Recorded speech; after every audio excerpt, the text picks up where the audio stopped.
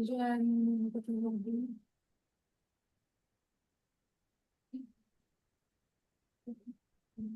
you are live. Live, Sakshi. Now you can start. Good morning, everyone.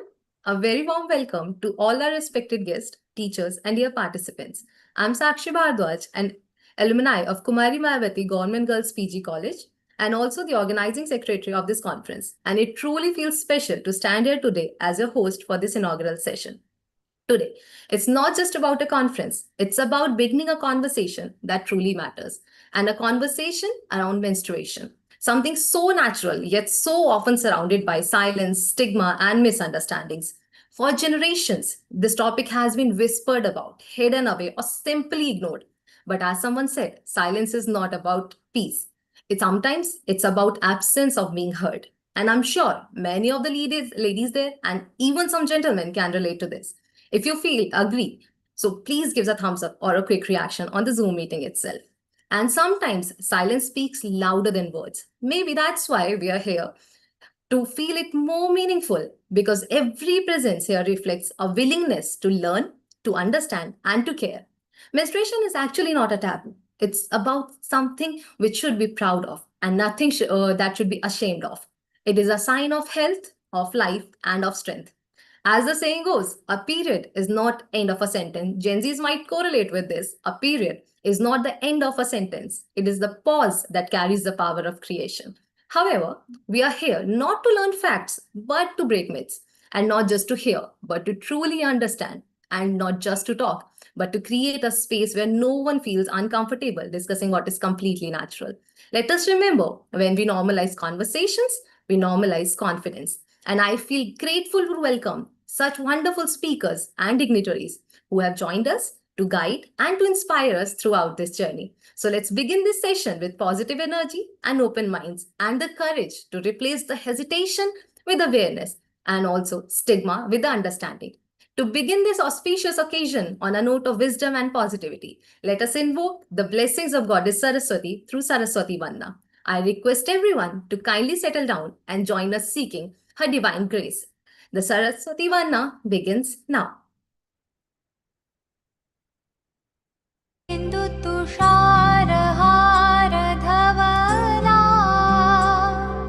या शुभ्रवस्त्रावृता या वीणावरदण्डमण्डितकरा या श्वेतपद्मासना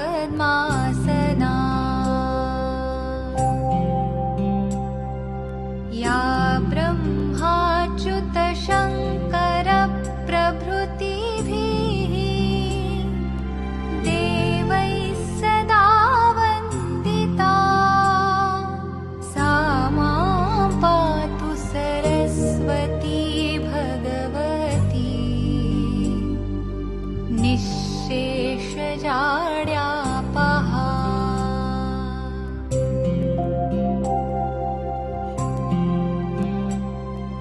शुक्लां ब्रह्मविचारसारपरमाम् आद्यां जगद्व्यापिनीम् वीणापुस्तकधारिणीम् अभयदाम्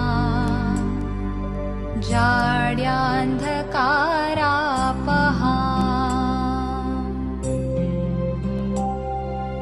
हस्ते स्फाटिकमालिकां विदधतीं पद्मासने संस्थितां वन्दे तां परमेश्वरीं भगवतीं बुद्धिप्रदां शारदाम्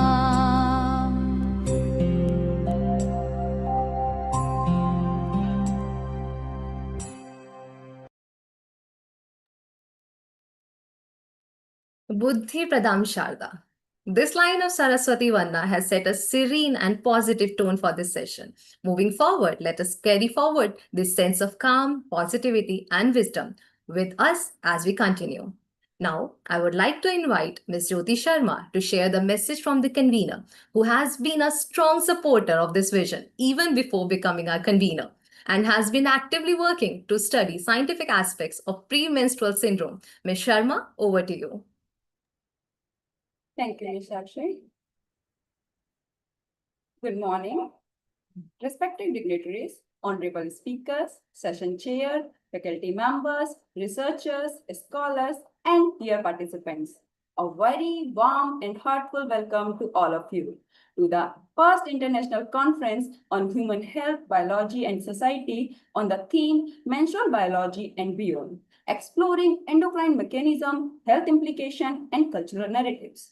I am Jyoti Sharma, convener of this conference, and it gives me immense pleasure to welcome such an esteemed gathering of academicians, researchers, and experts from diverse fields through this online platform today. This conference has been envisioned as a multidisciplinary platform to encourage meaningful discussion, scientific exchange, and collaborative learning on important aspects of menstrual biology, human health, and society. Your valuable presence and participation truly add depth and significance to this academic event. I extend my sincerely gratitude to our respected speakers, session chairs, participants, and organizing committee members for their support and contribution in making this conference possible. I hope the session ahead inspire insightful discussion, new ideas, and fruitful collaboration for everyone. Thank you once again, and I wish you all a very enriching conference experience. Thank you so much.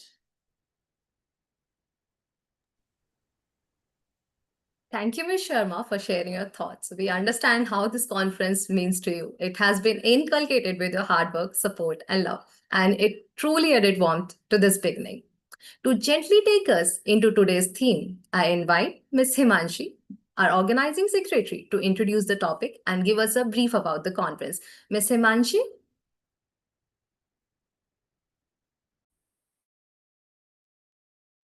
Thanks, Ms. Sakshi. Okay.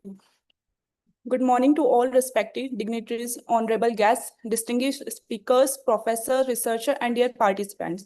It's my privilege to introduce myself. I'm Himanshi, alumni of Department of Zoology, MSc Batch 2090, and currently a research scholar from the Department of Zoology, Kumari Mayavati Government Girls PG Autonomous College, working under the guidance of Professor Sharma sir.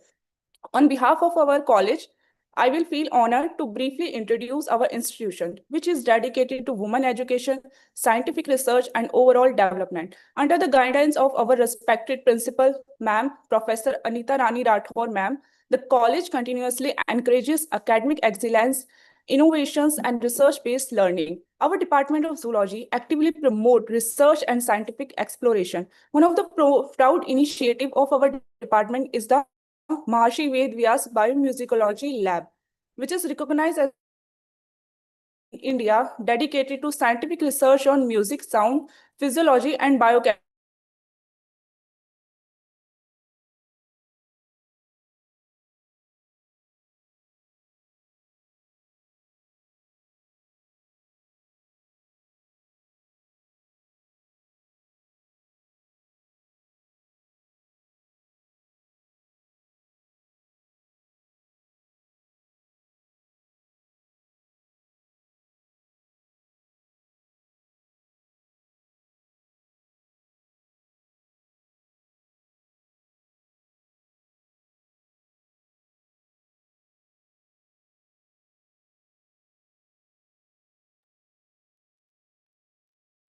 I feel Ms. Himanshi is having some issue with her network.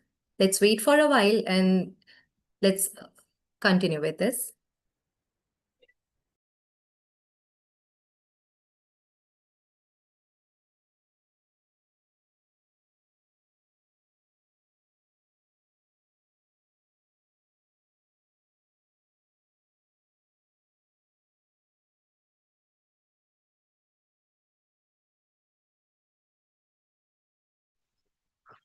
I'm audible. Okay, sorry, Yes, Ms. Himanshi, you are. There is a network issue. Okay, so I will continue. The department research activities are strongly guided by Professor Dinesh Sharma, sir, respected academician and researcher known for his important contribution in the field of biomusicology and music therapy. He is also the chairperson of Indian Association of Music Therapy, which promote research, awareness, and scientific applications of music therapy in healthcare, education, and well-being. We are truly honored to have his guidance and support. Now, moving to the conference. Menstruation is a fundamental biological process that reflects the complex coordination of hormonal, physiological, genetic, and neuroendocrine mechanisms. Within the female reproductive system, beyond its biological significance, menstruation is deeply intertwined with social perception, cultural narrative, traditional beliefs, and public health concern across cultural narratives. Okay. After that, in a recent years, research and emphasized the importance of understanding menstruation not merely as a reproductive event, but as a multidimensional phenomena involving biology, medicine, psychology, sociology, environmental science, and cultural studies, comparative and zoological perspectives further contribute to the understanding of reproductive physiology across species, offering scientific insight into endocrine regulation, evolutionary adaptations, and reproductive health mechanisms. Simultaneously, increasing attention is being directed toward menstrual disorder, endocrine dysfunction, menstrual hygiene management, environment influence, and the role of awareness-based intervention in improving women health and outcome. Okay, the first international conference on menstrual biology and beyond, exploring endocrine mechanisms, health implications, and cultural narrative, is being organized by Indian Association of Music Therapy in collaborations with alumni of Department of Zoology, Kumari Mayavati Government Girls PG Autonomous College on the occasion of World Menstrual Hygiene Day and the first day of the Action for Women Health. The conference aims to provide a platform for scholars, academicians, researchers, medical professionals, and students to engage in meaningful discussion on menstrual biology, reproductive health, endocrine regulation, and socio-cultural perspective related to the menstruation. The conference will be conducted in hybrid format with online paper presentations scheduled for 28 May and offline award distribution and academician introduction on 29th May. The event seeks to bridge scientific understanding with social awareness by encouraging evidence-based discussion on myths, taboos, cultural beliefs, menstrual disorders, and education intervention associated with menstrual health.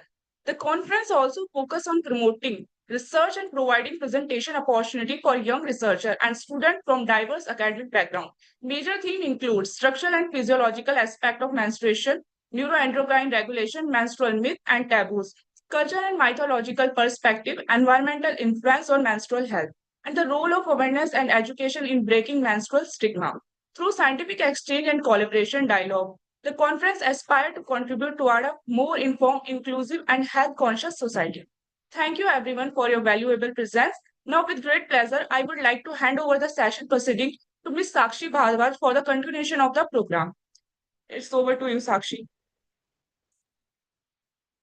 Thank you, Ms. Himanshi. That was simple, clear. Despite of all the network issues, it was very evident to help us all connect with why we are here today.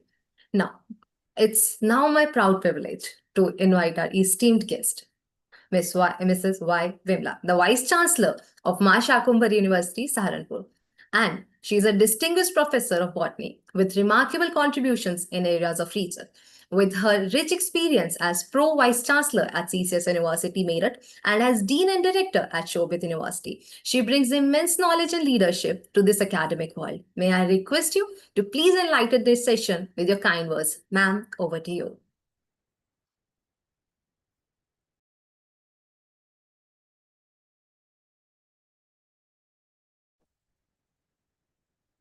Thank you very much, Sakshi.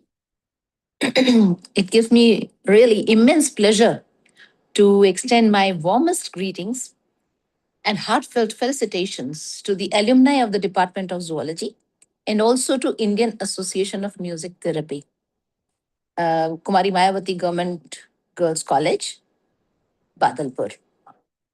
This is a wonderful occasion when this college is organizing an international conference on human health, biology, and society. Very important to be organized on such a date, which is celebrated as, since 2014 only, which is celebrated as what you call the Menstrual Hygiene Day. World Menstrual Hygiene Day. So I'm really thankful that you have invited me here to talk on this topic.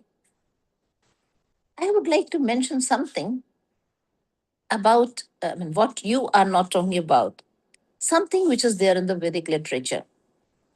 In Vedic and Ayurvedic traditions of India, menstruation was viewed not as a source of impurity, but as a natural, healthy detoxification mechanism, purification process for the female body. And the traditional acceptance and management of the cycle emphasizes holistic energy restoration rather than modern hygienic products. If you people know about sanskaras, there was one sanskara out of the 16 in which Rajaswala sanskara, paricharya, has been treated very importantly in our Vedic literature. I don't know how many of you know, but in South India, people celebrate this occasion of obtaining puberty by the girl. They all worship her, they do so many such recitations and functions, which means her attaining the puberty means something noble that she has attained for her womanhood. So basically, we have to understand that things which are part of our life have to be respected. They have not to be talked in hushed manner, the way they were being taught during the past few centuries. The mechanisms through which the woman was given rest at the same time while this purity process is going on, purification process is going on inside her body, she was given that rest. That means not to lift heavy loads or do household work which is of heavy type. All those things were avoided. Somehow it became a taboo during the past few centuries. But otherwise, our traditions were just to guide the reproductive health, this to support the reproductive health of the woman, give her that hygiene so that she can prevent any gynecological disorder. Her diet was also given as a balanced diet because of the fire rising inside her body. So things which would cool down, like good was given. As I remember, my mother used to give me good so that the purification would be proper. You will not have any clots, anything left out from behind. And mental tranquility is so important that people talk about peaceful things. You remain peaceful, whether secluded or not, whether amongst everyone. But the things that you feel like, oh, what is going on with my body? Why I am to suffer? At least such things will not happen if people would understand this is a realistic, natural situation. So that was about the history that I wanted to tell you. That earlier the disinfection was limited to, say, mud, soap, slowly soap also came up, things of that kind. And they used to sit on traditionally on sand because there were not many things to avoid that blood loss, to see that it is not staining the places. So sand was used. However, the olden times, the golden times, and the present times, which have to become golden again, we have to practice things with technology. And now there are so many things which have come up in the market. The girls are using now sanitary pads, which have improved to a lot more condition than they were earlier. However, the situation of the toilets is still not that good, which is supposed to be given for keeping the intactness of menstrual hygiene, that sanitation, which has to be provided to a woman. Um, as you know that now the government is taking a lot of interest not only in building the toilets, keeping the privacy of the woman safe, intact. She doesn't have to go to jungles for in the morning, early morning when nobody is woken up, and then or in the evening, late evening. She will be bit by any snake or any animal, nobody knows. And whatever may happen to her, nobody knows. So they will not go alone, they will go in uh, groups. So all those situations which are so tough for a woman to deal with are now being helped by providing toilets at her home, the facilities at her home or workplace. There were so many other myths which were related to menstruation, which came up during the course of all the things which happened in India. I will not say abroad, because abroad the things were different, although myths were there as well, but not of this kind, some different kind. And it becomes very necessary for all of us to understand what is actually going on inside. Why we are so much after the sanitation, after the toilets hygiene, everything. Why it is not for the males? Yes, it is true for the males also. But structurally, women are more prone to any infection. So they succumb to UTIs so very often. So it is better that we protect ourselves from this kind of non sanitary habits. Hygiene is most instrumental, most important for our body, and we have to maintain it. So, from a scientific standpoint, as you know, that menstrual cycle is a very sensitive and sophisticated indicator of women's overall hormonal health. You know that in the eggs, this estrogen, this is the balance of estrogen and prostrogen, what you say? Just forgot. Progesterone. Wanted to say progesterone, and it just kept, well. So the signaling of these hormones or conditions such as PCOS or endometriosis, they are not merely gynecological concerns. They are systemic health signals that demand interdisciplinary attention. So it is this kind of integrative thinking that conference like this one must champion. And I would also like to mention that there are several plans which are identified for the problems which may come up during menstruation, simple disorders or major severe disorders. And it is because I'm a botanist, I'm still, and that is why I'm just trying to tell you about that one must consume those plants. Well, there's a big list. I will not talk about that. At the same time, in homeopathy also, for to help to support the menstrual cycle, there is a number 15, if you know, which is given just to support the proper cycle of menstruation. So, just looking at all these, and since people of zoology are there, I will not go to the details of biology and beyond, exploring endocrine mechanisms, health implications, and cultural narratives, which is the tagline, which is the title of this conference. But I would just like to say that since Masha Kumburi University is there, we are standing firmly to help women. And say a month ago, on 7th of April, the World Health Day, we have distributed menstrual cups to the students, faculty, Anganwadi people, and so many other workers, women, to tell them that how they can keep that hygiene safe, how they can maintain their privacy also without leakage, without all other problems, without feeling every time about buying sanitary napkins, keeping them, oh, they are not there with you at times, where to throw them or nothing. You have not to throw anything. So, this safe device, a very simple silicon made and easy device to carry for years together, can help women keep their menstrual hygiene safe and healthy.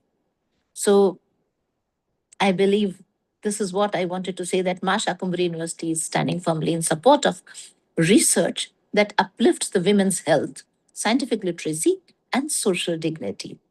I wish this conference every success, and I wish that every woman speaks with courage, question with curiosity, and publish with purpose. Your souvenir should also be able to carry your ideas far so that all the women come on the same platform. They are confident, firm, and comfortable in talking about their problems and solving them properly. Thank you so much for inviting me here and giving me this opportunity to speak before the international audience. Thank you very much. Thank you, Dr. Dinesh, and every other distinguished audience which was here. And I have not even addressed them properly in the beginning. But to all the dignitaries, my namaskar. Thank you.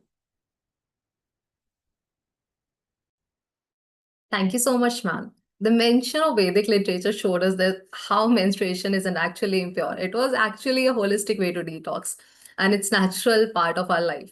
So it should be respected, and we truly agree with you, ma'am. The diet, the rest, everything which were made taboo. That's why this multidisciplinary conference was held to normalize this and to make the golden time come back again. Thank you, ma'am, once again for your blessings, wishes, and also these words were not just informative but actually truly touching, and every woman might have correlated with. Thank you so much, ma'am. Moving ahead, it's my honor to invite Mrs. Anshu Gupta, a senior medical academic with extensive experience in teaching, clinical practice, and academic leadership. She has served as a professor and head of departments across reputed medical institutions in India. I request her to kindly come forward and share her insights with us. Ma'am, over to you.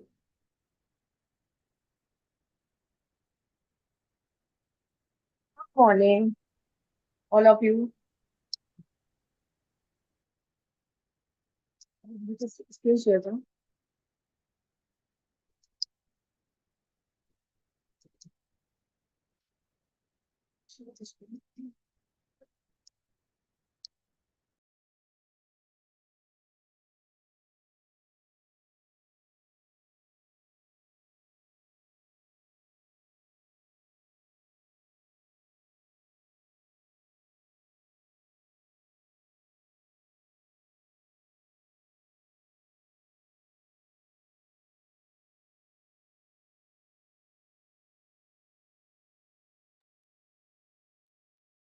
Dr. Anshu Gupta, you were audible.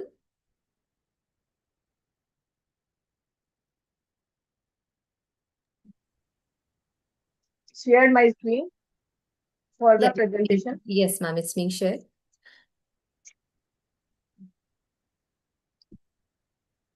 Just wait for 1 minute. Sure.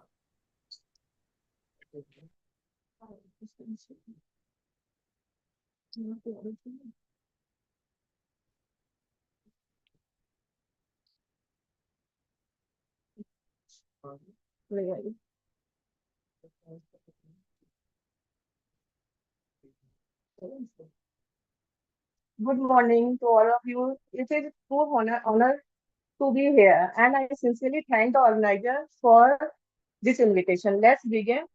What is menstrual biology? Can uh, can I screen sharing? Yes, ma'am, your screen is sharing and your voice is audible as well. Okay, thank you.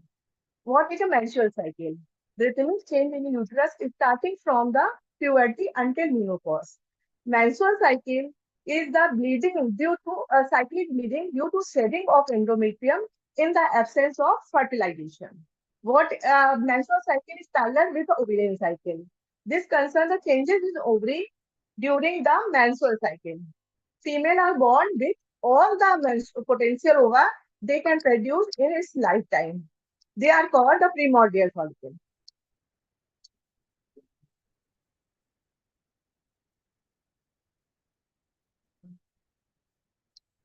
First of all, what is primordial follicle?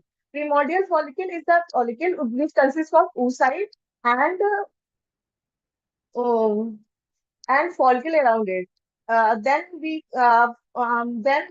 made the secondary follicle, then the tertiary follicle, which is known as a Grecian follicle. When the fertilization take place, then it prevents zona precida is appear.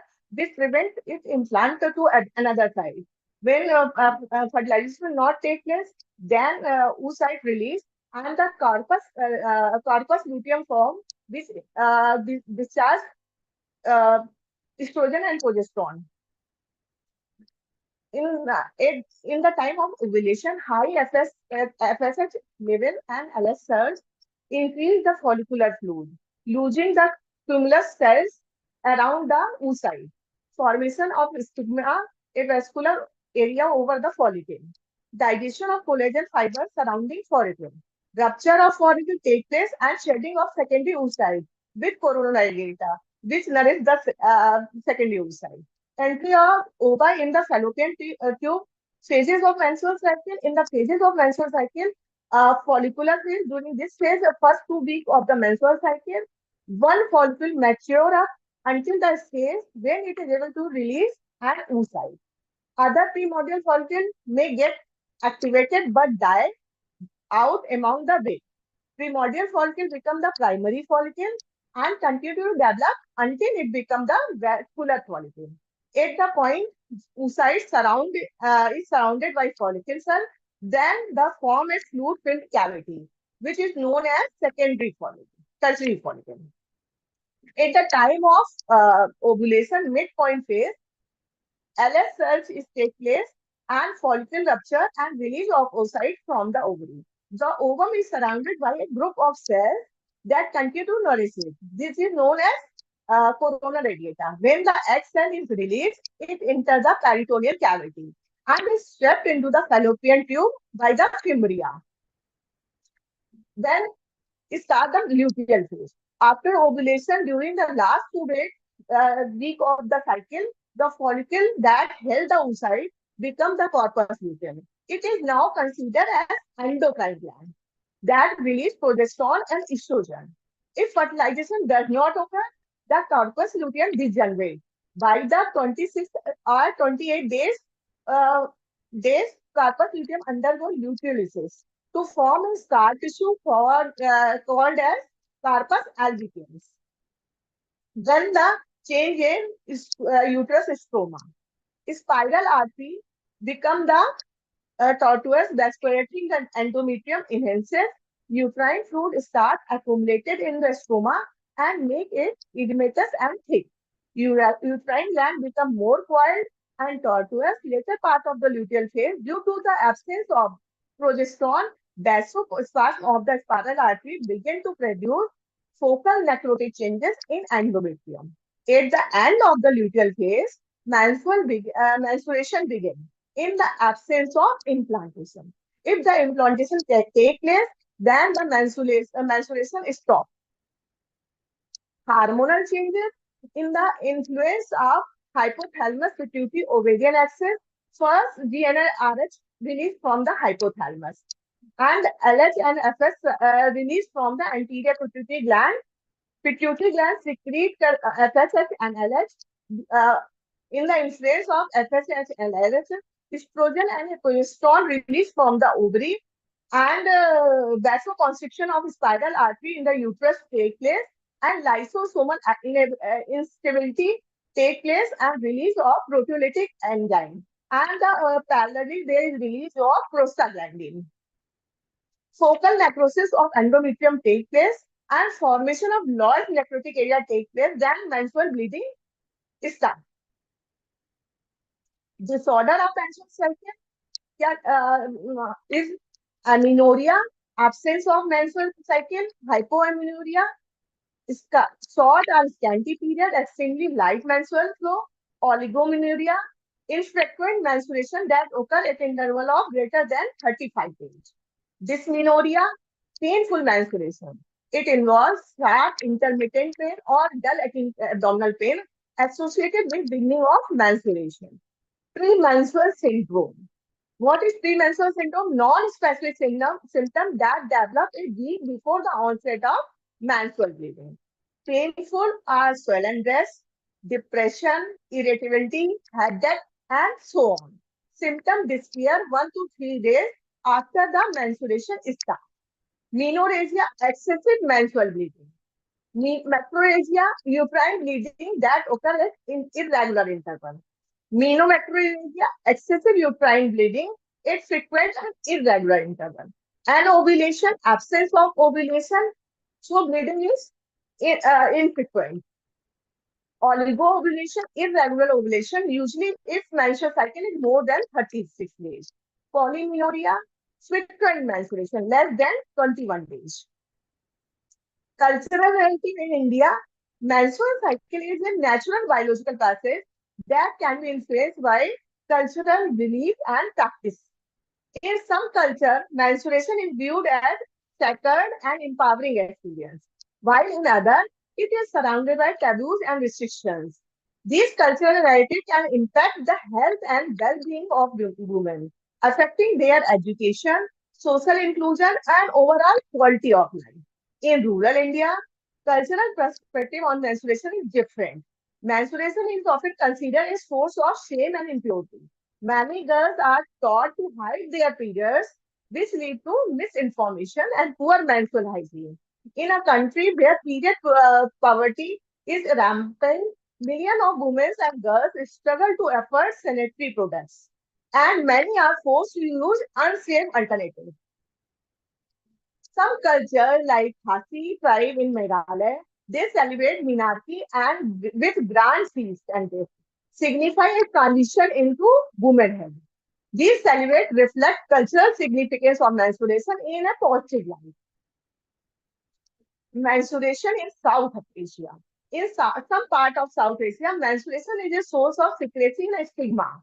In countries like India, Nepal, Bangladesh, the cultural perspective on menstruation often portrays menstruation women as unclean, leading to restriction on where they can go, where they can talk to, and when what they can do.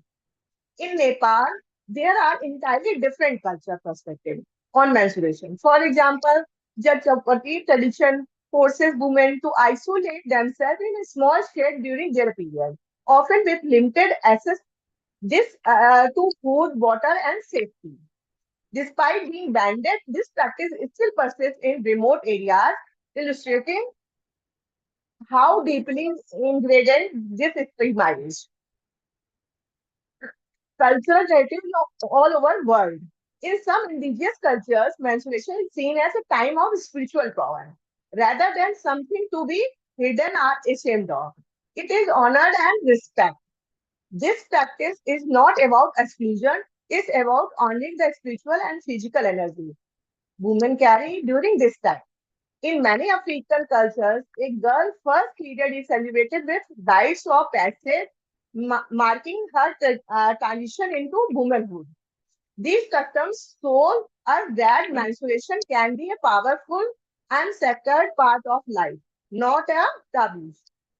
When we explore cultural perspective on menstruation, it becomes clear that these practices not only recognize the biological aspect of the cycle, but also celebrate the deep connection between women and the cycle of life. In part of Latin America, cultural perspective on menstruation is different. Menstruation is treated with more openly, even with celebration. In Mexico, a girl first period is a cause of family celebration, with gathering that include a ceremonial introduction to adulthood. La Menarca is a cultural milestone that often marked with family and friends, symbolizing the girl's transition into womanhood. Similarly, in part of Central America, cultural perspective on menstrual varies. Menstruation is honored with rituals that are not only about physical changes but also emotional support, teaching young girls about the importance of self-care and healthy menstrual hygiene. This practice reminds us that menstruation does not have to be a source of embarrassment or exclusion. It can be a moment of empowerment and pride. Global challenge. One of the most global issues surrounding menstruation is lack of access of menstrual hygiene products. In low-income countries, especially in regions like sub-Saharan Africa and South Asia, millions of girls miss school because they don't have access to sanitary products or safe facilities to manage their period. According to UNESCO, 1 in 10 girls in sub-Saharan Africa misses school during her period because of period poverty. This leads to cycle of inequality where girls are left behind in their education, unable to participate fully in school activity because of something as natural as menstruation. Even in wealthier nations, period poverty is on the rise. In the UK, a study revealed that 1 in 4 women struggle to afford menstrual products. This highlights how the global menstrual crisis goes beyond geography and affects women everywhere. Take home message. Menstruation is more than just a biological process. It's a cultural touchstone that transcends border and brings us together as women. Despite the different cultural perspective on menstruation, whether celebrates, stigmatized, or something in between, menstruation is a universal experience that should be discussed openly and supported. Let's break the silence and celebrate menstruation as a powerful, natural, and necessary part of life. When we do, we can create a world where women everywhere have the resource, respect, and dignity to manage their period with pride. Education awareness campaign can help break the silence and encourage a more positive and empowering dialogue about the menstruation in society. Thank you.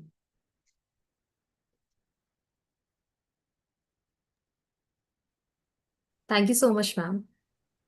Your insights helped us to understand the very fundamental of menstruation, whether that would be physiology or cultural references, and the celebration of menstruation as sacred in some parts of India, and marking them as a beginning of new phase of life and moving of a girl into a womanhood. It was important to touch those edges, as understanding physiology is also important, along with understanding the philosophy behind it. Thank you so much, ma'am. It was truly insightful. Now, I would like to invite Dr. Shilpi Kanocha, Senior Divisional Safety Officer in Indian Railways under the Government of India. She has pursued her MBBS and MD in Gynecology and Obstetrics from KGMC Medical College, Lucknow. I request her to kindly come forward and share her valuable insights with us. Ma'am, over to you. Thank you. Thank you. Firstly, good morning, everyone. And I'm so delighted that you have invited me for this conference, menstrual conference. Being in a civil service, we are invited for lots, many of the conferences and events, but this is the first time that I have been invited for a menstrual conference. And you don't believe that it is such a innovative conference, I think, because we never talk about menstruation. We only talk about menstruation for those 4 or 5 days when we are suffering from this. Otherwise, we just pretend that it didn't exist. And so, thank you so much. पहले तो I used to speak in Hindi and English together. Okay, so I was a gynecologist. तो मैंने अपनी in that career I have seen thousands of the girls. In fact, जो हमारे पास आती थी from the start of the puberty, even before puberty also, and up to the perimenopause and menopausal stages.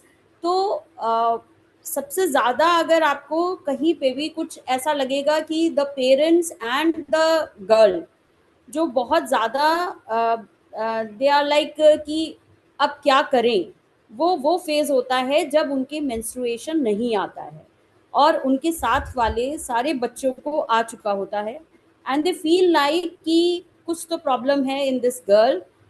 अब क्या करें मैम, आप बताइए कौन कौन से हमें टेस्ट कराने हैं जिससे कि हमें पता चले कि क्या हो गया है. तो आप इमेजिन करो कि मेंसेस आना कितनी बड़ी चीज़ है पेरेंट्स के लिए और उस गर्ल के लिए जो अपनी फ्रेंड्स को साथ में बताती है कि now I am also menstruating. वरना हम तो इसको छुपा के बैठते हैं, but see from the girls perspective, अगर उसकी सारी फ्रेंड्स को आ गया और उसको नहीं आया, एंड इन दैट एज जब उनको पूरा नॉलेज भी नहीं होता है मेंस्ट्रुएशन का, वो कैसे कैसे वो डिफरेंट टाइप ऑफ उनके अलग ही टैबूज हैं. Those taboos are totally different from our cultural taboos. जो हमारे कल्चरल टैबूज हैं, हमारे तो ये हैं कि इसको छुपाना है, उन दिनों में ये नहीं करना है, वैसे नहीं बैठना है, भागना नहीं है, दौड़ना नहीं है, बट उनके तो अलग ही कंसर्न्स हैं। तो मुझे ये लगता है कि इसके बारे में इनफैक्ट मेल्स को बहुत बहुत ज़्यादा इसमें आगे बढ़ना पड़ेगा। उनको अगर वो बात करेंगे तो ये टैबू नहीं रहेगा। जब तक फीमेल्स बात करेंगी तब तक कहीं ना कहीं हमें लगेगा कि हम कुछ छुपा रहे हैं। अब आप देखिए, आपके घर में बेटे भी होते हैं, उनको जैसे ही माउथ स्टेज वगैरह डेवलप होती है, पीपल आर लाइक ओ हो, अब तो तुम लड़के बन गए हो, अब तो तुम बड़े मर्द बन गए हो, and people use to laugh. But कभी वो लोग गर्ल्स को वो नहीं करते हैं। इस वजह से जो फीमेल्स हैं वो उसको छुपाती हैं फ्रॉम दैट एज ओनली, और जब तक हमारी तरह बड़ी होती हैं तब तक वो उसको छुपा के ही रखती हैं। छुपाने में कोई प्रॉब्लम नहीं है, मतलब ऐसा भी नहीं है कि आपको इसको लाउड स्पीकर पे बताना है, बट छुपाने से क्या होता है, इससे रिलेटेड जो आपकी प्रॉब्लम्स हैं आप उनको भी छुपा लेते हो। जैसे कि आप हाइजीन नहीं मेंटेन कर पाते हो, आपको इससे रिलेटेड हज़ारों टाइप के प्रॉब्लम्स, अभी प्रीवियस स्पीकर मैम ने बोला था क्या क्या मेंस्ट्रुअल इरेगुलरिटीज़ हो सकती हैं, वो भी आप छुपा लोगे। जब उनको आप छुपा लोगे फिर आगे चल के आपको उससे प्रॉब्लम हो सकती है। साथ में ऐसा नहीं है कि केवल ये फेज़ में ब्लीडिंग होता है, इस फेज़ में बॉडी में भी बहुत चेंजेस आते हैं, जैसे कि आपको क्रैम्प्स होंगे, स्टमक क्रैम्प्स होंगे, लेग क्रैम्प्स होंगे, इसके अलावा ब्रेस्ट में सोरनेस हो जाएगी। तो आप ये सब चीज़ें जब छुपाओगे नहीं तो आप अपनी वर्क प्लेस पे उस तरीके से काम नहीं कर पाओगे। अभी जैसे मैं I am currently in railways, वहाँ पे मैं देखती हूँ कि हर जितना भी आपका जो वैसा जॉब होता है रेलवे, बहुत ज़्यादा जिसमें फिजिकल वर्क लगता है, हर तरीके के, मतलब ड्राइवर्स भी हैं, मेंटेनेंस वाले भी हैं, वो सब फीमेल्स हैं। तो मैं उनसे बीच बीच में बात करती रहती हूँ, एंड दे आर लाइक कि उनको बहुत प्रॉब्लम्स उस समय पे होती हैं, क्योंकि किसी को उस समय से लेना देना ही नहीं है, उनके लिए ये सिर्फ एक 4 डे अफेयर है। बट हमारे लिए ये क्या है कि पहले से ही फीमेल को लाइक 28 डेज साइकिल तो बायोलॉजिकली है, बट हमारे लिए क्या होता है, from the 20th day onwards we are like waiting for our periods. We are like कि अरे यार वहाँ जाना है, ऐसा ना हो पीरियड आ जाए, अरे यार उनकी वहाँ पे गए थे और मैं लेके नहीं गई अपना पैड और मेरे पीरियड्स आ गए। तो this is not a monthly cycle, ये हमारा डे टू डे अफेयर है। और इसमें जो है आपको बहुत ज़्यादा, ये जो ऐसे आप कॉन्फ्रेंस कर रहे हो, this is very good actually, और इसमें आप मेल्स को ज़्यादा इनवाइट करिए, बिकॉज वो जब बोलेंगे ना तो it will be having a huge impact.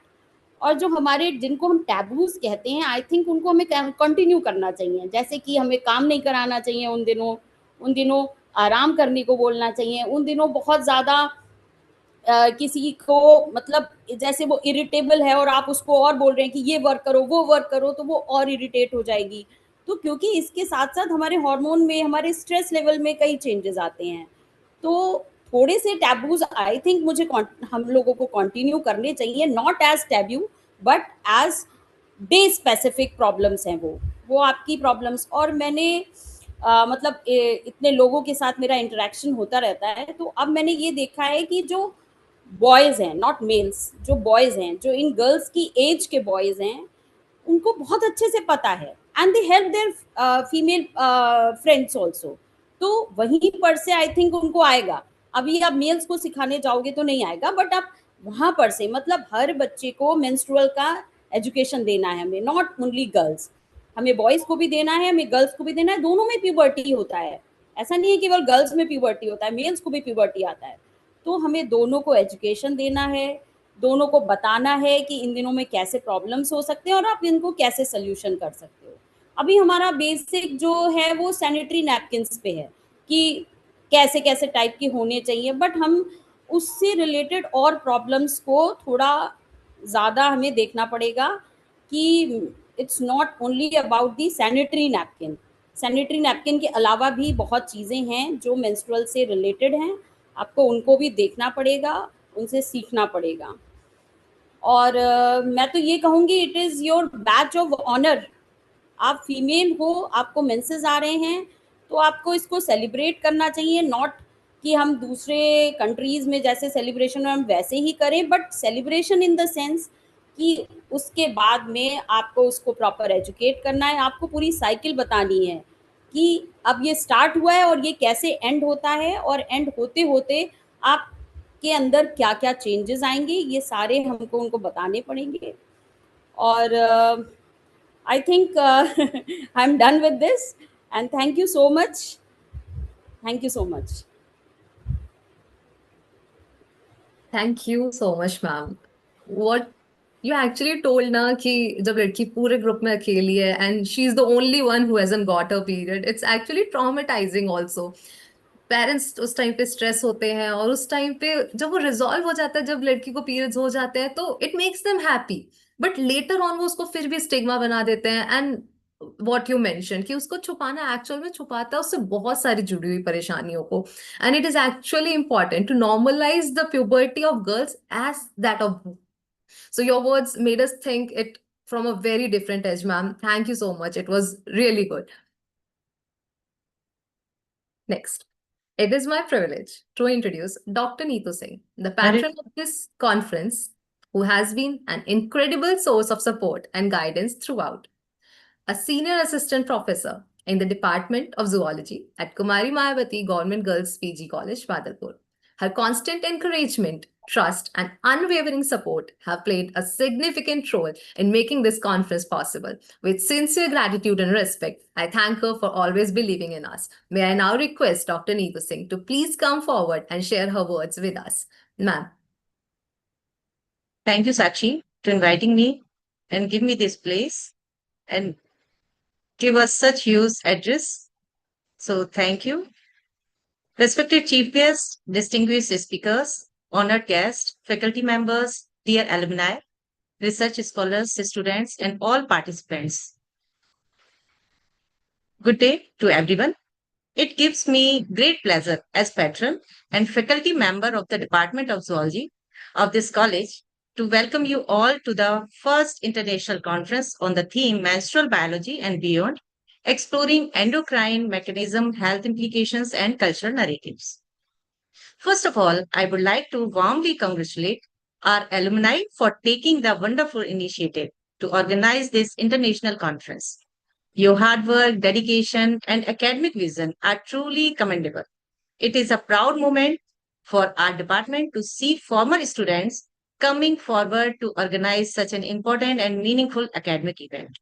I would also like to express my sincere gratitude to our Honorable Principal Ma'am, Dr. Anita Rani Rathore Ma'am, whose constant encouragement and support always motivate us to organize academic and research activities successfully. Her visionary leadership inspires both teachers and students to work towards excellence as well. I would also like to acknowledge the valuable guidance of respected Professor D.C. Sharma sir, head of the Department of Zoology. His dedication towards teaching, research, and student development has always strengthened the department and encouraged students to participate in meaningful academic activities.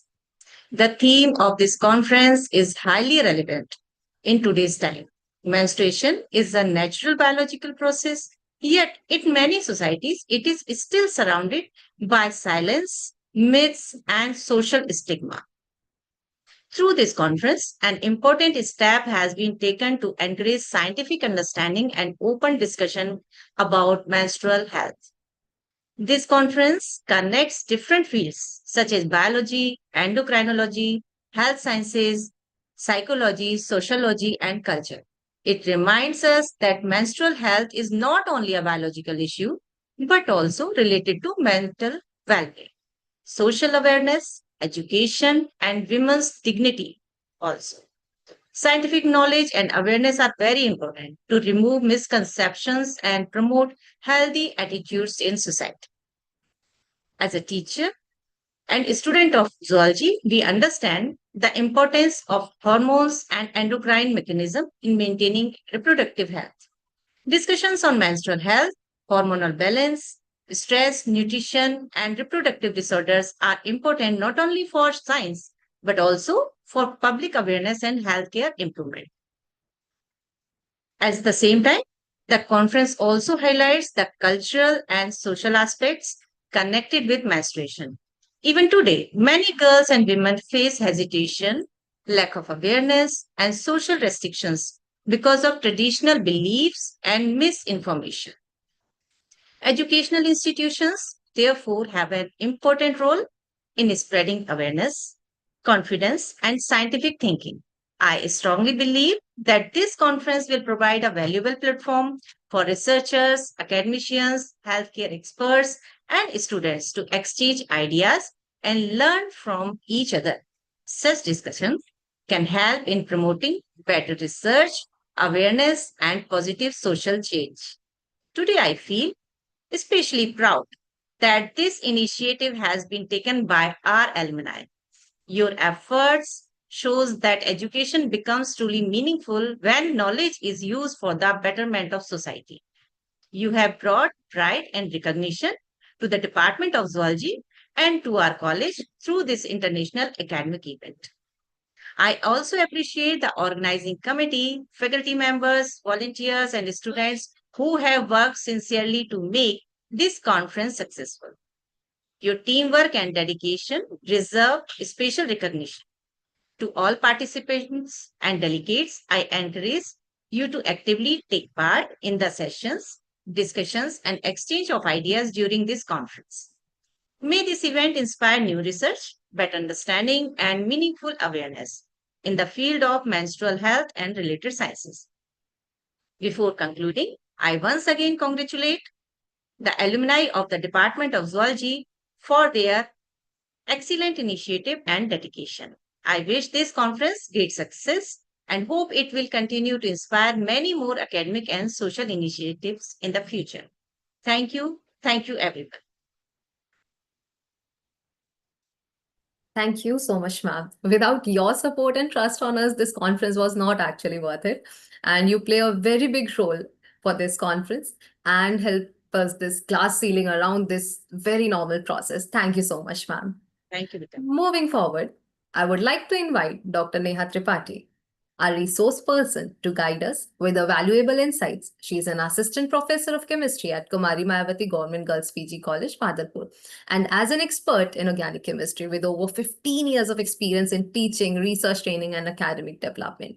I request her to kindly come forward and share her knowledge with us. Please, ma'am.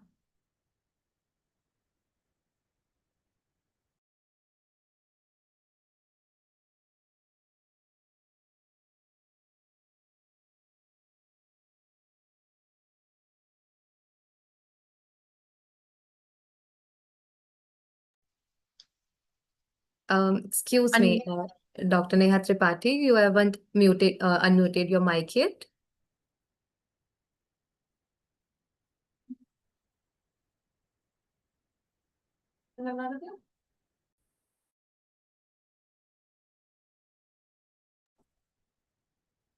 Can I be excused now? Can I leave? Do I have your permission? Sure, ma'am. Sure. Yes, Thank you, ma'am. ma'am. Thank you so much. Thank you. Yes, I was not And allowed to it's- unmute myself. Sorry for that. No. So, Helen, a very good morning, respected principal, ma'am, all the eminent professors present here, chief guest, ma'am, distinguished guests, research scholars, and all the eminent participants of this valuable seminar. First of all, I would like to express my gratitude to be given the opportunity to present my paper as a resource person over here. And the topic of this seminar is actually very important, which is menstrual biology and beyond, exploring endocrine mechanism, health implications, and cultural narratives. The topic is very relevant as this is the need of the hour to address this on the open munch, this time open stage. This is whatever I want to say. This is the topic which need to be addressed. Like all the students over here are always having a phobia when they are having these their periods. So we are discussing this topic. It is actually very commendable job to address this topic on this platform. So for expressing my view, being a chemist, I would like to drag your attention towards the chemical aspect of this conference, which is the menstrual pads. So for that, I would like to seek your permission for sharing my screen. Can I? Yes, you can.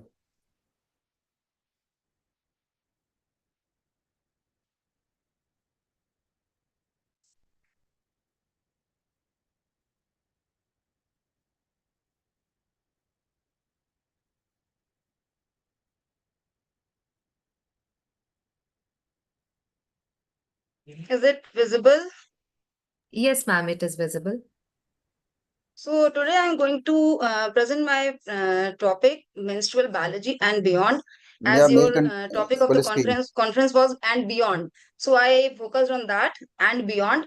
I'm dragging you Yeah, to make it full your screen. attention. Sir, are you Full saying screen. something, sir? Full screen. Make it full screen. PowerPoint show. Okay. Is it visible now? Now it's so good. Okay. So my topic is menstrual biology and beyond. The polymer chemistry of modern hygiene products and the green material transition. Actually, the menstrual pads which we are using is made up of chemical substances, which is polymer. Polymer is something made up of small molecules brought together to make very big molecule, very big compound, which is not easy to be decomposed. So my topic is going to address that thing. Here, I'm going to present the synthetic status quo, the structural polymers and petrochemical architecture of commercial hygiene products. This is the sanitary pad. We all know, we all use them. So this is a multi-layer complex system. It is made up of three things. Actually, the top sheet is made up of permeable polypropylene or polyethylene material, which is hydrophilic, which has a hydrophilic surfactant. This compound, this substance is actually not easily breakable, but we need to use them because we want a surface, a layer, which is not allowing water or liquid to go through them. Because we know that every at the time of menstrual periods, we want something which is hindering the fluid to go out of the layer. So that is why we need this substance, polypropylene layer. But this compound is not very good to be used from the environment point of view. The other thing we use, that is the absorbent core. Here we use high density bleached cellulose fluff pulp blended with synthetic superabsorbent acrylic compound, which is actually sodium polyacrylate. This is made up of acrylic acid, and acrylic acid is derived from the petrochemical products. Like the petroleum products are being exhausted, this also is produced from that petroleum product, which is actually less and going to be exhausted. So we all have watched the movie Padman. There we have seen that there he says कि हमें pads की तरफ shift करना है, cloth को use नहीं करना है, cotton use नहीं करना है. But actually, from the environment point of view, if we use the better or clean cotton, that would be better from the environment point of view, because this substance is not going to be decomposed for at least 500 years. It is lying just in the ground, just as it is, not being broken down to a little. So that is why it is not good from the environment point of view, but still, as it is the need of the hour, we have to use until we are having a better alternative. So this is the second thing. And the third thing is the hydrophobic barrier, which is the hydrophobic polyethylene backing film that prevents trace leakage, which is important. But again, it is the chemical product, chemical substance, which is not easily broken down. The macromolecular ionic entrap, excuse me, yeah, entrapment. This is what happens. The sodium polyacrylate, which we are using, is having the carboxylate group, COO minus group, which has the main carbon chain. And upon hydration, this sodium ion dissociates, establishes a high concentration gradient. and water molecule rapidly diffuse into the dry cross-linked network. Actually, this is the process of osmosis. We all know, the science students at least have studied the process of osmosis, where the solvent moves from the lower concentration to the higher concentration of the solution. So this is a process of simple osmosis where the water molecules or liquid diffuses from the blood to the this cross-linked network. But this creates solid swelling hydrogels, which is again not very good for the and from the environment point of view. Here, cross-linked polymers are used in the sodium polyacrylate creates cross-linking.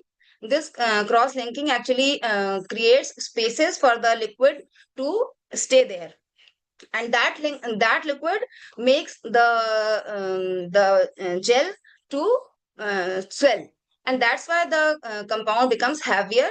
So we can test the quality of that substance by this swelling index formula, which is Q. It is actually mass of the swelled pad minus mass of the dry material or dry pad divided by the dry mass. So it gives us the more the value of Q, better will be the absorbing capacity of that gel. So the persistence problem is there. This synthetic hydrogel is entirely carbon-carbon covalent main backbone. So microorganisms take much time, or you can say they are not actually able to break this down to smaller parts and smaller bonds. So it takes more than 500 years to break down.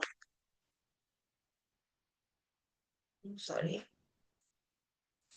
So here the trace pollutant are also released, like dioxin and furans are used for bleaching the gel, for bleaching the product, which is the wood pulp or cellulose pulp or that sodium acrylate. Where the manufacturers use dioxin or furans to bleach that, and that the dioxin and furans help to form the polychlorinated dibenzo paradioxin, which is highly carcinogenic chemical. So again, it is being mixed in the soil and lying there as it is, or being absorbed in the soil. By that way, it comes into the food chain, and by that way it comes in our in the organisms and is very harmful. Again, it has plasticizers, like we use phthalates, DEP and DEHP. These are present in the backbone, in the adhesive of that polymer to make the polymer ductile, or to increase its ductility. But again, it is having potential risk of endocrine disruption. PFAS, polyfluorinated acrylic synthesizers. These are fluorinated carbon chain molecules, and sometimes they are used for stain proofing or hydrophobic leak barriers. This is toxic and bioaccumulative chemicals because they get accumulated in the organisms and create many types of problems there. So what are the safer alternatives? We can use the unbleached or TCF. This uses the hydrogen peroxide instead of chlorine bleaching agent. Means like these compounds, these pads do not use chlorine as the bleaching agent. They use hydrogen peroxide. So the consequence of formation of dioxin is removed to some extent, not 100%, but still to some extent it is removed. So unbleached or TCF marked pads would be better alternative. The other thing is we can use organic materials, as I said in the starting of this presentation, that cotton or better clean cloth can be a better alternative if we use it in a hygienic way. So, and the third thing is reusable options like menstrual cups, etc. Are available in the market. These are also, again, better alternatives. If we see the green chemistry transitions, so researchers are going on this green chemistry transitions because we need to shift the material used and bio-based polymers, which is non-toxic cross-linkers, and they are rapidly decomposed. Like this is the picture of biomass derived core. like this is the wood pulp or cellulose derived from plants.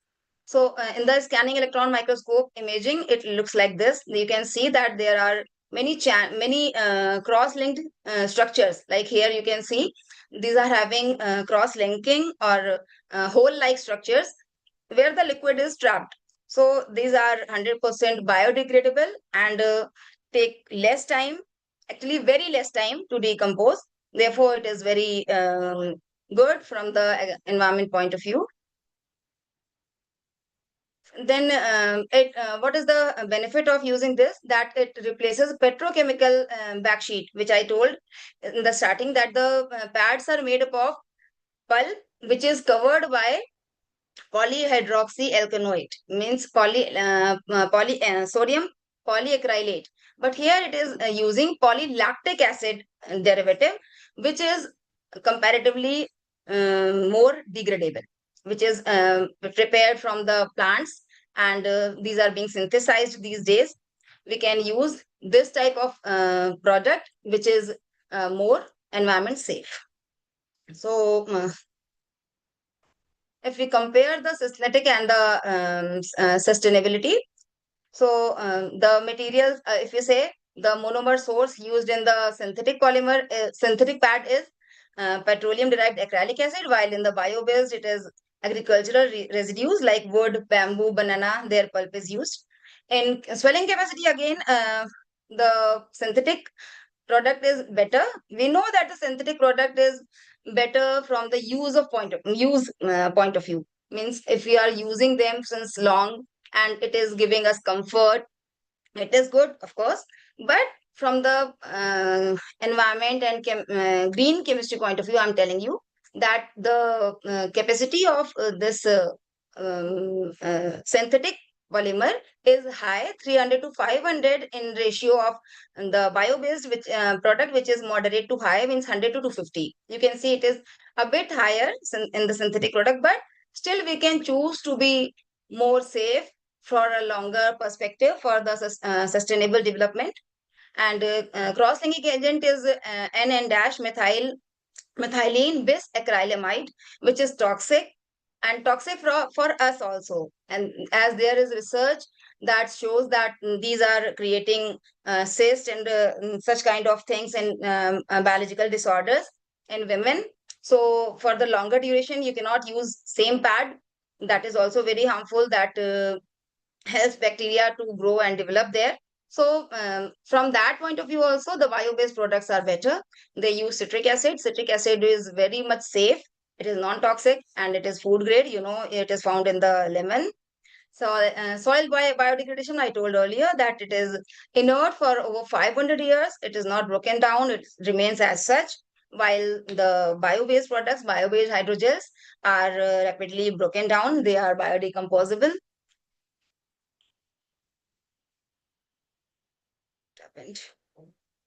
So these are my research sources. Thank you.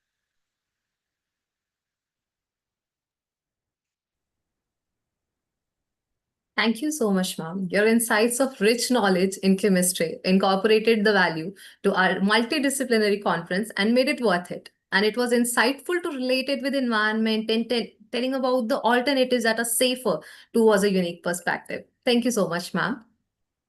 Next, I invite Dr. Deepti Bajpai, our resource person, professor, and head of Department of Sanskrit at Kumari Mayavati Government Girls PG College, to share her valuable insights, and I request her to kindly come forward and address the gathering. Ma'am, please. Thank you Sakshi. सबसे पहले तो इस seminar में मुझे बोलने का अवसर देने के लिए आप सभी एलुमनाई का बहुत बहुत बहुत शुक्रिया। इतने महत्वपूर्ण विषय पर सेमिनार के रूप में इस विषय को चुना जाना एक सच में प्रशंसनीय कदम है, क्योंकि आज भी समाज में इस विषय पर बात करना शोभनीय नहीं समझा जाता। मासिक धर्म जैसी अत्यंत सामान्य प्राकृतिक प्रक्रिया को वर्जित विषय के रूप में देखना एक रूढ़वादी मानसिकता के अतिरिक्त अन्य किसी रूप में हम परिभाषित नहीं कर सकते। आज भी हमारा समाज मासिक धर्म के विषय में बात करते हुए सहजता का अनुभव नहीं करता। हालांकि यह आशाजनक तथ्य है कि अब इस विषय को गंभीरता से लिया जा रहा है। सरकारी ही नहीं, स्वयंसेवी और मीडिया वर्ग ने भी इस पर अपनी चुप्पी तोड़ी है। मासिक धर्म से संबंधित स्वच्छता प्रबंधन को लेकर मुहिम चलाई जा रही है, किंतु अभी भी इस दिशा में किए जाने वाले प्रयास अपर्याप्त और सीमित हैं। व्यक्ति, समाज, परिवार, राष्ट्र, इन सभी स्तरों पर इस ओर कार्य किए जाने की आवश्यकता है। सर्वप्रथम जन सामान्य में इस विषयगत वर्जना का परित्याग कर मासिक धर्म को एक सामान्य और सहज बातचीत का अंग बनाने की स्वीकारोक्ति करना परम आवश्यक है, क्योंकि जब तक हम इस विषय पर मौन धारण किए रहेंगे तब तक लक्ष्य की प्राप्ति नहीं हो सकती। हम सभी जानते हैं कि शैशवावस्था से लेकर वृद्धावस्था तक मानव शरीर में अनेक परिवर्तन होते रहते हैं। प्रकृति का यह नियम स्त्री और पुरुष दोनों पर समान रूप से लागू होता है। विभिन्न प्रकार के आंतरिक एवं बाह्य परिवर्तन की भांति मासिक धर्म महिलाओं के शरीर में होने वाली एक प्राकृतिक प्रक्रिया है, जैसा कि हम सभी जानते हैं। किंतु आज ये अत्यंत विडंबनापूर्ण है कि आज भी पुरानी अवधारणाओं, मिथ और अज्ञानता के कारण मासिक धर्म को लेकर जागरूकता और सहजता का अभाव है। समाज में आज भी मासिक धर्म से संबंधित मुद्दों पर विचार करना वर्जित माना जाता है। यह सोच समाज के हर आयु वर्ग के स्त्री और पुरुष पर सामान्य रूप से लागू है। बालिकाओं के शरीर में हुए इस प्राकृतिक बदलाव को अनहोनी घटना की तरह मानते हुए इसे छुपा कर रखना और किसी को, विशेष तौर पर पुरुषों को, इसकी भनक भी न लगने देना हम संस्कार के रूप में देखते हैं। मासिक धर्म के विषय में संपूर्ण जानकारी न होने से लड़कियों को इस विषय में विषम परिस्थितियों का सामना करना पड़ता है। वह प्रथम बार इस अवस्था में आने पर बहुत डर जाती हैं, उन्हें शर्म महसूस होती है और साथ ही वे अपराध बोध से ग्रस्त भी हो जाती हैं, क्योंकि उन्हें ना तो कभी सामान्य रूप से इस तरह समझाया गया, ना ही उन्हें इसे सहज रूप में लेने की प्रेरणा दी गई। मासिक धर्म से संबंधित अनेक मिथ इस समस्या को और भी गंभीर बना देते हैं। परंपरा से चली आ रही रूढ़वादी विचारधारा के तहत इस अवधि में महिलाओं और बालिकाओं का अछूत हो जाना, धार्मिक कार्यक्रमों में भाग न ले पाना, बाहर न निकलना, रसोई घर में न जाना, अलग कमरे में रहना जैसे आधारहीन तथ्य इस परिस्थिति को अस्वाभाविक बना देते हैं और इसके लिए बालिकाओं को ये एक समस्या के रूप में देखना पड़ता है। और ये परिस्थिति बालिकाओं को शारीरिक, मानसिक, मनोवैज्ञानिक और सामाजिक रूप से एक नकारात्मक रूप से प्रभावित करती है। लड़कियों को आज भी मासिक धर्म के दौरान धार्मिक स्थलों और पूजा पाठ से वंचित रखा जाता है। लड़कियों को खाना बनाने और रसोई में जाने की अनुमति नहीं मिलती। 10 में से 3 लड़कियों को अभी भी इस दौरान अलग कमरों में रहने के लिए बाध्य किया जाता है। इस प्रकार की परिस्थितियां बालिकाओं में हीन भावना पैदा करती हैं। वह कहीं ना कहीं स्वयं को अशुद्ध मानती हुई लड़कों की तुलना में दोयम दर्जे का अनुभव करती है। इस विषय पर हुए विभिन्न अध्ययनों से हम देख सकते हैं, अगर हम उसे पढ़ें या नेट पर बहुत सारी स्टडीज अवेलेबल है, कि बालिकाओं को इस विषय के बारे में ज्ञान का अभाव है। उन्हें इस सामान्य प्राकृतिक बदलाव के बारे में ना तो पूर्व में जानकारी दी जाती है और ना ही मासिक धर्म होने के उपरांत उन्हें वैज्ञानिक ढंग से इस बारे में समझाया जाता है। इस कारण वह इसे असामान्य और बोझिल मान लेती हैं। उनके अंदर कहीं ना कहीं अनकहा एक भय होता है और कई बार तो लड़कियां इस विषय में बुनियादी ज्ञान भी नहीं प्राप्त कर पाती, जिससे शरीर और मन दोनों ही समस्याओं से ग्रस्त हो जाती हैं। भारत में मासिक धर्म अभी भी अमान्य है। समाज के लोगों के लिए इस विषय पर बातचीत करना असहज महसूस कराता है। आज भी यह महिलाओं और किशोरियों में वर्जनाओं और सांस्कृतिक प्रतिबंधों का प्रभाव स्पष्ट दिखाई देता है, जिस कारण मासिक धर्म की स्वच्छता प्रक्रिया अपेक्षित स्तर से कम रह जाती है, जिसमें सैनिटरी नैपकिन का प्रयोग, विद्यालयों, घरों में शौचालय तथा जल की उपलब्धता, गोपनीयता और सुरक्षित निस्तारण शामिल है तथा यह स्थानीय संक्रमण को भी बढ़ावा देता है। इस विषय को लेकर हमारे समाज में अनेक कुरीतियां हैं। अधिकांश परिवारों में आज भी अनावश्यक बनाए हुए नियमों का पालन बालिकाओं को इच्छा के विरुद्ध कराया जाता है। समस्या का मूल कारण मासिक धर्म के बारे में सही जानकारी का अभाव है। वस्तुतः यह मुद्दा नारी सशक्तिकरण से भी जुड़ा है। हम नारी को इस संबंधित मुद्दों पर सही सोच अगर नहीं रखेंगे, ना रखने देंगे, तब तक नारी अपनी कुंठाओं से मुक्त नहीं हो पाएगी। कहीं ना कहीं वह इसमें उलझकर अपनी क्षमताओं का सर्वोत्तम रूप से विकास भी नहीं कर पाएगी और वह समाज और राष्ट्र की प्रगति में जो संभव योगदान दे सकती है वो नहीं दे पाएगी। हमें पूछना होगा कि क्यों हम आज भी पुराने जमाने और पुरानी सोच में जी रहे हैं। मासिक धर्म को अपवित्र मानने के पीछे क्या तर्क है? ये निराधार और वैज्ञानिक तर्क है। इसका समूल नाश होना अत्यधिक आवश्यक है। समाज को यह समझना होगा कि मासिक धर्म एक सामान्य प्रक्रिया है। इसके में स्वच्छता प्रबंधन के उद्देश्य से विश्व में 2014 से हर वर्ष आज के ही दिन मासिक धर्म स्वच्छता दिवस मनाया जाता है। यह दिवस एक वैश्विक मंच है जो महिलाओं को मासिक धर्म के स्वच्छता प्रबंधन में बढ़ावा देने, गैर सरकारी संगठनों, सरकारी संस्थाओं, निजी क्षेत्र, मीडिया और हर व्यक्ति को एक साथ लाता है।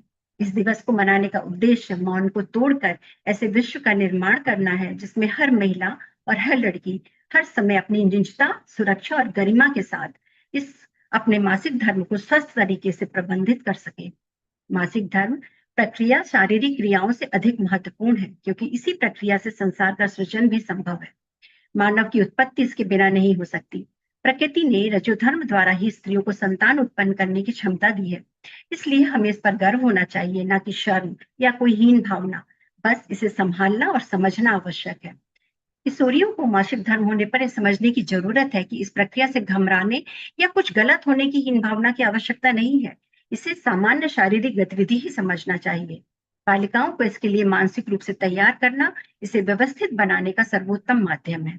इस दौरान उन पर किसी प्रकार की पाबंदी लगाया जाना उचित नहीं है, किंतु उसका सुरक्षित तरीके से प्रबंधन किया कैसे जाए यह बताना आवश्यक है।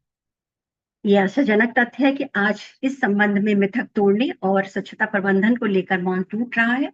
सरकारी और गैर सरकारी स्तर पर इस विषय में कार्य करना आरंभ कर दिया है। मीडिया ने भी महत्वपूर्ण भूमिका निभाई है। पैडमैन हम सभी ने देखी है। आवश्यकता है अब शिक्षण संस्थानों को इसका बीड़ा उठाने की है। सर्वप्रथम यह सर्वविदित है कि शिक्षा ही एक ऐसा माध्यम है जो समाज में व्याप्त किसी भी बुराई, रूढ़वादिता या मिथ से मुक्ति दिला सकती है। शिक्षा द्वारा मानव रूढ़वादी सोच से मुक्त होकर परिस्थितियों और मुद्दों को वैज्ञानिकता और बुद्धि के स्तर पर कसता है, उसकी कसौटी पर कसता है तथा सही और गलत में भेद कर सकने वाली विवेक शक्ति का प्रयोग करता है। इसलिए आवश्यक है कि नारी जीवन से जुड़े इस महत्वपूर्ण पहलू को भी शिक्षा में सम्यक स्थान दिया जाए। यह शिक्षा बालक और बालिकाओं के लिए समान रूप से प्रभावी हो। इसको वर्जित विषय न मानकर एक सहज प्रक्रिया के रूप में देखा जाए। मासिक धर्म से जुड़ी प्रक्रिया का वैज्ञानिक ज्ञान, इस अवधि में स्वच्छता का महत्व, आवश्यकता, शारीरिक एवं मानसिक बदलाव, उसे नियोजित एवं व्यवस्थित करने के उपाय इत्यादि पर विस्तार से ज्ञान दिया जाना चाहिए। परिवार का भी महत्वपूर्ण दायित्व बनता है। परिवार के सदस्यों को इस विषय में आगे आना होगा, जो मासिक धर्म की अवस्था में महिलाओं और बालिकाओं को स्नेह और सहजता प्रदान कर इस समय होने वाली उनकी शारीरिक और मानसिक तकलीफों को काफी हद तक कम कर सकते हैं। वस्तुतः व्यक्ति, परिवार, समाज और राष्ट्र प्रत्येक इकाई को इस दिशा में आगे आने और सकारात्मक और प्रगतिवादी सोच प्रदर्शित करने की आवश्यकता है। सुरक्षित एवं प्रभावी मासिक धर्म स्वच्छता प्रबंधन किशोरी और महिलाओं के बेहतर और सशक्त विकास के लिए आवश्यक है। और इसके लिए यह भी आवश्यक है कि विद्यालयों, शिक्षण संस्थाओं, समुदाय और परिवार में एक ऐसा वातावरण बनाया जाए जहां मासिक धर्म एवं इससे संबंधित स्वच्छता प्रबंधन को स्वीकार्य और सामान्य बनाया जा सके। मैं प्रोफेसर दिनेश चंद शर्मा एवं एलुमनाई छात्राओं को बधाई और शुभकामनाएं देती हूँ कि उन्होंने इस महत्वपूर्ण विषय को सबके सम्मुख लाने और मौन को तोड़ने का काम किया है। Thank you so much.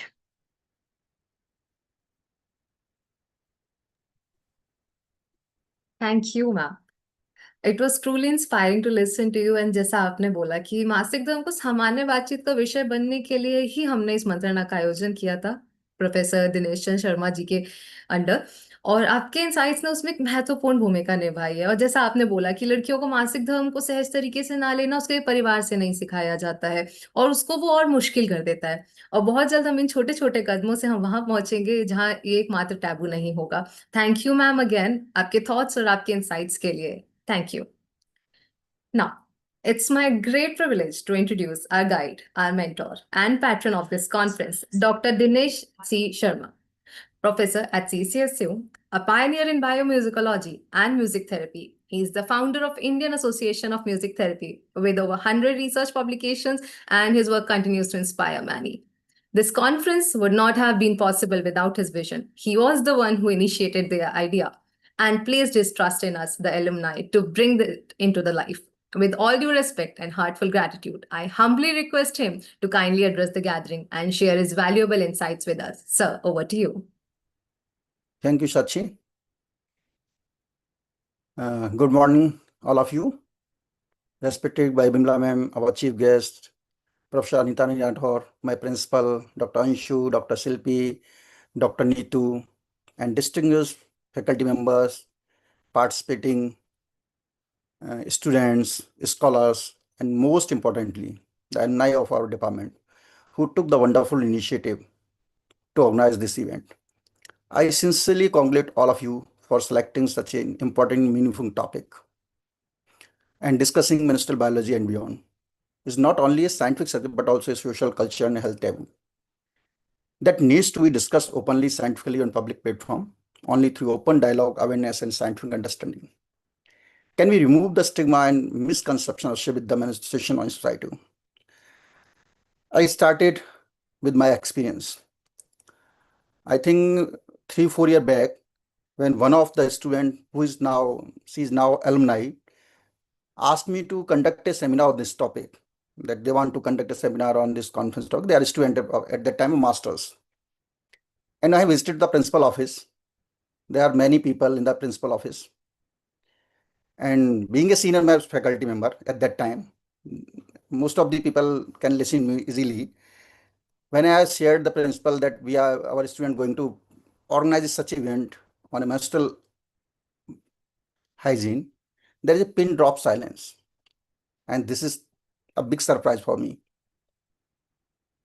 Then if being a highly educated people of this section of society, if we are unable to discuss such thing, then who will take this initiative?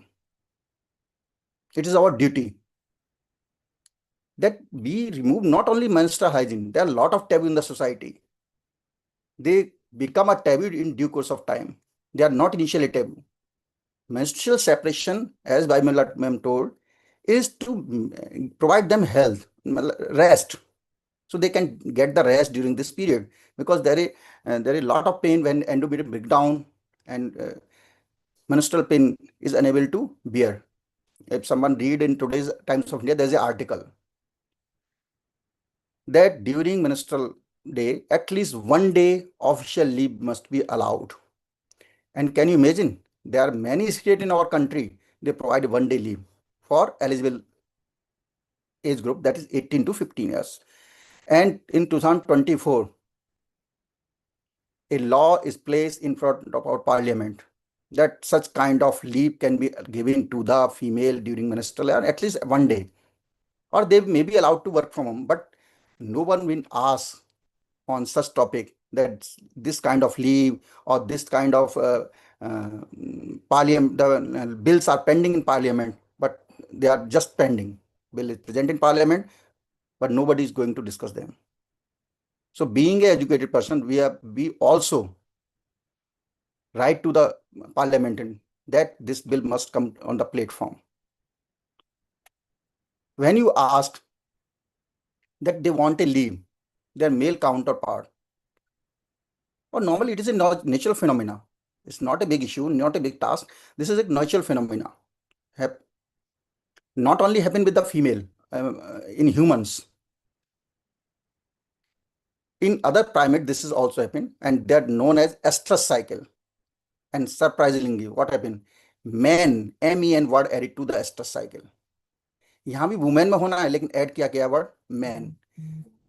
Then it become Dollywood. Then it become menstrual cycle, not womenstrual cycle. This is kind of thinking we following. Dr. Silpi also during the our last speaker raised an important point regarding the role of men in menstrual awareness. But in my opinion, responsibility should be shared jointly by both men and female, and mostly on female. Female is a torch bearer for their girl child. They carry forward the thing that it is a normal process. Okay.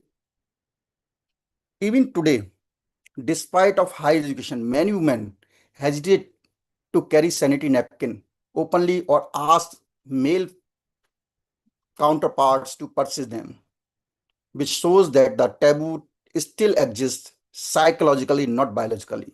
This is our mindset. Similarly, there are a lot of things we have to do after this conference, but in my opinion, the true success of this conference will not depend only species and discussion, but on a real change in social behavior. If the participating women in today's conference can confidently go to the market and buy a scented napkin from a market without any hesitation, without asking the shopkeeper to wrap in a black or non-transparent bag, and without feeling embarrassed, that day we can truly say that menstrual awareness has become normal in society. Menstrual is a biological reality, not something to hide. If educated society still feel uncomfortable discussing or carrying menstrual hygiene products openly, then it shows that the taboo exists more in our mindset than in our culture and science. So I hope after this conference, all the participating women or girls go to the market and buy their napkin for their own. Even in my own family, I have to buy the napkin. So this is kind of mindset still exists. Thank you. Thank you very much.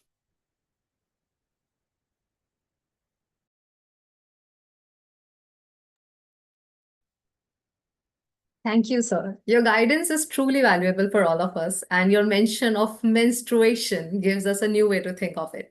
Thank you for being a constant source of inspiration, and on behalf of all our organizing team, thank you for trusting us. Thank you so much, sir. Now, I invite Professor Anita Rani Rathod, our respected principal and the chairperson of this, sorry, of this. I'm having some issue. Yeah. For the chairperson's address, her constant support, trust, and encouragement have given this wonderful opportunity to organize this conference. And we feel blessed when we know we have a support in form of our principal. Knowingly or unknowingly, we are always under an umbrella of blessing that she shower on us. I request her to kindly come forward and share her work with us. Please, ma'am.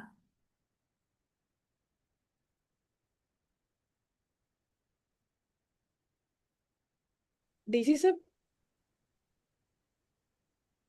Ma'am को को host बनाइए। Ma'am unmute नहीं कर पा रही हैं शायद।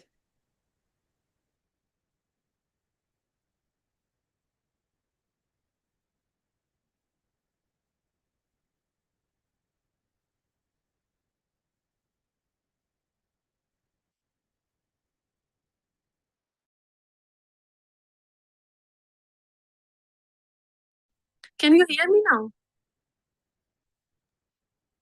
Yes, ma'am, we can. आपका नाम जूम यूजर था ना, change Can you hear me now? Yes, Yes, ma'am, ma'am. you are audible. मुझे आपकी Yes, आवाज ma'am. बहुत कम आ रही है, थोड़ी देर रुक जाइए जरा, मैं थोड़ा सेट कर लूं। अभी आप सुन पा रहे हो? Yes, ma'am.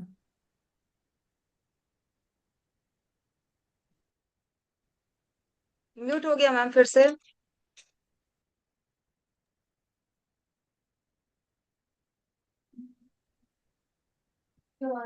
मैम म्यूट हो गए आप, आपका माइक हट गया है ma'am, can you check it?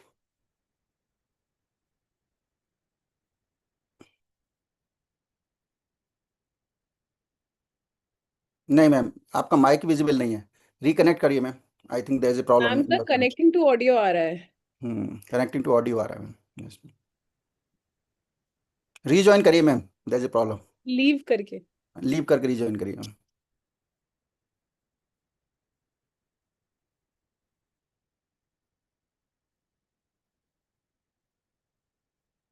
नहीं मैम, मैम लीव करके रीजॉइन कीजिए, तब कनेक्ट होगा ऑडियो।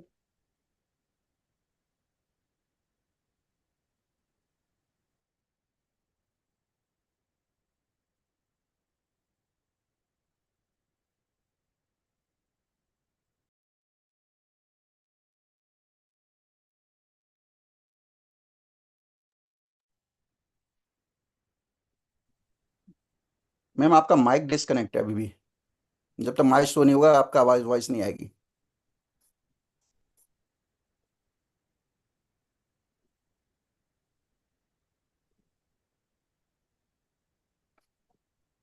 जी मैम। हाँ जी मैम, तो मैम आप ना, आपका माइक दिखा ही नहीं रहा है इस पे, तो आपको दोबारा एक बार लीव करके जुड़ना पड़ेगा फिर शायद। हाँ, लीव करके जुड़ना पड़ेगा, और कोई सोल्यूशन नहीं।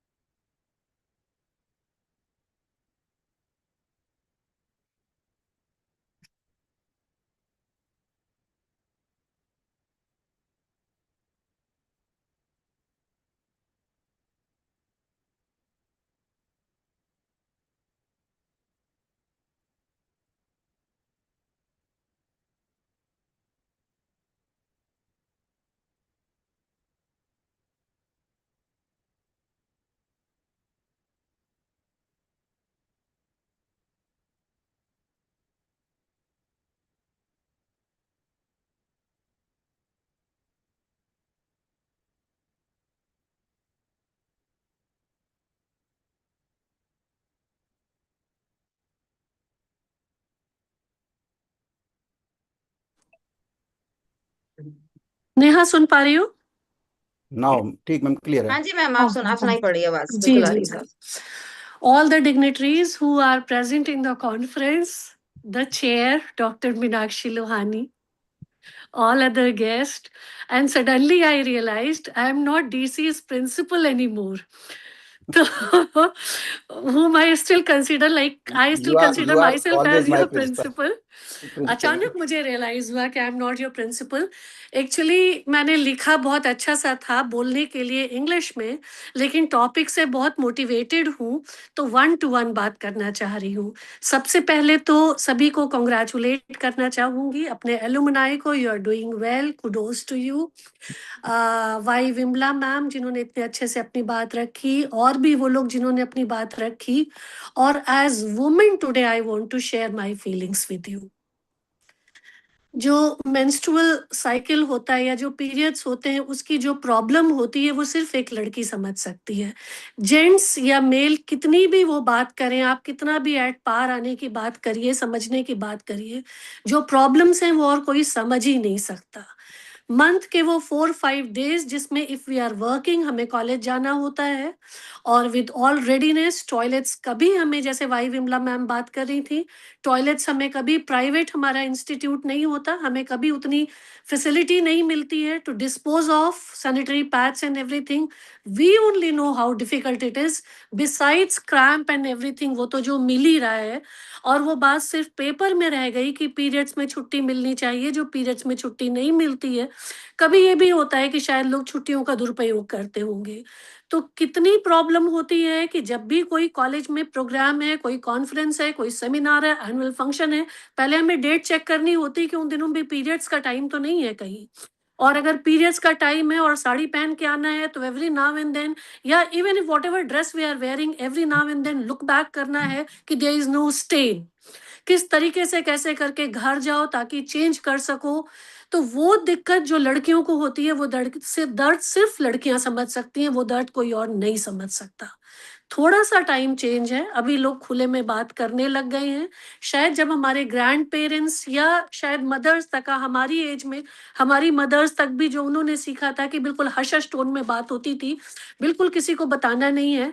और मैं शेयर करना चाहूंगी पर्सनली, क्योंकि मेरी बच्चियां भी जुड़ी हुई हैं इसमें, कि मुझे याद है एक बार हम छोटे छोटे थे और पूरी फैमिली को मंदिर जाना था, और मम्मी पूछने के लिए आई कि नोबडी इज डाउन. और चूंकि पापा जा रहे हैं, भाई जा रहे हैं, तो I was down and I could not tell my mother कि I am down, and I went to the temple. और बाद में ये गिल्ट कि अरे भगवान जी क्या कह रहे होंगे. लेकिन वो इतना टैबू है सोसाइटी में उन सब चीजों का, कि वो सिर्फ हम समझ सकते हैं. और बिल्कुल थोड़ा सा चेंज इस प्रकार से, और जो बात दीप्ति ने थोड़ी सी कह दी, कि मैं इस चीज को फेमिनिज्म से और अपने राइट से जोड़ती हूँ इस चीजों को. क्योंकि एक तरफ तो हम बात करते हैं इक्वल राइट की और सब चीजों की, सब ये, अभी एक मूवी आई थी जिसमें वो नई एक्ट्रेस थी सानिया मल्होत्रा, कि जिसमें उसकी मदर इन लॉ कहीं चली गई है, वो नई बहू है, और वैसे वो घर का सारा काम कर रही है, और फादर इन लॉ और हस्बैंड इतना डिपेंडेंट है कि वो सारा काम खुद कर रही है. But the day she is down, husband कह रहा है नहीं, now you will not go in the kitchen. अभी husband is able to manage, अभी father in law is also able to manage, because she is down now, she can not go to the kitchen, otherwise सारा काम वो कर रही है. और हम साथ में कामाख्या देवी जा रहे हैं, और हम उसकी मंदिर की हम बात कर रहे हैं, और देवी माँ की बात कर रहे हैं, हम एक से एक देवी की हम पूजा करते हैं. और कामाख्या देवी से हम कपड़ा लाते हैं कि वो उनके पीरियड्स का कपड़ा है, तो वो बहुत काम का है और बड़ी अच्छी चीज है. लेकिन डिस्पोज ऑफ करने के लिए, कहीं पे करने के लिए, यस. तो वो सारी समस्या है, वो बात तो, लेकिन थोड़ा सा चेंज आ रहा है ओपनली. चेंज इसी प्रकार का है कि हम ओपनली ऐसी बात कर रहे हैं, ओपनली हम अपने बच्चों को सिखा पा रहे हैं. बहुत कई कई कम जगह होती होंगी जहाँ पे जब लड़कियों के पीरियड शुरू होते हैं, वुमेनहुड आया तो उसको सेलिब्रेट किया जाता है, लेकिन बहुत जगह पे ऐसा नहीं होता है. ये बहुत कम जगह वाली बात है. और ये तो हम पढ़े लिखे लोग बात कर रहे हैं, जो हमें सैनिटरी पैड मिल जाता है या क्लॉथ भी मिल जाता है यूज करने के लिए. नहीं तो मैंने सुना है किस प्रकार से लेबर इत्यादि में जो सैनिटरी पैड नहीं खरीद करता है, कितने वर्स्ट मीन्स अपनाते हैं टू कवर इट और टू डिस्पोज इट ऑफ. तो वो एक समस्या है। Yes, we go to the market, और हमें भी अगर कहना होता, अभी तो थोड़ा सा एज के साथ में शायद कि उतना वो आ जाता है कि हम जाके खुलेआम ये कह पाते हैं कि हाँ सैनिटरी पैड चाहिए, और बिल्कुल we need not cover it in the black polythene. और थोड़ा सा चेंज ये है, हाँ चेंज आया कि बाद में जब मार्केट जाने से जब ये सारा हो गया, जेप्टो वगैरह जब हो गया, तो मैं भी अपने बेटों से कहने लगी कि बेटा जरा वो बुक कर देना, मुझे सैनिटरी पैड मंगाना है, जरा आप उसको बुक कर देना, बिना इस डर के कि बच्चा भी मुझे जज करेगा या बच्चा मुझसे पूछेगा कि what process you are going through and why do you need this. तो वो सारा थोड़ा सा चेंज आया। मैं ये भी सुनने में और देखने में आता है कि फादर्स अपनी यंग डॉटर्स के लिए सैनिटरी पैड ला देते हैं बाजार से, लेकिन ये बहुत कम तबका है समझने के लिए, जानने के लिए। तो वो चीज आ जाए, डिस्पोज ऑफ, नेहा ने बड़े बखूबी बताया कि किस प्रकार से डिस्पोज ऑफ, पहले तो हम डिस्पोज ऑफ ही नहीं कर पाते हैं, हाउ टू, बच्चों के लिए ही हम करते रहते हैं, इंसनरेशन लाएंगे, ये लाएंगे, वो लाएंगे, कैसे करके। और मैं आपको 2-4 साल पहले की बात बता रही हूँ, बिल्कुल ओपनली खुले उससे शेयर कर रही हूँ कि I had to dispose it off, college में कोई प्रोविजन ही नहीं था। अभी एज प्रिंसिपल मैं वो बात समझती हूँ। उस समय टॉयलेट इतने गंदे हमेशा से होते थे कि पीरियड्स के दिनों में भी हम टॉयलेट नहीं जा पाते थे, जब 2-2 3-3 बार चेंज करना होता था। और यदि कभी डिपार्टमेंट में सारे खिड़की दरवाजे बंद करके अगर चेंज भी करना था, then I use to wrap it and then keep it in my purse, कि घर आके उसको वापस घर लाना है और घर आके फिर डिस्पोज ऑफ करना है। उतनी वो समस्याएं होती हैं, सब चीजें, यू आर ट्रैवलिंग, और तो साइंटिफिक क्या क्या चीजें दिक्कत होती हैं। ऐसे में यदि कोई समझने वाला हो, छुपे छुपे से दबे दबे से घूम रहे हैं, बिल्कुल सोने में, बैठने में, वो करने में, तो हाँ बिल्कुल आवश्यकता है कि लोग उसको समझें, खुले एड्रेस करें, सैनिटेशन की बात करें, हाइजीन की बात करें। और ये एक बड़ा अच्छा इनिशिएटिव, बड़ा अच्छा टॉपिक है, इसलिए जैसे ही ये वाली बात हुई कि हम इसमें रखेंगे, 29 को रखेंगे, वर्ल्ड मेंस्ट्रुएशन डे हाइजीन वाले में रखेंगे, तो वी इमीडिएटली अग्रीड। हमारे यहाँ तो वैसे भी वुमेन प्रोफेसर्स की मेजॉरिटी है, तो ये लड़कियों का कॉलेज है, तो हम खुलेआम एड्रेस करें, समझें, जब बच्चों को जरूरत हो। हर्ष टोन की जगह, या कोई बीमारी नहीं है, कोई सिकनेस नहीं है, it is a normal process, very normal process, उस बात को समझने की आवश्यकता है। और सब लोग अच्छे से अपनी बात कह रहे हैं, बच्चियां अच्छे से एड्रेस कर रही हैं। Thank you very much for having me and inviting me. Thank you. Thank you so much, ma'am, for this one-to-one talk. It was actually needed to be shared as a mentor. And yes, ma'am, the temple taboo. Like कि भगवान क्या कहेंगे? God is not like you're menstruating. Please come back after 5 to 6 working days. And the hypocrisy, worshipping Ma Kamakhya and considering a menstruating woman as impure was well mentioned. Thank you so much, ma'am. Thank you. With this, we come to the end of the inaugural session. It has truly been an inspiring and meaningful beginning. Now, I invite Ms. Jyoti to deliver the vote of thanks. I request her to kindly come forward and deliver the vote of thanks for the inaugural session. Thank you, Ms. Sakshi Bhardwaj.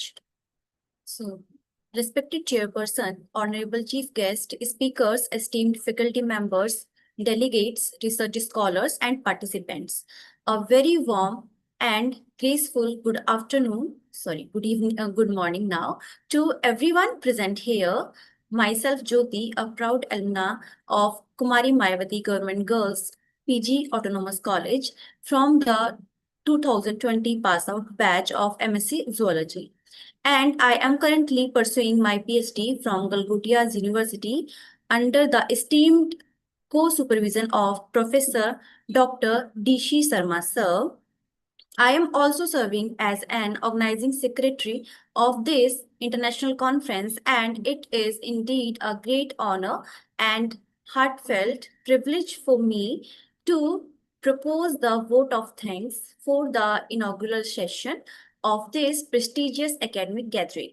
I extend my heartfelt thanks to our honorable chief guest, Professor Y. Vimla Ma'am, for gracing this occasion and delivering such an inspiring and thought-provoking address, highlighting the importance of menstrual hygiene, women's health awareness, scientific understanding, and the need to break social taboos and stigma associated with menstruation.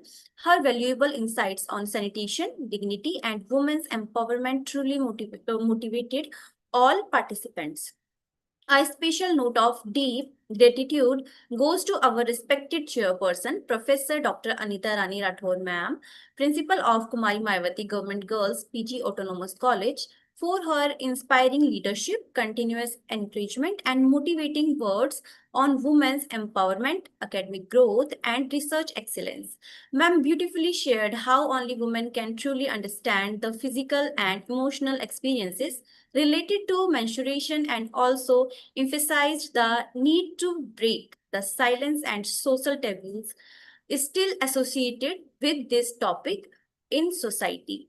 Her heartfelt words deeply inspired all participants, including me also. And yes, I would also like to express profound gratitude to our distinguished keynote speaker, Dr. Anshu Gupta ma'am, for the insightful keynote address, where she beautifully highlighted the scientific understanding of the menstrual cycle along with its cultural narratives and social perspectives.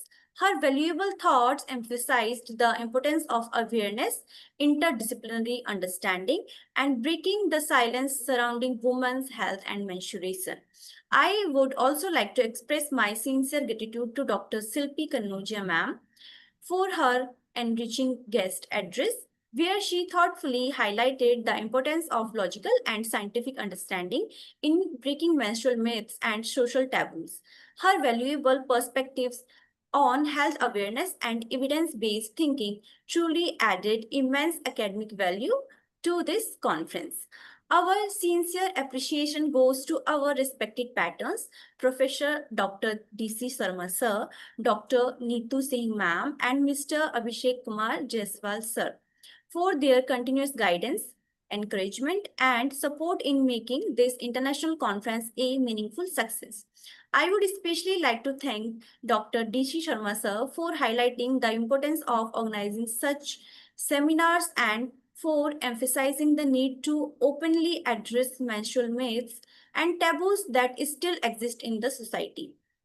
I also express my heartfelt gratitude to Dr. Neetu Singh ma'am for her kind blessings, constant encouragement, and inspiring words that motivated all participants throughout the conference. A special note of gratitude also goes to our respected resource patrons, Dr. Neha Tripathi ma'am and Dr. Dipti Bajpayee ma'am, for their valuable and insightful address. Dr. Neha Tripathi ma'am beautifully explained important scientific aspects related to menstrual health, including pad anatomy, polymer chemistry, and hygiene awareness, while Dr. Dipti Bajpayee ma'am thoughtfully highlighted the need to break social taboos and orthodox beliefs surrounding menstruation. Their enlightening discussions truly added immense academic and social value to this conference. On behalf of the organizing committee, I express my sincere gratitude to our respected inaugural session chair, Dr. Meenakshi Lohani ma'am, for her valuable presence and encouragement throughout the session. I would also like to sincerely acknowledge our convener, Ms. Sumbu Zehra, and Ms. Jyoti Sharma, organizing secretaries, Ms. Himansi and Ms. Sakshi Bhardwaj, and all organizing members, faculty coordinators, volunteers, technical teams, and participants whose tireless efforts ensured the smooth and successful conduct of this inaugural session. This conference beautifully reflects a collective commitment toward scientific awareness, interdisciplinary learning, women's health advocacy, and social understanding. May the discussion and ideas shared today continue to inspire meaningful research, awareness, innovation, and positive societal transformation. With immense gratitude and warm regards, I once again thank everyone for this gracious presence and valuable contribution. Thank you so much. Have a wonderful day ahead. Thank you, Ms. Jyoti, for expressing this gratitude so beautifully. Now, to carry forward the momentum of this conference, I invite Ms. Akansha Tyagi to continue with the technical session. Thank you. Thank you, Ms. Sakshi. Good afternoon, everyone. Respected chairpersons, esteemed faculty members, researchers, and our dear students. I, Akansha Tyagi, alumni of Kumari Mayavati Government Girls PG College, Badalpur, warmly welcome you all to the technical session 1, dedicated to the theme menstruation, structural and physiological aspects, and neuroendocrine regulation of menstruation. It is my privilege to coordinate this session where we will be listening to research presentations covering various dimensions of menstrual health, including physiology, neuroendocrine regulations, mental and physical health, nutrition, microbial health, and related physical health aspects. Through this discussion, we aim to enhance scientific understanding and promote meaningful dialogue on women health, which remain a crucial area of research and awareness in the present time. Before we begin, I would warm welcome to our respected chair, Dr. Neetu Singh, co-chair, Dr. Anuradha Singh, and rapporteur, Mr. Abhishek Jaiswal, sir. We are grateful for your presence and guidance. With this, we will begin now our technical session 1. For the first presentation, I would like to invite Ms. Himanshi for a presentation on association between dietary habit and menstrual health among young females. Himanshi.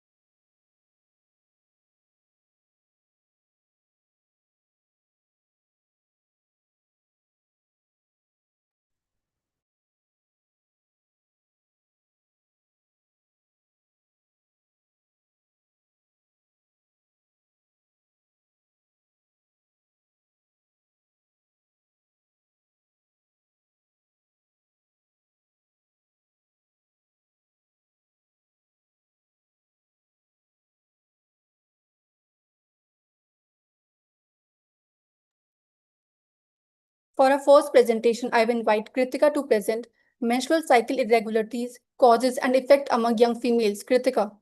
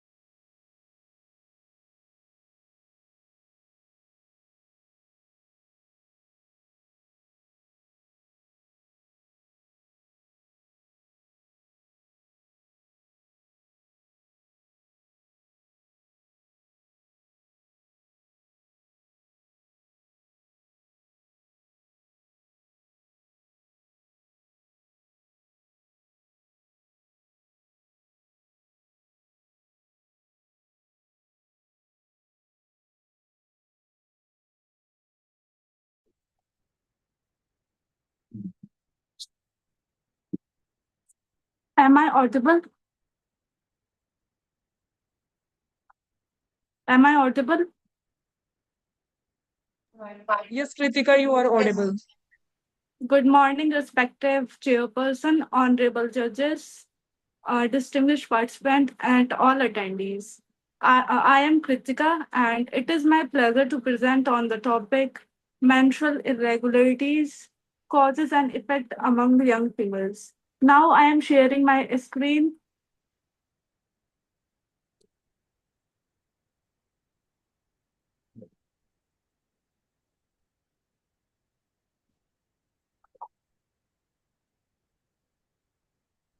So, menstrual health is not only a biological issue, but it is also an important aspect of physical, emotional, and social well-being. Through this presentation, I will discuss about different effects, causes, and proper management regarding menstrual cycle irregularities. Now, I will start with the introduction. Menstrual irregularities are very common among adolescents, girls, young adult females. Normally, the menstrual cycle ranges from 21 to 35 days. However, many young females experience irregular cycle due to different biological and environmental factors. Common menstrual irregularities includes amenorrhea, oligomenorrhea, and dysmenorrhea. Hormonal imbalance, stress, poor lifestyle habits, and physiological conditions are major contributing factors. Early diagnosis and proper management can improve reproductive health as well as mental well-being. Now, the objective of this presentation are first to identify the causes of menstrual cycle irregularities, second to examine the physical and physiological effect among young females, third to review findings from recent research studies, and finally to suggest preventive and management strategies for better menstrual health. The background of the study is several recent studies has highlighted the increasing prevalence of menstrual disorder among young females. In 2024, Hall and colleagues reported that stress is commonly associated with irregular menstrual cycles. Das and Jungri found that unhealthy lifestyle pattern and poor sleep quality negatively affect menstruation. Anthon and colleague reported that PCOS is highly prevalent among adolescents and young women. Zuclio and co-worker also founded a strong relationship between menstrual disorder and mental health conditions.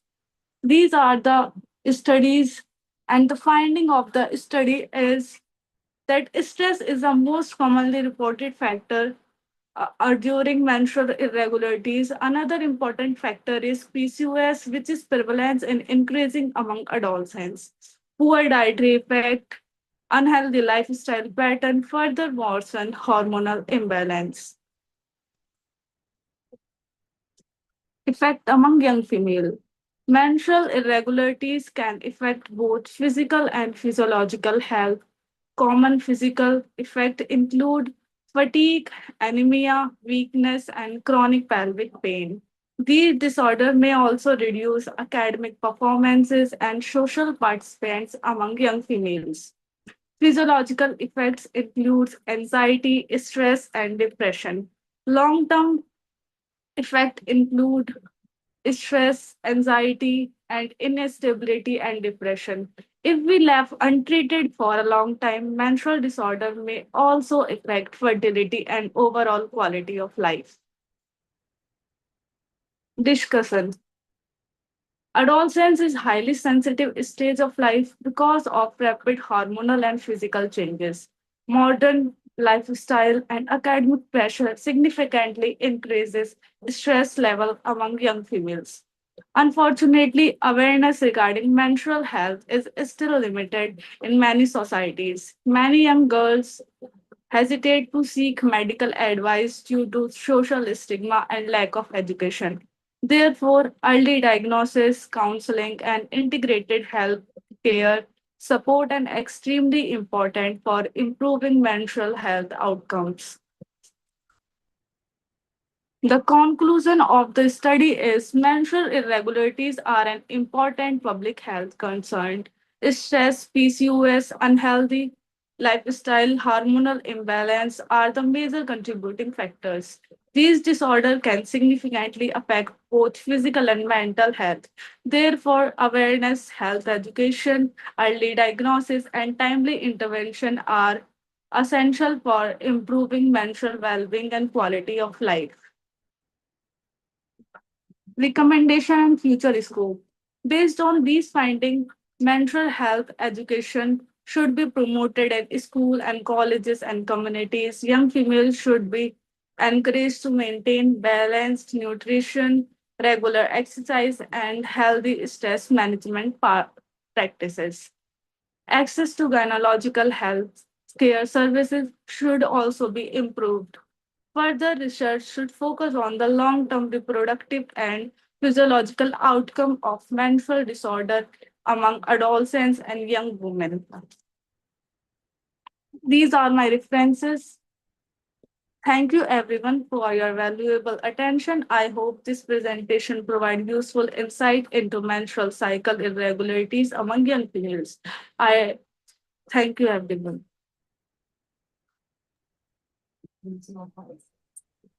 Thank you, Kritika, for your clear and well-structured presentations. You have effectively highlighted both causes and effect among menstrual cycle. Is there any question?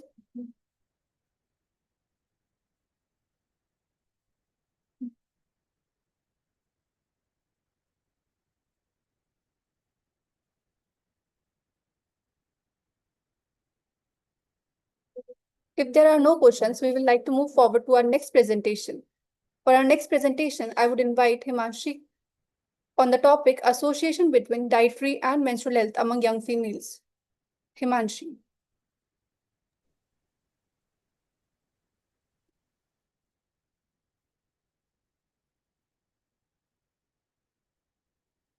Good evening, everyone. Good evening. Good evening, everyone. Can I am audible? Yes, you are, Himanshi. Okay.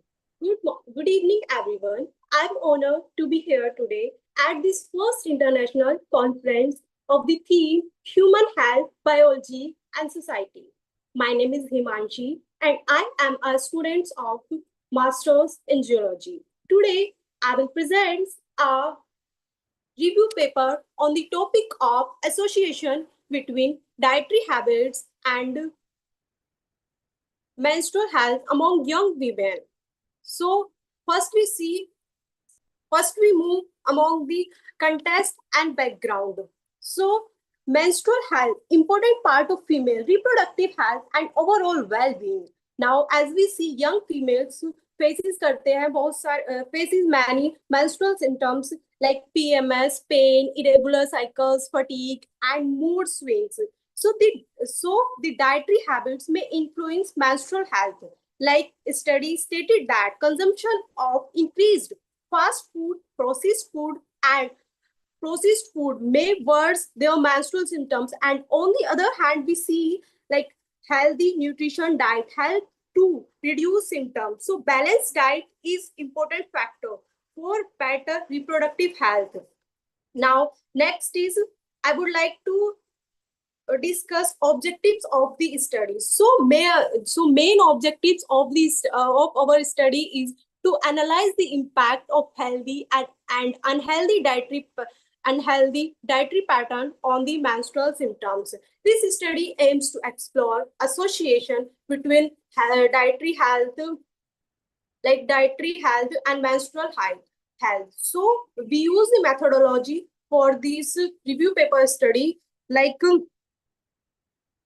now coming, the review paper was study conducted using from published research paper and articles. The research paper and articles collected from Google Scholar, PubMed, and ResearchGate. Now, I would like to discuss my study observation. So, the review study clearly show that dietary habits have a significant impact of menstrual diets, have a significant role on menstrual health. Like a study of Pooja Das and Suresh Jangri reported that unhealthy diet and lifestyle factor, important risk factor for menstrual disorders among women. Now, another study is Natalia Brown and their colleagues also show that healthy dietary practice help reduce menstrual symptoms and improve their menstrual health. Like another study was found in next slide. Fujibara and their colleagues. He reported that skipping breakfast related to irregular menstruals was affect our menstrual cycles and increase menstrual symptoms. Now, next is significance. The significance of this study, like another menstrual factors like nutrition factor reduce करते हैं menstrual symptoms को, like calcium, magnesium, vitamin D, zinc and hydration. These all are nutritions which help to reduce menstrual symptoms. Now, the poor diet, junk food, obesity and smoking, which are also related to menstrual disorders, they will increase our menstrual disorders. Now, move to the significance. This study help increase awareness regarding healthy nutrition and provide useful insights for healthcare professions, educators, and focusing on adolescent health. Now, we see discussion. The menstrual disorders are highly prevalent among female worldwide. Like menstrual symptoms are highly prevalent worldwide in women, like dysmenorrhea and PMS, most common symptoms of menstrual disorders. Evidence suggests that unhealthy diet contribute increased menstrual symptoms. Nutrients deficiency like calcium, magnesium, iron, vitamin D may associate fatigue, cramps, and irregular cycles. On the other hand, when we see balanced diet like fruits, vegetables, whole grains, and dairy products help to reduce menstrual disorders. So we need a large scale research is needed for better understanding association between dietary habits and menstrual health. Now we move results. Like balanced diet help improve menstrual health, like zinc help करता है reduce inflammation on the and the proper hydration decrease bloating and fatigue. Many young females often lack of awareness among healthy dietary pattern. So it's essential to know the women's about the dietary habits proper. So now next is conclusion. It's essential. At the end conclusion, we say that it's essential to promoting nutritional awareness for young females, as healthy practice can significantly enhance the quality of menstruation and overall well-being. So next is these all are references. I highly acknowledgement. I would like to express my sincere gratitude and heartfelt thanks to the respected principal ma'am, our teachers, for their giving me this opportunity and for their valuable support and encouragement. Thank you so much.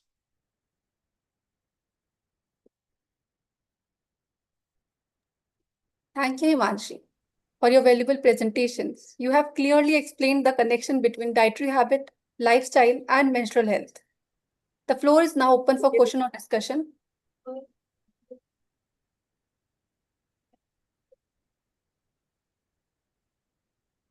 If there are no queries, we would like to move forward with next presentation from Dr. Priya Bajaj on the topic environmental pollution as a risk factor for neuroendocrine menstrual dysregulation.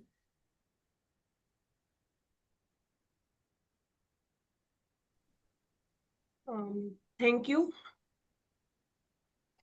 Thank you, Dr. Neetu Singh, ma'am, DC sir, and dear students. Myself, Dr. Priya Bajaj, from Government PG College, Noida. Today I am here to present since आज जो है वो menstrual hygiene day हम लोग celebrate कर रहे हैं, तो ऐसी कंडीशंस में आज जो मेरा टॉपिक है प्रेजेंट करने का, it is quite related with this with today's circumstances. जो टॉपिक है मैं प्रेजेंट शेयर कर रही हूँ अपनी स्क्रीन।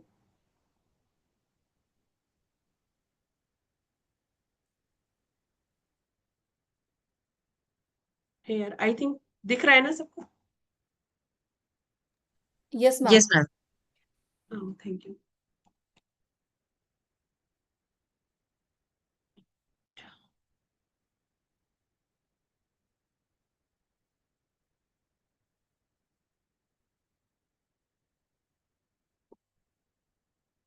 हेयर, आज का जो ये टॉपिक है, इन्वायरमेंटल पॉल्यूशन और उसका मेंस्ट्रुअल डिसरेगुलेशन से क्या संबंध है। क्योंकि आज के समय में देखिए, चूंकि मेंस्ट्रुअल हाइजीन का डे है और सबसे बड़ी प्रॉब्लम महिलाओं की मेंस्ट्रुअल से संबंधित, जैसे कि अभी प्रिंसिपल मैडम ने आप लोगों को बताया कि इतनी सारी प्रॉब्लम्स जो है वो रिलेटेड है, जिन्हें कोई कहे कि हम समझ रहे हैं फिर भी नहीं समझ सकता। जो गुजर रही होती है जिनके ऊपर से, वो ही जानते हैं। तो इस संबंध में मैंने जो आज का जो करंट प्रॉब्लम, सबसे बड़ी प्रॉब्लम, और खासतौर से ये एनसीआर में आयोजित हो रही है ये कॉन्फ्रेंस, तो इन्वायरमेंटल पॉल्यूशन इसका जो है वो सबसे बड़ा रिस्क फैक्टर है, जो कि मेंस्ट्रुअल डिसरेगुलेशन या मेंस्ट्रुअल प्रॉब्लम्स जो हैं उनके साथ कनेक्टेड है। तो इसलिए इस टॉपिक को मैंने चूज करा है कि environmental pollution is a risk factor for neuroendocrine menstrual dysregulation. Because मैंने, चूंकि जो साइंस के स्टूडेंट हैं वो जानते ही होंगे, और जो साइंस के नहीं है वो भी जानते हैं कि मेंस्ट्रुअल साइकिल का सीधा सीधा संबंध जो है वो हार्मोनल रेगुलेशन से है। और इन्वायरमेंटल पॉल्यूशन आज की डेट में जो है वो सबसे बड़ा हेल्थ कंसर्न बना हुआ है। और जो सबसे बड़ी प्रॉब्लम है वो क्या है कि वो जो पॉल्यूटेंट हैं वो आपके हार्मोनल सिस्टम को जो है वो इंटरप्ट कर रहे हैं, और इसीलिए वो उनकी जो सिग्नलिंग मैकेनिज्म है उसको डिसरप्ट कर देते हैं, या फिर जो पॉल्यूशन है उन्हें जो आपके हार्मोन्स हैं पॉल्यूटेंट उन्हें मिमिक करने लगते हैं। तो this is the biggest problem now it is. तो मेंस्ट्रुअल रेगुलेशन पर इन केमिकल्स का सीधा सीधा इम्पैक्ट पड़ रहा है, और ये जो मेंस्ट्रुअल रेगुलेशन है उसको डिस्टर्ब कर दे रहे हैं। Here are some chemicals day to day life में जो हम खा रहे हैं, जो हम पी रहे हैं, जो हम इवन कपड़े जो पहन रहे हैं, तरह तरह की चीजों को प्रिजर्व करने के लिए जो सॉल्वेंट यूज कर रहे हैं, या फिर खेतों में फसलें बढ़ाने के लिए जो पेस्टिसाइड्स यूज कर रहे हैं, दीज ऑल पेस्टिसाइड्स और these all chemicals are finally going to disrupt your endocrine system. और इसीलिए इनको एंडोक्राइन डिसरप्टिंग केमिकल्स कहा जाता है। बहुत सारे केमिकल्स हैं, जैसे एयर पॉल्यूटेंट हो गए, पार्टिकुलेट मैटर 2.5 है, सल्फर डाइऑक्साइड, नाइट्रोजन ऑक्साइड है, हैवी मेटल। ये जो है वो सबसे बड़ी आज की डेट में समस्याएं बनी हुई है। वो एयर पोल्यूशन के थ्रू भी आ रही है, और वाटर पोल्यूशन, पानी में जमीन में लीच होकर भी आप जो पानी पी रहे हैं उनके थ्रू भी आपकी बॉडी में पहुंच रही है। और एनसीआर रीजन में तो ये जितनी भी हैवी मेटल्स हैं, स्पेशली कैडमियम और निकिल वगैरह, जो कि बैटरीज में और इलेक्ट्रॉनिक डिवाइसेस में यूज किए जा रहे हैं, ये जो है मेजर प्रॉब्लम क्रिएट करती हैं। इसके अलावा बहुत सारे थैलेट्स हैं, डाइऑक्सिन्स हैं, पेस्टिसाइड्स हैं, इंडस्ट्रियल केमिकल्स हैं। ये सब मिलके जो है वो, these are the chemicals which disrupt your hormones. Hormones means endocrine system। यानी कि ये जो है इन केमिकल्स को जिस कैटेगरी में रखा गया है, उस कैटेगरी को हम कहते हैं इंडोक्राइन डिसरप्टिंग केमिकल्स, ईडीसीज। ये सारे केमिकल्स ईडीसी जो है वो मेजर मैकेनिज्म है जो आपके menstrual system, see here is a chart to show कि मेनेस्ट्रल साइकिल का जो रेगुलेशन है वो पूरा का पूरा हार्मोन्स के अंडर में है। It's neuro endocrine regulation, actually endocrine से भी पहले न्यूरल, आप ब्रेन से इनका रेगुलेशन स्टार्ट होता है। हाइपोथैलेमस से जो है वो जीएनआरएच यानी कि गोनेडोट्रोपिन रिलीजिंग हार्मोन जनरेट होते हैं, जो कि आपके पिट्यूटरी ग्लैंड से एफएसएचएलएच यानी गोनेडोट्रोपिन्स को रिलीज करते हैं, और वो फर्दर ओवरीज में जाकर एस्ट्रोजन और प्रोजेस्टेरोन के लेवल को रेगुलेट करते हैं। और ये जो प्रोजेस्टेरोन और एस्ट्रोजन के स्पाइक्स हैं, दैट विल डिसाइड कि मेंस्ट्रुअल साइकिल में कब कौन सी फेज चलेगी। क्योंकि जैसा कि हम सब जानते हैं बहुत सारी फेजेस होती हैं, pre follicular phases, follicular phases, and then menstrual phases जिसमें ब्लीडिंग फेज होती है। तो इन केमिकल्स के स्पाइक्स यानी इनकी कंसंट्रेशन जो होती है इंटरनेशनल यूनिट्स में in your blood, that will decide या that will signal to your uterus और एंडोमेट्रियम कि अब आपको मेनेस्ट्रुअल साइकिल होनी चाहिए या नहीं।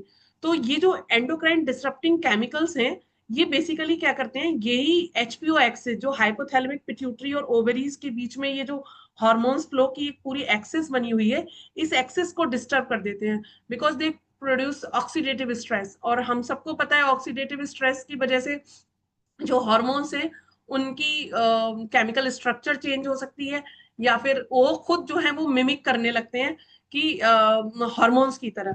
और जहां जिन रिसेप्टर्स पे हार्मोन को जोड़ना चाहिए उसकी जगह पॉल्यूटेंट जाकर जुड़ जाते हैं, या वो जाकर उस सिस्टम में इंटरप्ट करने लगते हैं। जो पाथवे उन्होंने बना हार्मोन्स का पाथवे है उसकी जगह वो पॉल्यूटेंट का पाथवे हो जाता है। और इसकी वजह से क्या होता है, एक जो फ्लो है, एक प्रोसेस है कि इस समय ये चीज स्पाइक पे होनी चाहिए, इस समय प्रोजेस्टेरोन का स्पाइक है या इस समय एस्ट्रोजन का स्पाइक है, दैट स्पाइक गेट डिस्टर्ब। और वो स्पाइक जब डिस्टर्ब हो जाता है तो उसकी वजह से मेनेस्ट्रुअल साइकिल इरेगुलरिटी हो जाती है। और मुझे लगता है ये बताने की जरूरत नहीं है कि आज की डेट में पोल्यूशन, चाहे वो एयर पोल्यूशन हो, चाहे वाटर पोल्यूशन हो, even sound pollution also, because it disturbs your mental state.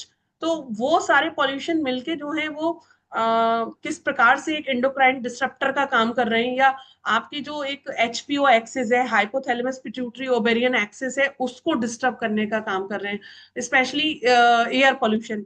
और हम लोग एनसीआर में जो लोग रह रहे हैं वो जानते हैं कि हर बार हर समय एंड ये जो आपका एयर पॉल्यूटेंट है इनके ये पीएम 2.5 लेवल की, एक्यूआई लेवल की हर समय बात होती है। और ये जो है वो सबसे बड़ा रिस्क फैक्टर है। And you see this produces the dysregulation या frequency of dysregulation, risk of dysregulation get increased by 33 times, 33 गुना जो है वो आपको बढ़ जाता है। यानी कि आप सोचिए अगर एक स्वस्थ या एक हेल्दी एक्यूआई वाले एनवायरनमेंट में आप रहते हैं तो आपको मेनेस्ट्रुअल डिसरेगुलेशन की या गायनेकोलॉजिकल डिसऑर्डर्स की जो प्रॉब्लम है वो कम होगी। और जितना आप पॉल्यूशन के प्रति एक्सपोज्ड होंगे उतना ही ज्यादा आपको ये प्रॉब्लम बढ़ती जाएगी। और स्पेशली ये तो स्टडीज में बहुत सारी रिसर्चेज में ये देखा गया है कि पीएम 2.5 पार्टिकुलेट मैटर 2.5 जिस पर सबसे ज्यादा बात होती है, जिसका सबसे ज्यादा शोर होता रहता है जब भी एक्यूआई की बात होती है, तो बेसिकली पीएम 2.5 पर बेस्ड ये बात रहती है। तो वहां उन सारे केसेस में वो सॉरी ये पीएम 2.5 जो है वो ओवेरियन रिजर्व में या जो ओवरी का जो एक्सिस है, हार्मोनल एक्सिस है, उसको जो है सबसे ज्यादा डिस्टर्ब कर देते हैं। और इसी वजह से ओव्यूलेशन में चेंज आ जाता है। यानी कि जो देखिए मेनेस्ट्रुअल साइकिल का बेसिक पर्पस सिर्फ केवल मेनेस्ट्रुएशन होना ही नहीं है, मेनेस्ट्रुअल साइकिल का बेसिक पर्पस फर्टिलिटी मेंटेन करना भी है। तो वो जो बेसिक जो पर्पस है वो डिस्टर्ब हो जाता है, यानी कि फर्टिलिटी पर भी इसका इम्पैक्ट सबसे ज्यादा हो रहा है। और आजकल हम लोग ये सब देख भी रहे हैं, रोज हम अपने आसपास की उसमें देखते हैं, पढ़ते हैं, सुनते हैं।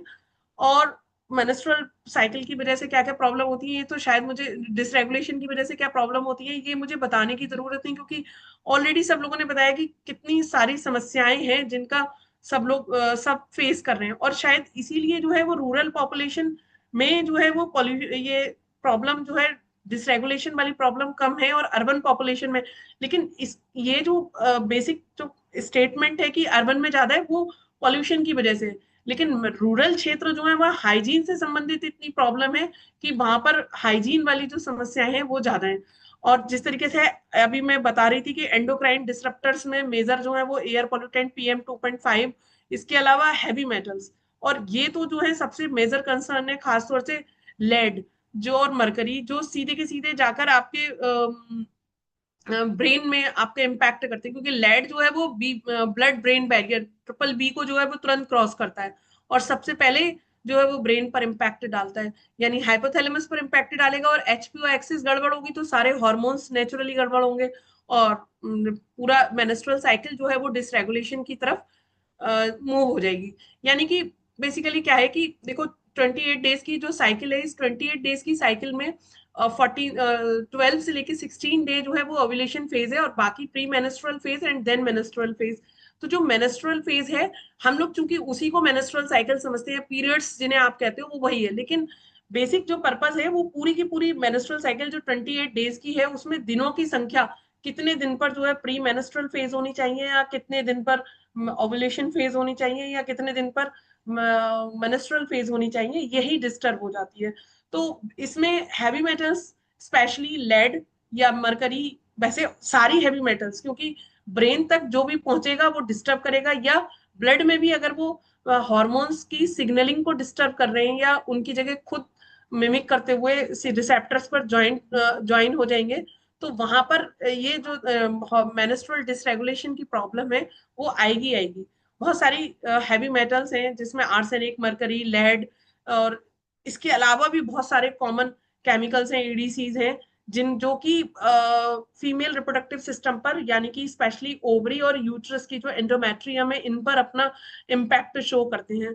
और ये वो केमिकल्स हैं, यू सी इन सारे उनके साथ जितनी भी जुड़ी हुई हैं चीजें, जो भी केमिकल्स के नेम है उनके साथ, यू सी ये वो डेली यूज वाली चीजें हैं जिन्हें आप यूज करते हैं। ये आपके सैनिटरी प्रोडक्ट्स या आपके पेस्टिसाइड्स, या घरों में आप नॉर्मली चूहे कॉकरोच मारने के लिए चीजें यूज करते हैं। Even sometimes very cosmetic products, some medical product, dental amalgams वगैरह जिसमें मरकरी यूज कर रहे हैं, या फिर इसके अलावा भी बहुत सारी दवाइयां, जिनमें कि हालांकि देखिए दवाइयां वगैरह जितनी भी हैं सब में आप एक नेचुरल लिमिट, एक स्टैंडर्ड लिमिट के साथ ही केमिकल्स यूज किए जाते हैं, लेकिन उसके बाद भी बहुत सारी, जैसे कहते हैं ना कि दवाइयों का ये साइड इफेक्ट है, तो वो जो साइड इफेक्ट है ना, वो यही वो केमिकल्स हैं जो कि एंडोक्राइन डिसरप्टर का काम करते हैं और हार्मोन्स की मैकेनिज्म को डिस्टर्ब कर देते हैं, और फाइनली उनकी वजह से जो है मेनेस्ट्रुअल प्रॉब्लम्स रहती हैं। एंड जो मैं अभी कह रही थी कि sound pollution is also important, क्योंकि और स्ट्रेस, आज के समय में स्ट्रेस जो है वो एक सबसे बड़ा प्रॉब्लम बन के आ रही है। स्ट्रेस मतलब केवल यही नहीं कि मुझे कोई समस्या ही है, मुझे कोई डिप्रेशन हो रहा है, या स्ट्रेस इज जनरल। आप ट्रेवल कर रहे हैं, रास्ते में ट्रैफिक मिल गया, आप थोड़ी देर के लिए आपको पहुंचना है 10 बजे, पता चला आप पौने 10 बजे ट्रैफिक में स्टक हो गए, नाउ यू आर स्ट्रेस्ड, अरे मैं कैसे पहुंचूंगी, अरे मैं कैसे पहुंचूंगी, हमें पता नहीं चलता, लेकिन they are creating oxidative stress inside your body. Oxidative stress की वजह से केमिकल्स जो है या हार्मोन्स जो है उनकी केमिकल स्ट्रक्चर चेंज हो जाती है, और एचपी एक्सिस डिस्टर्ब हो जाएगी। और बहुत सारे देखो स्ट्रेस रिलेटेड आपके हार्मोन से, जैसे कार्टिसोल है, इनके लेवल भी अगर बढ़ते हैं तो ये भी जाकर इन न्यूरो को डिस्टर्ब करेंगे, और at the end of the day कि वो न्यूरो ट्रांसमिशन जो है वो फाइनली हार्मोन्स का जो मैकेनिज्म है, एचपीओ एक्सेस है, उसे भी डिस्टर्ब करेगा। These are some clinical manifestation of menstrual dysregulation. मतलब आपको कैसे पता चले कि आपका मेनेस्ट्रुअल साइकिल डिस्टर्ब हो गया है, तो वो कैसे ऐसे पता चलेगा, these symptoms you will see mood changes, mood swings, acnes, fatigue, या insulin resistance. This is also very big problem, जो आजकल स्पेशली जो हार्मोनल स्पाइक टाइम में थायराइड और डायबिटीज की जो प्रॉब्लम डेवलप हो जाती है, वो बेसिकली इसी वजह से, इनकी वजह से ही डेवलप होती है, क्योंकि इंसुलिन रेजिस्टेंस भी मेनेस्ट्रुअल डिसरेगुलेशन का एक पार्ट है, जो वो डेवलप हो जाता है उसके साथ साथ। इसके अलावा एक्सेसिव हेयर ग्रोथ, क्योंकि प्रोजेस्टेरोन और टेस्टोस्टेरोन का जो बैलेंस है वो आपकी बॉडी में डिस्टर्ब हो जाता है। तो इसके अलावा पीसीओडी और पीसीओएस के बारे में तो मैं क्या ही कहूँ, एवरीबॉडी नोज। तो वो ये जो सिम्टम्स है जब आपकी बॉडी में जनरेट होंगे, then you will come to know कि मेरा मेंस्ट्रुअल साइकिल कुछ डिस्टर्ब, एक्सेसिव ब्लीडिंग या फिर लेस ब्लीडिंग, या और भी प्रॉब्लम्स। और ये जितनी भी प्रॉब्लम्स है इनका कुछ ना कुछ मॉलिकुलर और सेलुलर बेसिस है। ऐसा नहीं कि बस केवल उन्होंने केमिकल्स को डिस्टर्ब कर दिया और आपकी एक प्रोसेस डिस्टर्ब हो गया। लॉन्ग टर्म में ये जाकर ये आपके मॉलिक्यूल्स में चेंज कर रहे हैं, आपकी सेलुलर स्ट्रक्चर में चेंज कर रहे हैं। तो ये जो प्रॉब्लम है ना, वो आप दवाइयां भी खा लो या कुछ भी करो, या थोड़े समय के लिए चेंज कर लो, थोड़ा समय आप एक्सपोजर खत्म हो जाए, उसके बाद भी ये प्रॉब्लम पूरी तरीके से नहीं जा रही, क्योंकि उन्होंने जाकर सेलुलर अल्ट्रेशन या मॉलिकुलर अल्ट्रेशन स्टार्ट कर दिए हैं, और पूरी तरीके से जो सिग्नलिंग पाथवे है उसको डिस्टर्ब कर दिया है। और डीएनए डैमेज तक अगर बात पहुंच जाए, तो खासतौर से हैवी मेटल्स के केस में हम लोग अक्सर देखते हैं, तो वहाँ डीएनए डैमेज की जब आप बात कर लेते हो, तो वहां पर जो है नो रिटर्न प्लेस है, कि वहां से आप वहां तक अगर आपकी ये प्रॉब्लम पहुंच गई है तो वहां से फिर वापस आने के रास्ते कम ही है। कोशिश जो की जा सकती है इस क्या करें वाली स्थिति, तो पहले तो मेन तो यही है कि आप किसी भी प्रकार से एमिशंस को कम कर लें, एक्सपोजर को कम कर लें। इसके अलावा आप जैसे अभी इतनी देर से भी बात हो रही थी, तो जो भी चीजें आप यूज कर रहे हैं उसके जो है वो जैसे प्लास्टिक या पेस्टिसाइड्स यूज करते हैं, तो उनके इको फ्रेंडली अल्टरनेटिव्स यूज करें। मतलब ये वो चीजें हैं जो आप जानते हैं कि ये होनी चाहिए, पर हम जानते हुए भी नहीं कर रहे, क्योंकि हमें उनके जो लॉन्ग टर्म इम्पैक्ट हैं उनके बारे में हम नहीं सोच रहे। और खास तौर से महिलाओं में आपको ये जो अवेयरनेस की को वो करने की बहुत जरूरत है। कैसे से अभी थोड़ी देर पहले एक बात चल रही थी कि एक मैम ने, त्रिपाठी मैम ने अभी प्रेजेंट करा था, तो she was telling about the कि जो मैनिस्टर सैनिटरी नैपकिन है उनमें जो है कि केमिकल्स किस तरीके के यूज होते हैं वो डिसाइड करते हैं। तो यू सी ये ये बहुत इंपॉर्टेंट फैक्टर है कि हम लोगों का जो सैनिटरी नैपकिन है, देखिए आज अभी क्या है, थोड़ा सा इसमें पॉलिसी इश्यूज भी है, पॉलिटिकल इश्यूज भी इन्वॉल्व हो जाते हैं। लोग जो है वो फोटो खिंचाने के लिए या जस्ट टू टेल कि अरे हम देखो वो नैपकिन बांट रहे हैं, या वहां पर हमने जो है वो कैंपेन चलाया हुआ है, मेंस्ट्रुअल हाइजीन का कैंपेन चलाया हुआ है, तो काफी सस्ती या घटिया क्वालिटी की आप सैनिटरी नैपकिन्स अगर वहां पहुंचाई जा रही है और वो महिलाएं उसको यूज कर रही हैं, तो उनमें जो केमिकल्स हैं वो chemicals at the end of the day पहुंच आप ही की बॉडी में रहे। और सस्ते टाइप के या घटिया केमिकल्स से बने हुए अंडरगारमेंट्स का यूज अगर करा जा रहा है, तो वो भी केमिकल्स फाइनली एब्जॉर्ब होकर आपके एंडोक्राइन सिस्टम में या आपकी जो रिप्रोडक्टिव सिस्टम है उसमें एंटर कर ही रहे हैं। तो बेसिक जो जरूरत है वो आज की डेट में hygiene day menstrual hygiene maintain करने के अलावा ये है कि नॉन मेंस्ट्रुअल फेजेस में भी जो केमिकल्स यूज करे जा रहे हैं, जो कपड़े यूज करे जा रहे हैं, जो चीजें यूज करी जा रही हैं, उन पर एक नजर मारी जा सके।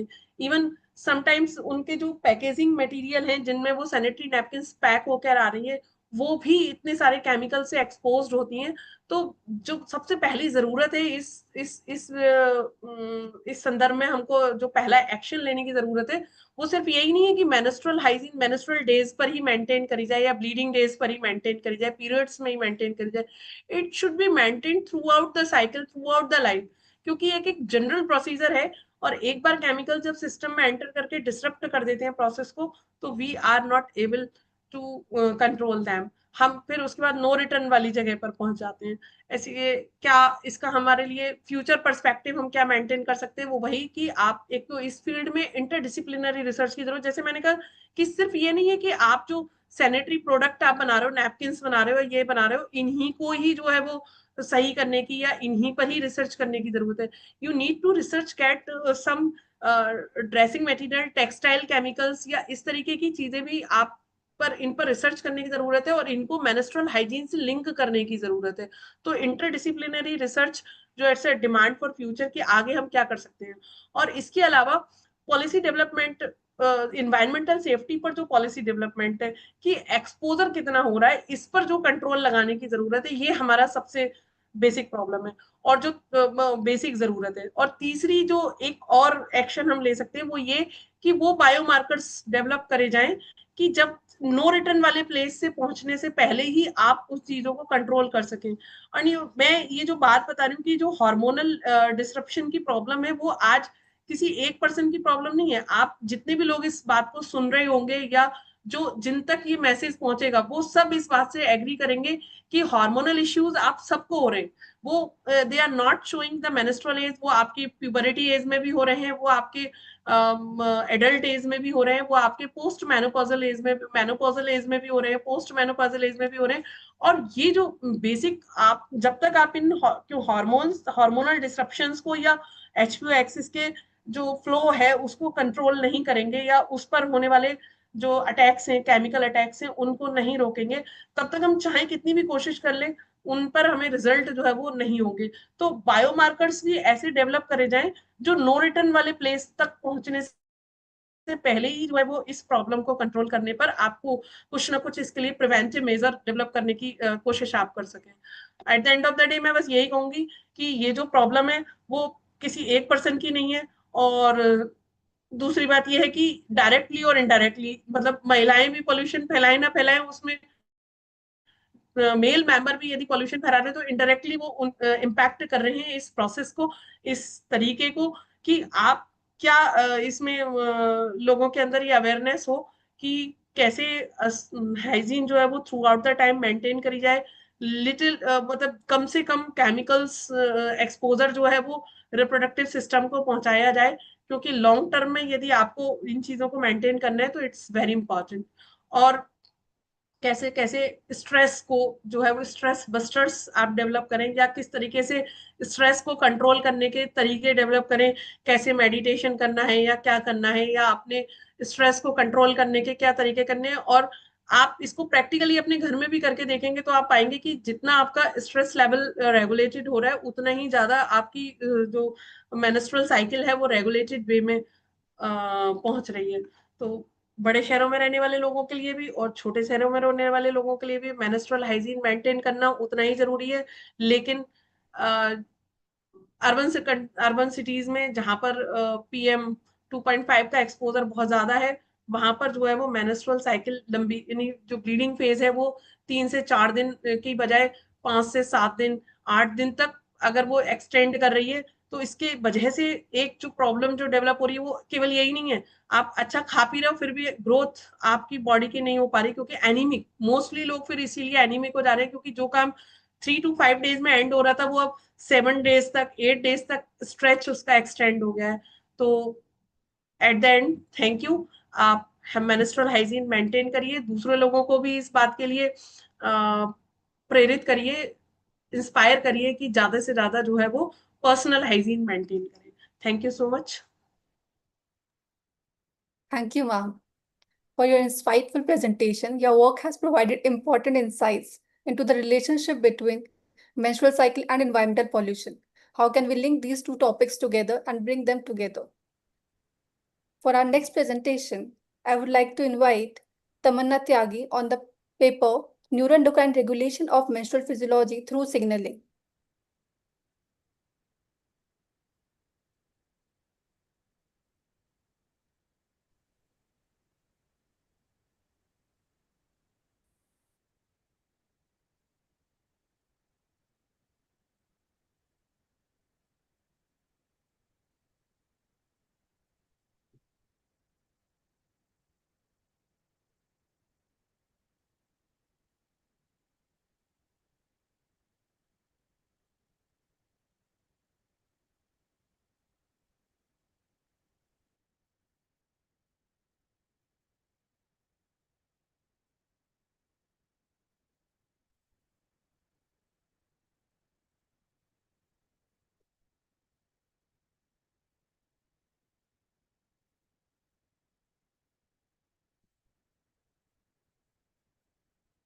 Okay, good morning.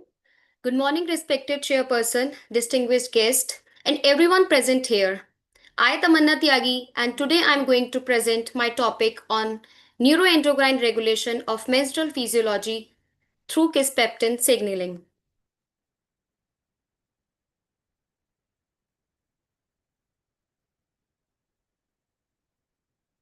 Reproduction function in females is controlled by the hormonal communication in brain and the reproductive organs. One of the most important regulators in this process is kisspeptin, as it regulates the hormonal reproductive functions. Moving on to the next slide, which is menstrual disorders and reproductive health. So before understanding the kisspeptin, first we understand that why hormonal regulation is important. Normal menstrual cycle depends on the proper hormonal signaling. If hormonal communication become disrupted, several disorders can occur like PCOS, which altered LH pulsatility, infertility, which in this the ovulatory dysfunctions takes place, hypogonadotrophic hypogonadism, puberty failure. Precocious puberty leads to early HPG activation. Irregular menstrual cycles leads to hormonal imbalance. These disorders are commonly associated with hormonal signaling and disrupted GnRH pulsality. Moving on to the next slide, which is neuroendocrine basis of menstrual dysregulation. Now, the normal menstrual cyclicity depends on the proper functions of the hypothalamic pituitary gonadal axis. In this, the hypothalamus releases the gonadotrophin releasing hormone, which is GnRH, which acts on the anterior pituitary gonadotrophins, leads to the release of FSH and LH, follicle stimulating hormone, and the luteinizing hormone, which further regulates the follicular development and ovary functions. Estrogen also plays an important role by giving the positive and negative feedback on the hypothalamus to maintain the hormonal balance. If this endocrine signaling disrupts, the GnRH and LH facility also disrupted. As a result, conditions like irregular menstrual cycle, infertility, and PCOS, irregular menstrual cycles, takes place. And here kisspeptin acts as a major upstream regulator of the GnRH neurons and maintains reproductive hormonal homeostasis. Next is kisspeptin master regulator of the HPG axis. Kisspeptin is a neuropeptide encoded by the KISS1 gene and act through the KISS1R, which is also known as GPR54 receptor. It is considered a key upstream regulator of the hypothalamic pituitary gonadal HPG axis.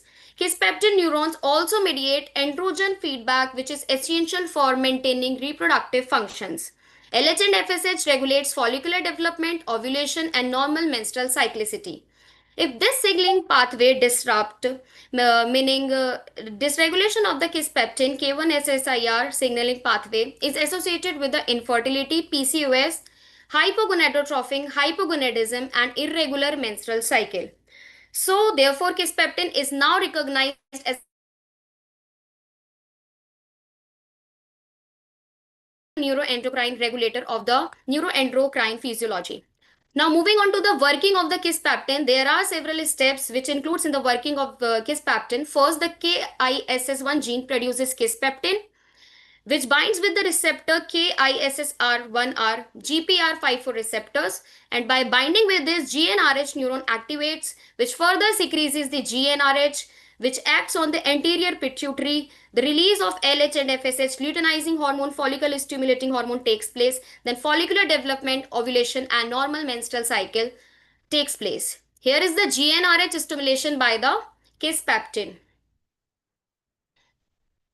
Now there are several neurons which helps in the GnRH pulse generations. They are known as K and DY neurons. K and DY neurons are the specialized kisspeptin neurons located in the arcuate nucleus ARS of the hypothalamus. These neurons co-expresses three neuropeptides. First is kisspeptin, second is neurokinin B, which is NKB, third is dynorphin DYN. NeuroB is a stimulator while dynorphin is an inhibitor. Together they perform a function in which the kisspeptin releases. Neurokinin B exert a stimulatory effect and dynorphin produces inhibitory regulation. The coordinated interaction between NKB and dynorphin releases the kisspeptin, which stimulates the GnRH neurons. Further process takes place. Kisspeptin subsequently stimulates GnRH neurons. Properly, GnRH pulsatility is regulated for ovulation, menstrual cycle, and reproductive functions. Okay, so here comes the estrogen feedback mechanism. Estrogen gives two types of mechanism, the negative feedback and the positive feedback. Whenever there is a low amount of estrogen in the body, it inhibits ARC kisspeptin neurons, which regulates the GnRH pulsatility. Okay, so from the ovary, estrogen is released and it inhibits the ARC, then it regulates basal GnRH pulsatility. Positive feedback. Before the ovulation, when estrogen amount is high, the high estrogen amount stimulates the RP3V AVPV neurons, which triggers the LH surge. LH surge leads to the ovulation. So there are differential estrogen feedback maintains normal menstrual cyclicity. Now moving on to the next slide, there are metabolic regulations of kisspeptin. Reproductive function requires adequate energy balance, regulates kisspeptin synthesis and release. Deficiency suppresses KIS1 expressions. Therefore, the release of K1 kisspeptin decreases obesity and metabolic disorders after reproductive signaling. Also, several metabolic signalings like leptin and metabolic hormones influences kisspeptin neurons. Now, coming on to the therapeutic applications, kisspeptin may serve as a diagnostic barrier. Kisspeptin has gained major importance in a reproductive functioning. Potential therapeutic target of infertility treatment. Useful in controlled ovarian stimulation. It is also useful in the controlled ovarian stimulation and management of the reproductive endocrine disorders. Recent searches suggest that kisspeptin also plays an important role in pregnancy.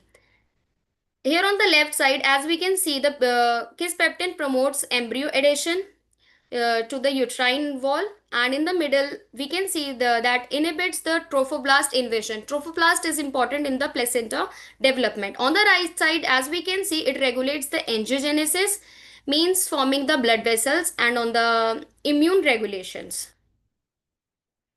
Okay, now come to the future perspective. Kisspeptin is a promising target in reproductive medicine. It may help restore normal GnRH pulsatility. Kisspeptin signal can improve LH and FSH, and further the follicular development and the ovary functioning takes place. It may help manage PCOS, polycystic ovary syndrome, and ovulatory dysfunction. Kisspeptin based therapies may support infertility treatment in future conditions. So there are several symptoms of PCOS like hair loss, hirsutism, pelvic pain, infertility, etc. So kisspeptin also has a potential as a diagnostic biomarker. Further research may improve future reproductive therapies. Conclusion: kisspeptin is a central regulator of the HPG axis. It controls GnRS pulsatility and ovulation. Specialized neurons like KNDAY coordinates reproductive hormonal rhythming, which helps in integrating the endocrine and metabolic signaling. Dysregulation contributes to multiple disorders like infertility, ovary dysfunctions, etc. Understanding kisspeptin pathway may improve future reproductive therapies. Here are the references. Thank you. That's all from my side. I would be very happy if you'll ask some questions and give me suggestions.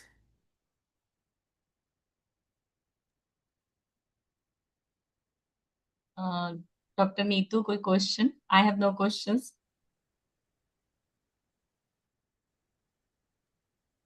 Yes, ma'am, please. No, I don't have any specific question Okay. because nice presentation, Tamanna. Thank you, ma'am.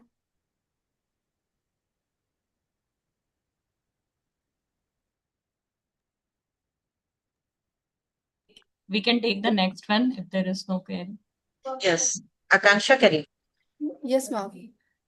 Thank you for your excellent presentation, Tamanna. Your discussion has provided meaningful insight into neuroendocrine regulations, reproductive physiology with in-depth relation with kisspeptin signaling.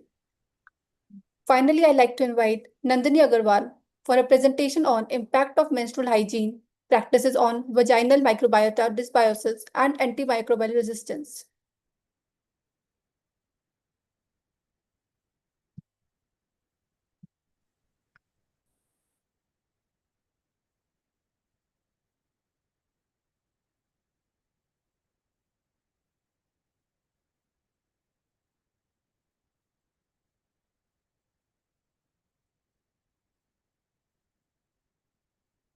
Yes, good afternoon to one and all present here. We are Nandini Agrawal and Sakshi Garg from the Department of Biotechnology, JP Institute of Information Technology. Today, I will present our work on impact of menstrual hygiene practices on vaginal microbiota dysbiosis and the rising threat of antimicrobial resistance. A healthy vaginal environment is mainly dominated by lactobacillus species, especially Lactobacillus crispatus. These beneficial bacteria convert glycogen into lactic acid, maintaining an acidic pH below 4.5.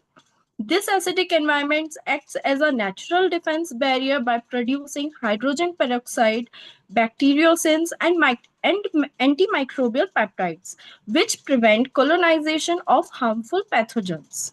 Thus, vaginal homeostasis is essential for reproductive health and infection prevention.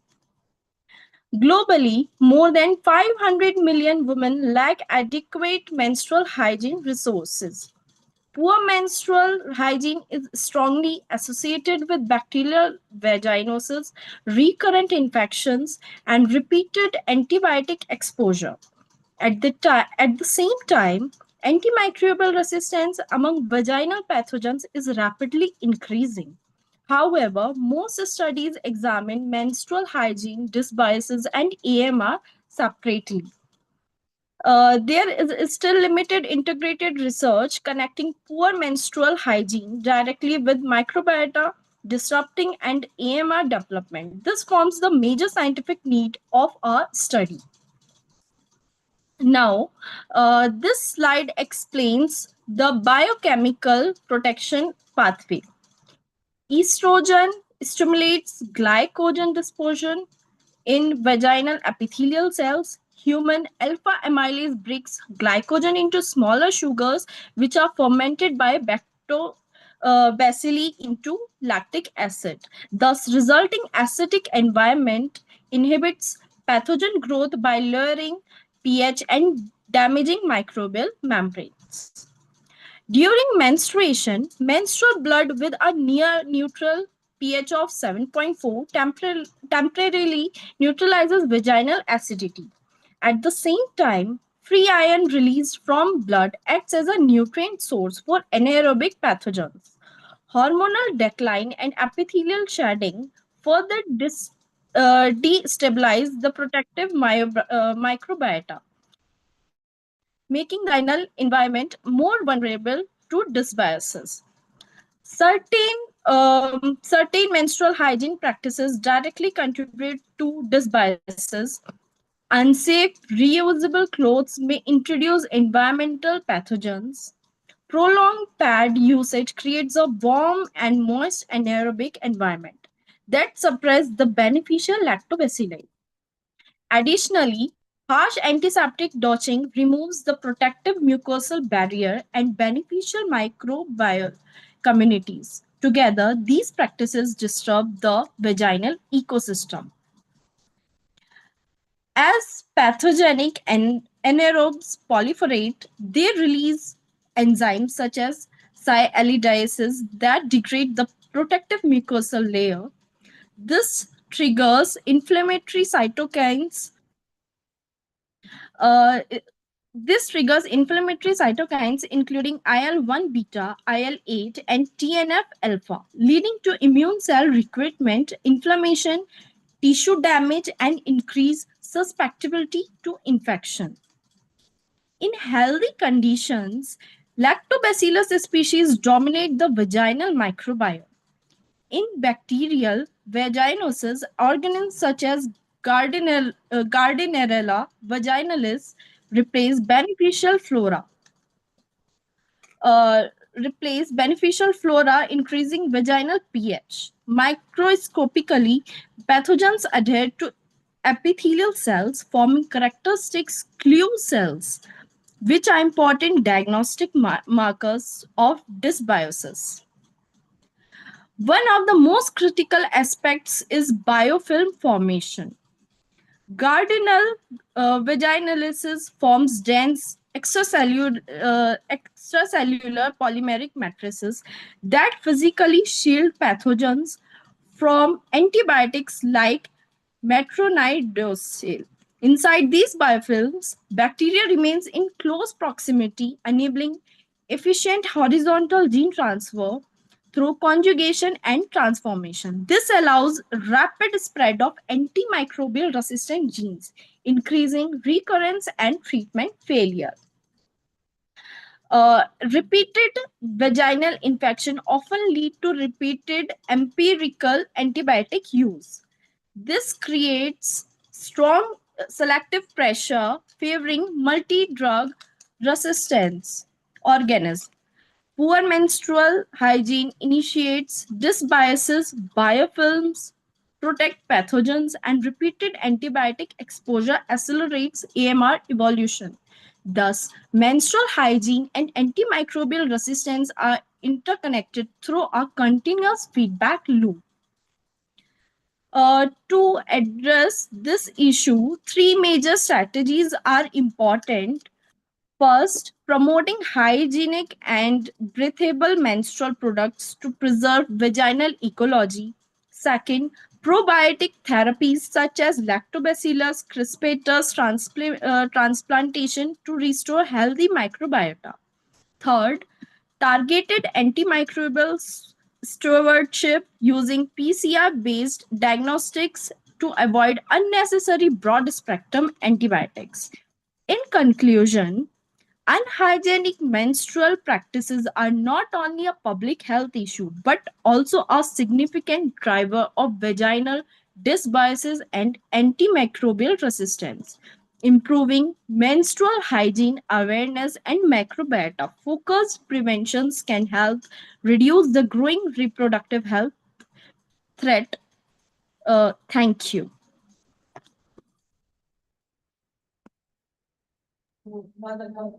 Thank you for your informative presentation, Nandini. You have highlighted a very important public health concern linking menstrual hygiene practices with microbial imbalances, antimicrobial resistance, economic state resistance, and all the pathways that you have explained in very detail. Is there any question?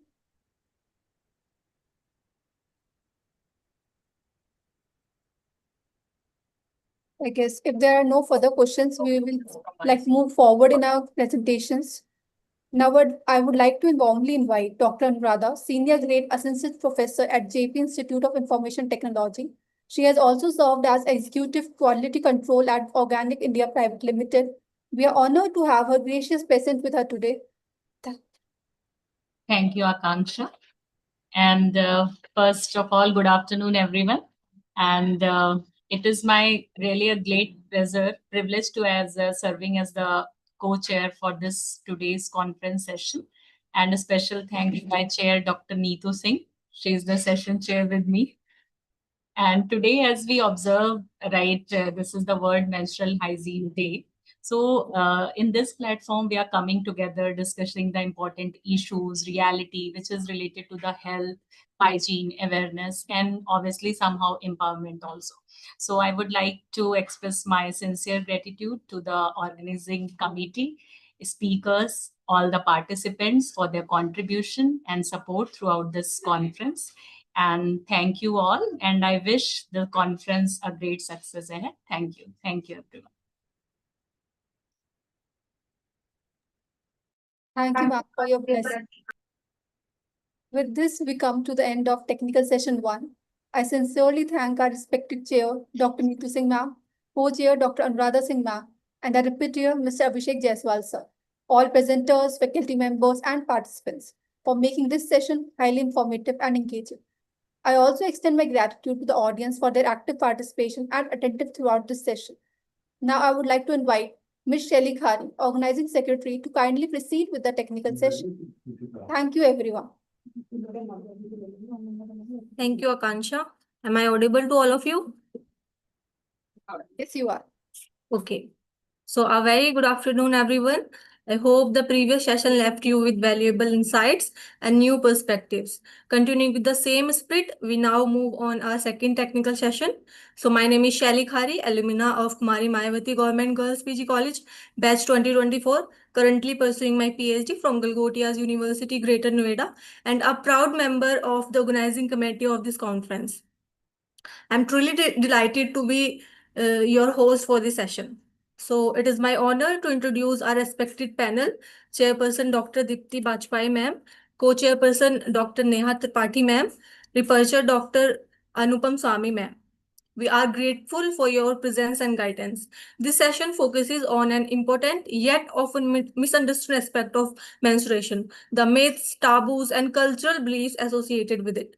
Despite being a natural biological process, menstruation is still surrounded by many misconceptions, restrictions, and social silence in different parts of the world.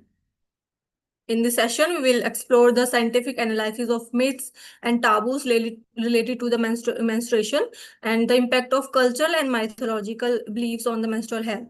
Through these discussions, we aim to separate facts from myths, encourage open conversation, and promote a more informative and helpful perspective on menstruation. I hope this session inspires all of us to think critically, challenge outdated beliefs, and contribute towards breaking the stigma. So let us now begin the interesting journey where science meets society. And with this, I would like to invite our first speaker, Ms. Pradeep Kaur Sandhu, who will be speaking on candy neurons, a new way to manage menstrual disorders. Over to you, ma'am, please. Thank you, ma'am. I'm going to present.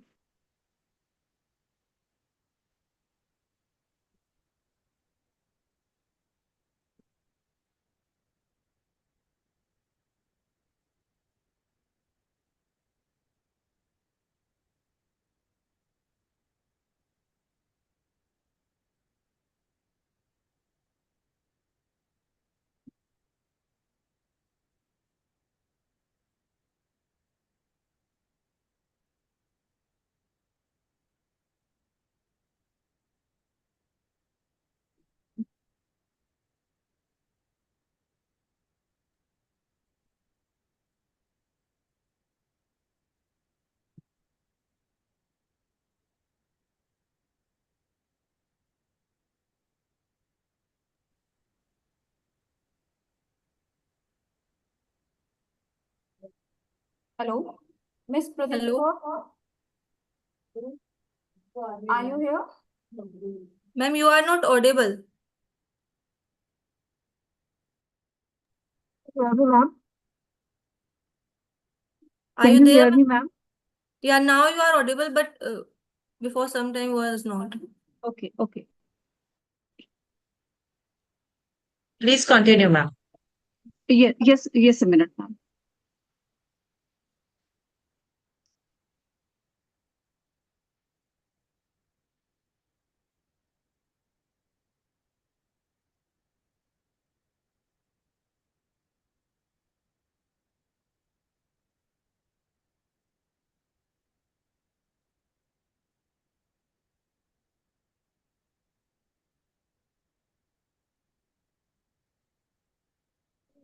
Visible, ma'am? Ma'am, do you want to share screen or? Ma'am, I want to share the screen. Is it visible, ma'am? No, it is not visible, ma'am.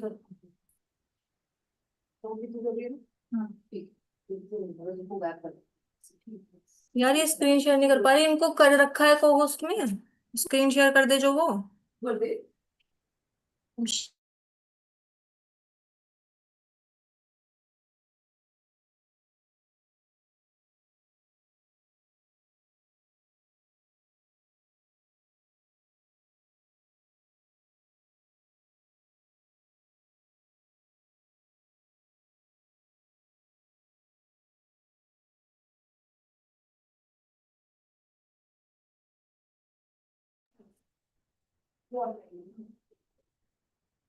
So because of some maybe technical issue and don't know what, now before Pradeep Kaur ma'am, I would like to invite Miss Sunny Verma, who will be speaking on cultural and mythological beliefs and menstrual health.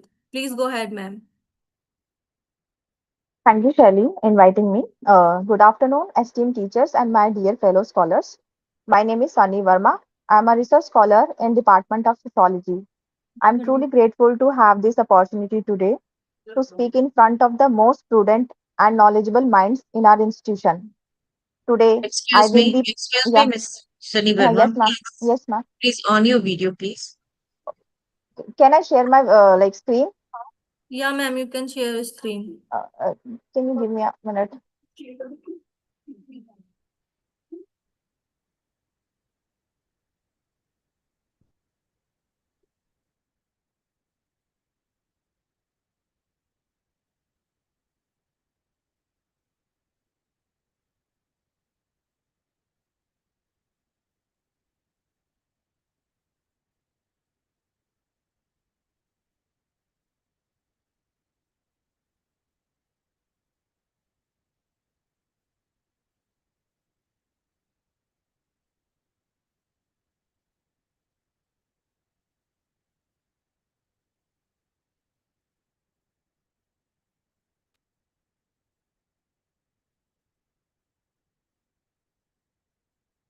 Help करते कैसे share करनी है screen network नहीं है screen प्रणीत की उसको वो पार बीच में वो देंगे हो गए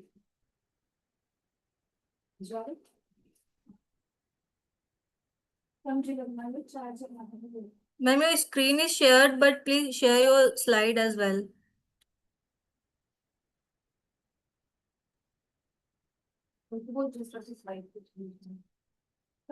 Just go to your slide.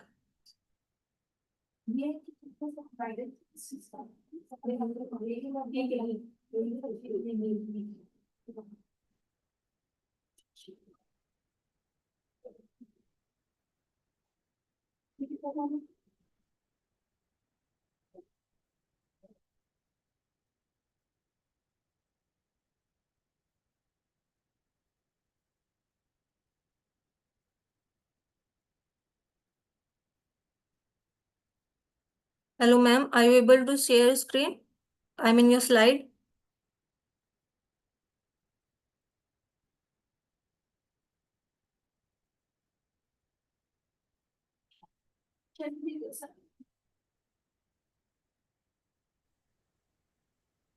Hello, ma'am. Is there any issue which you are facing? Sunny Can Verma, I? ma'am, if you are okay. Yeah, it is not visible. It is now visible, ma'am.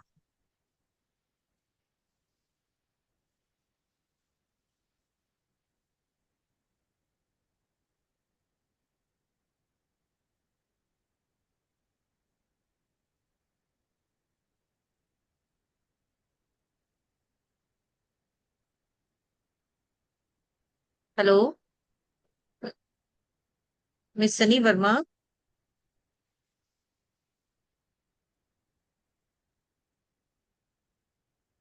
Miss Shani Verma, are you able to listen us? Hello, ma'am.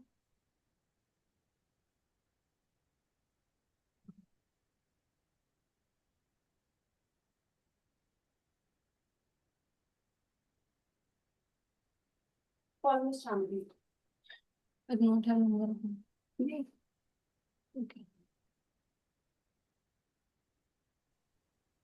Next sentence का भी कर सकते हैं continue एकदम आपके आवाज नहीं आ रही।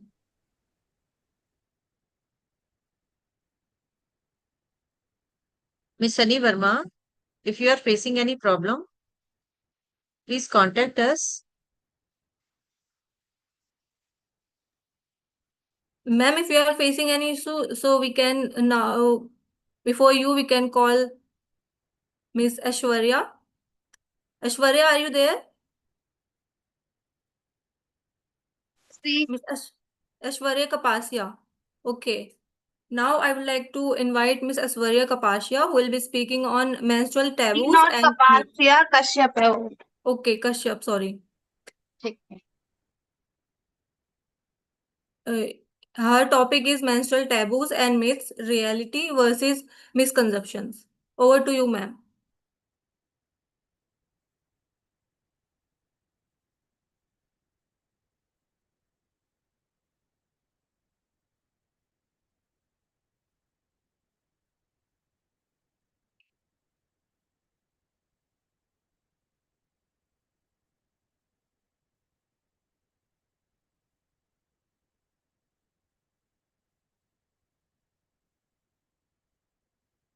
Please start, Miss Ashwarya.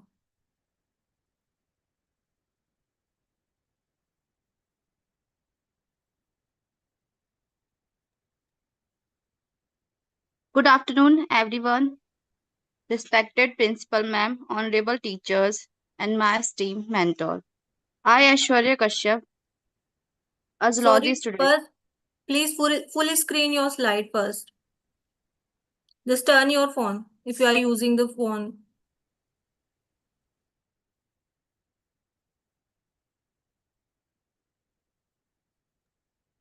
Continue as you are Carry comfortable. on, carry Continue. on.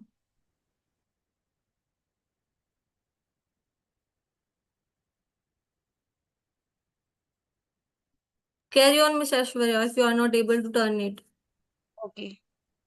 Good afternoon, everyone. Respected Principal Ma'am and honorable teachers, and my esteemed mentor. I, Aishwarya Kashyap, a zoology student, feel truly honored to present my topic under Human Health, Biology and Society, which is menstrual taboos and myths, biological reality and socio-cultural misconception. Menstruation is a natural biological process, yet in many parts of society it is still surrounded by silence, stigma, and misconception. In this presentation, I will discuss the biological reality of menstruation and how socio-cultural beliefs have shaped myths and taboos around it.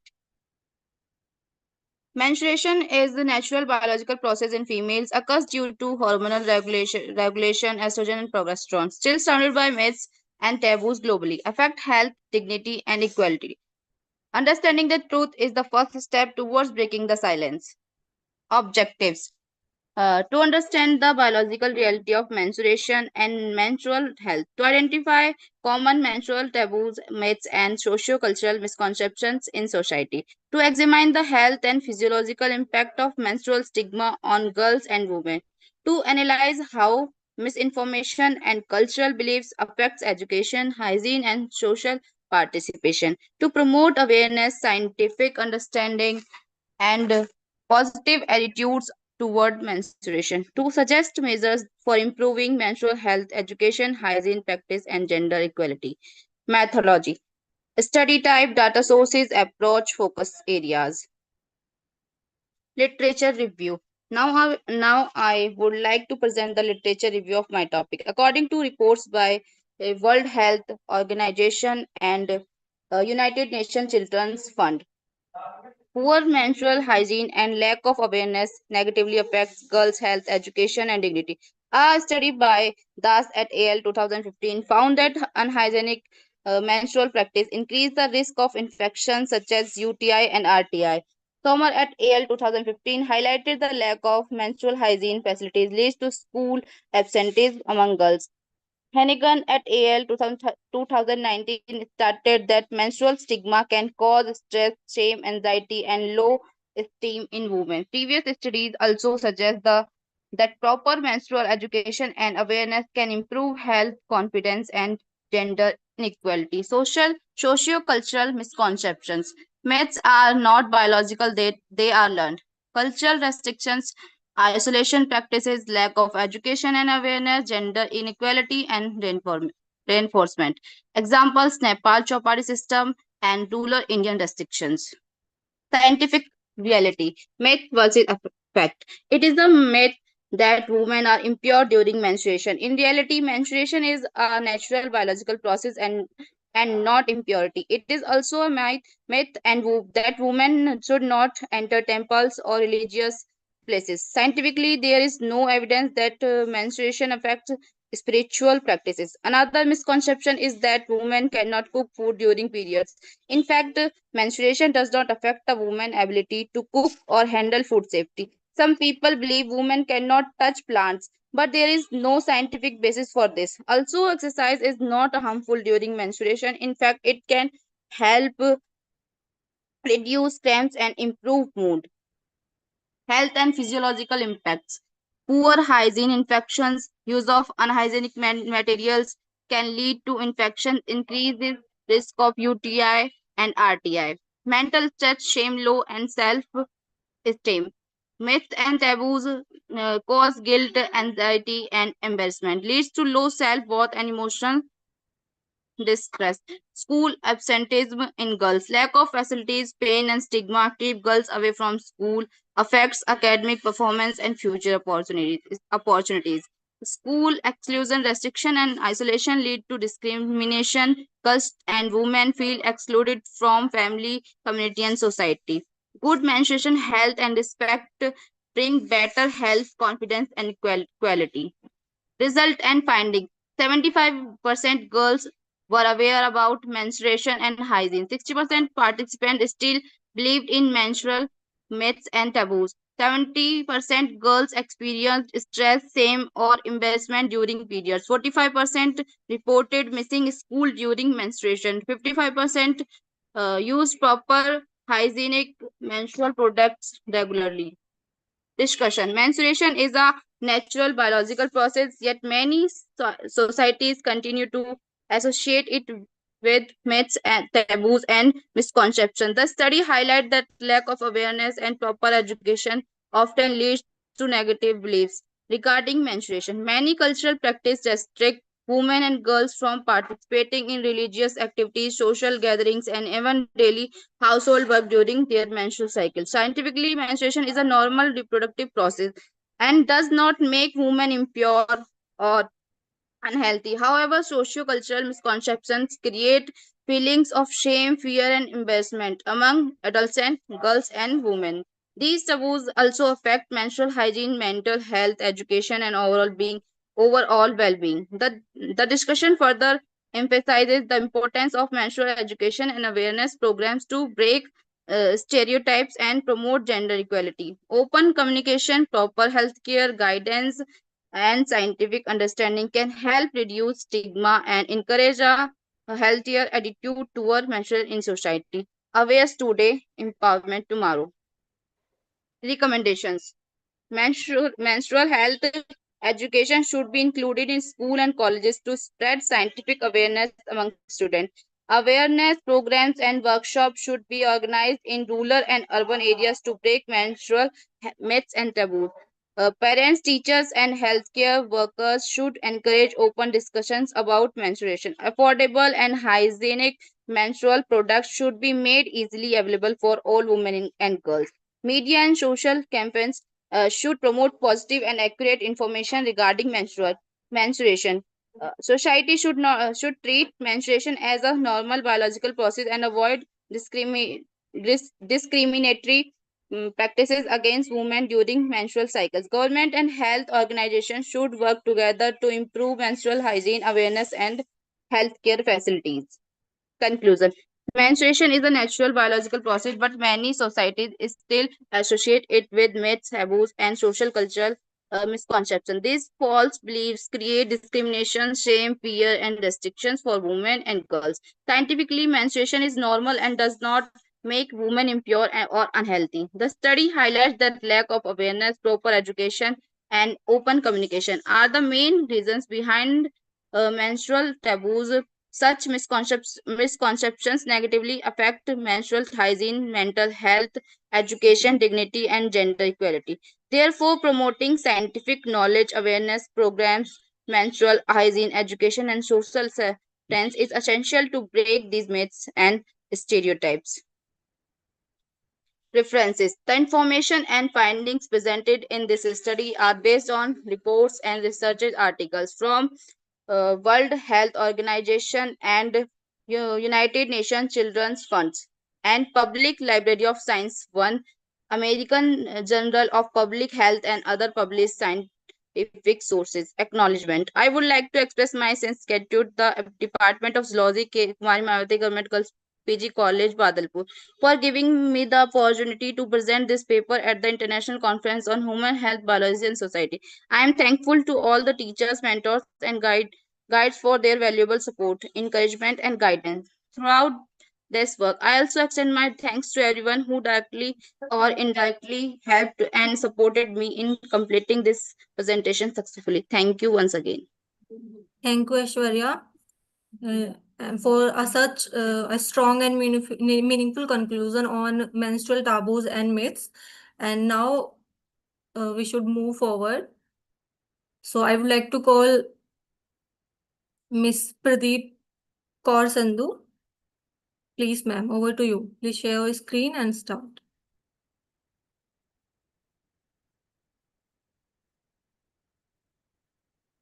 After that, Sanya Vadva, please study.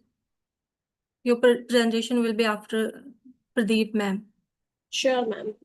Okay.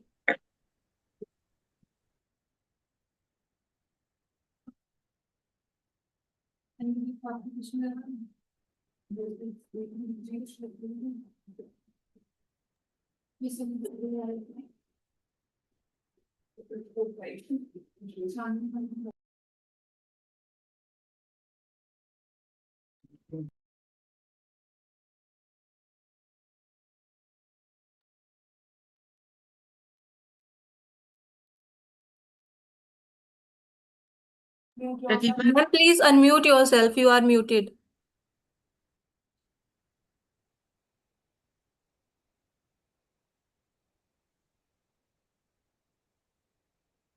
Pradeep Kaur, ma'am, please unmute yourself.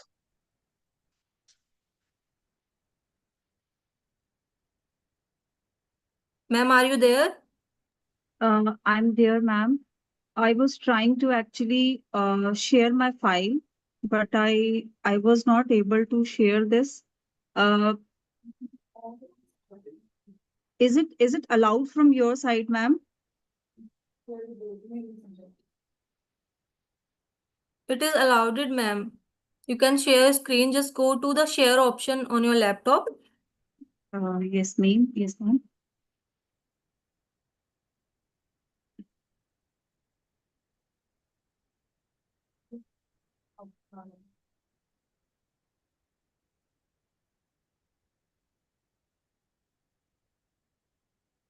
Are you able to see the share option in your screen on your screen? Yes, ma'am. Yes, ma'am. Okay, just tap on that, and after that you will get the option share screen. Can you see the screen now, ma'am? No, ma'am, your Are you screen able is to not see this? visible.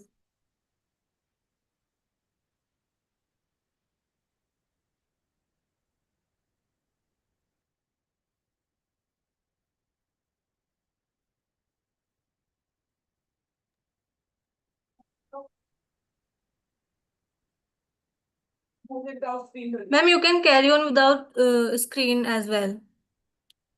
If you have a problem to share the screen. Okay. Okay, ma'am. My topic is on the KNDY neurons, normally called as the candy neurons, as a non-hormonal therapeutic target for managing the menstrual disorders. There are fellow participants who have mentioned that there is a great burden of the menstrual disorders. There are many lifestyle changes, environmental issues, which are leading to the lot of women which are affecting with the menstrual disorder in the pre-adolescent ages, where they are not able to reaching the puberty, or the adolescent effects, or during the menopausal ages and the post-menopausal ages. So usually the treatments which they occur, they are the hormonal one, because the control of this is the master switch lies in the hypothalamus. There is a hypothalamus pituitary gonadal axis, in which the hypothalamus, it will be having the GnRH neurons, which are present in the particular regions of the hypothalamus. The GnRH neurons, in along with that, which are scattered one in the hypothalamus, and they are responsible for there is a pulsatile GnRH secretion. GnRH is secreted in the oscillatory bursts, which are critical for regulating the LH and the FSH hormone levels. During the different stages of the menstrual cycle, the different type of the level of the estrogens, they actually control the GnRH pulses. For that, there are the responsibility, the control is under the candy neurons, in which there are the three type of the neurons which are working in the associations. These neurons, they secrete kisspeptin, neurokinin B, and dynorphin. They together work in a auto-regulatory feedback loop, and this leads to the GnRH pulses. The KNDY neurons, uh, they are coordinate the neurotransmitters. There are the various types of the receptors which are lying over the KNDY neurons. The most important one, regulatory, that is the neurokinin one, which work with the different type of the receptor. Kisspeptin, they have the different receptors, and the negative feedback is with the help of the dynorphin. The recent participant has mentioned the all these mechanism in detail also. When we take the hormones for the treatment of the irregular GnRH pulses, because the many disorders, they are because of the irregular pulses of the GnRH. Then there will be the various type of the disorders like bone and musculoskeletal, hot flashes, night sweats, fatigue, insomnia, There are the reporting of the cancer also, cardiovascular strains, mood disturbances, and if in the young girls the hormonal treatments are given, then there will be the effect on the growth and the weight of the girl child. So the therapeutic opportunities, they lie in the candy circuits. If we can modulate the kisspeptin, the NKB, and the dynorphin pathways, then this can give us a potential treatment methodologies for the menstrual disorders. Uh, in this case, we will be able to preserve the endocrine rhythms through these non-hormonal therapies. I would like to share that recently there is the targeted neuroendocrine therapies which can be possible in a personalized reproductive medicine. Because every type of the disease has its own type of the challenge. For example, in if the person has the PCOS, then the mechanism is that there is a more of the GnRH pulses because there is a lost steroid feedback. So the therapeutic strategy is that we can use the NK3R antagonistus, means neurokinin antagonistus, which will be slow the pulse generator. If someone has the endometriosis and the uterine fibroids, then in this case, there is a down regulation of the ovarian axis. So in this case, we can suppress the estrogen production by controlling these neuropeptides.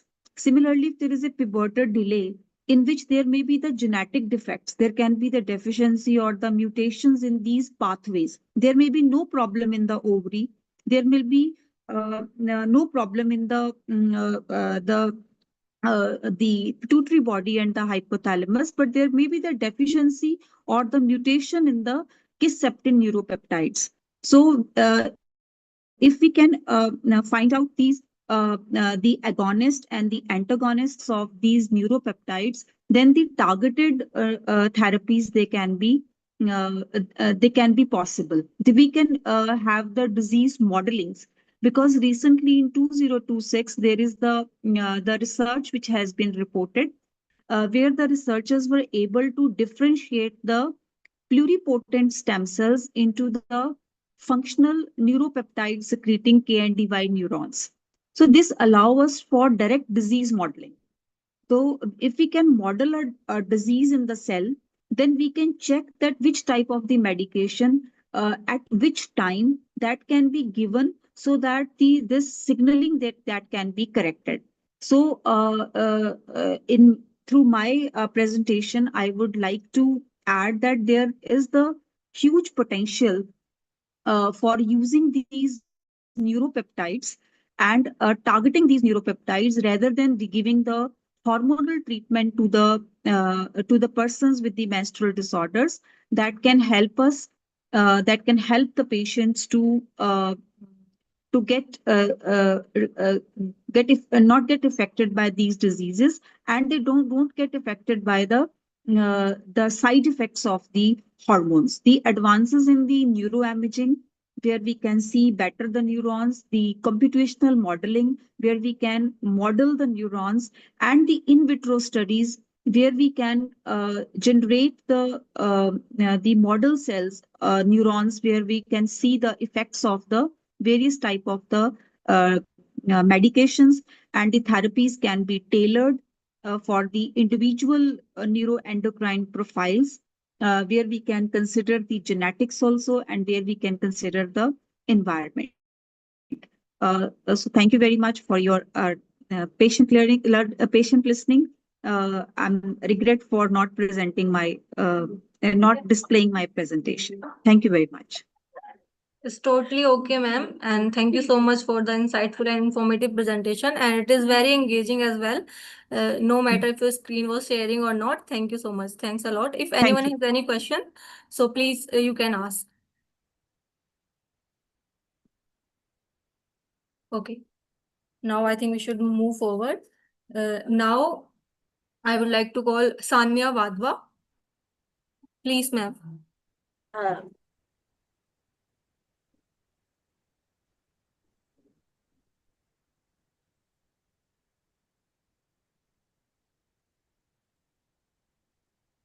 Are you sharing your screen, ma'am? Yes, ma'am. Okay, okay.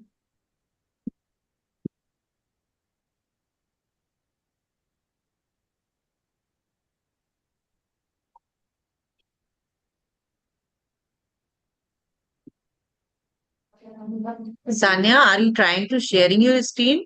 Yes, ma'am. Is there an issue? Sorry. Is there an issue? Yes, ma'am. I should click on start share, right? Yeah. And after it is showing many options like Zoom whiteboard, Your photos. screen, your, your Entire PPT, screen. which you want to share. Yes, ma'am, but it isn't After showing. clicking on share a screen, then your whole screen will be shared, and after that you can go that slide whenever, whatever you want to share. It will be visible to all of you, all of us. If there is any option of entire screen. No, ma'am, there is not.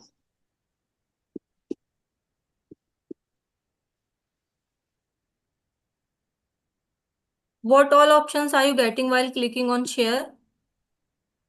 Ma'am, it is showing Zoom docs, Zoom whiteboard, photos, image from file, share camera. Okay.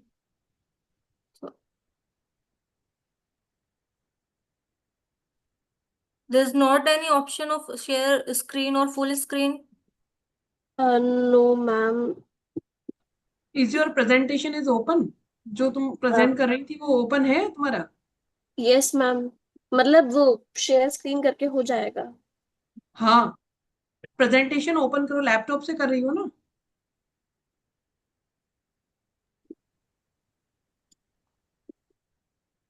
Are you using your laptop, ma'am, or you are connecting with the phone? No, ma'am, I'm using my phone. That's why maybe the issue is.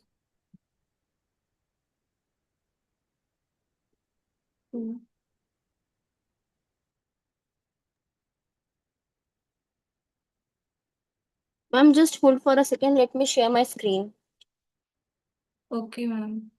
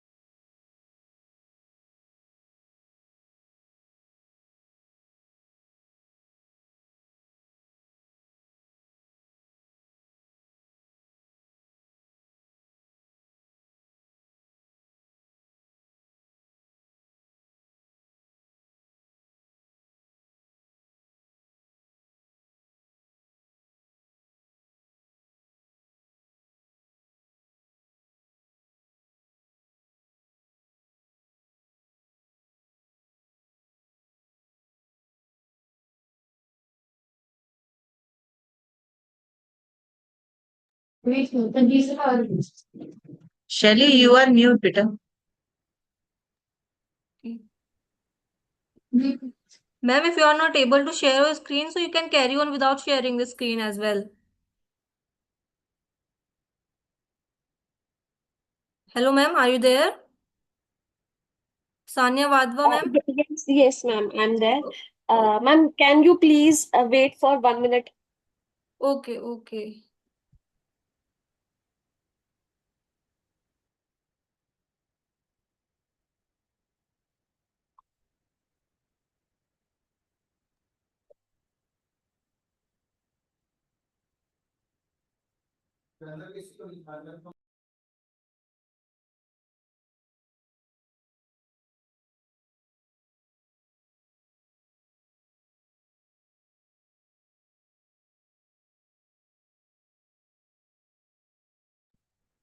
Ma'am, is it visible now?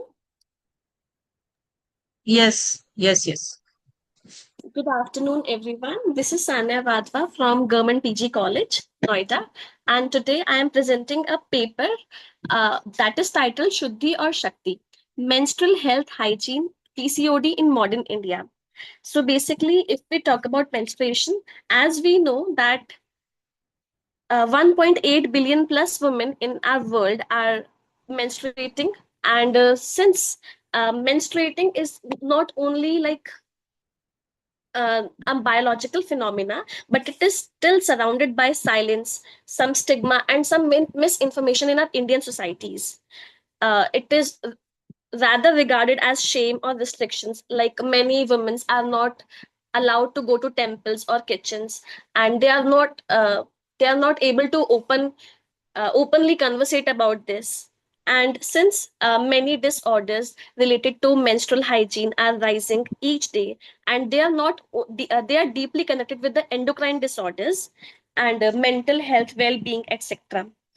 So in this, we will study about menstrual hygiene, its context in Indian societies, and our research papers. So, if we talk about like 20 to 23% in our India, 20 to 23% girls in our India miss school during menstruation, and many women are facing lack of access to educate menstrual hygiene facilities. And since we use menstrual and we use pads and many disposable like we use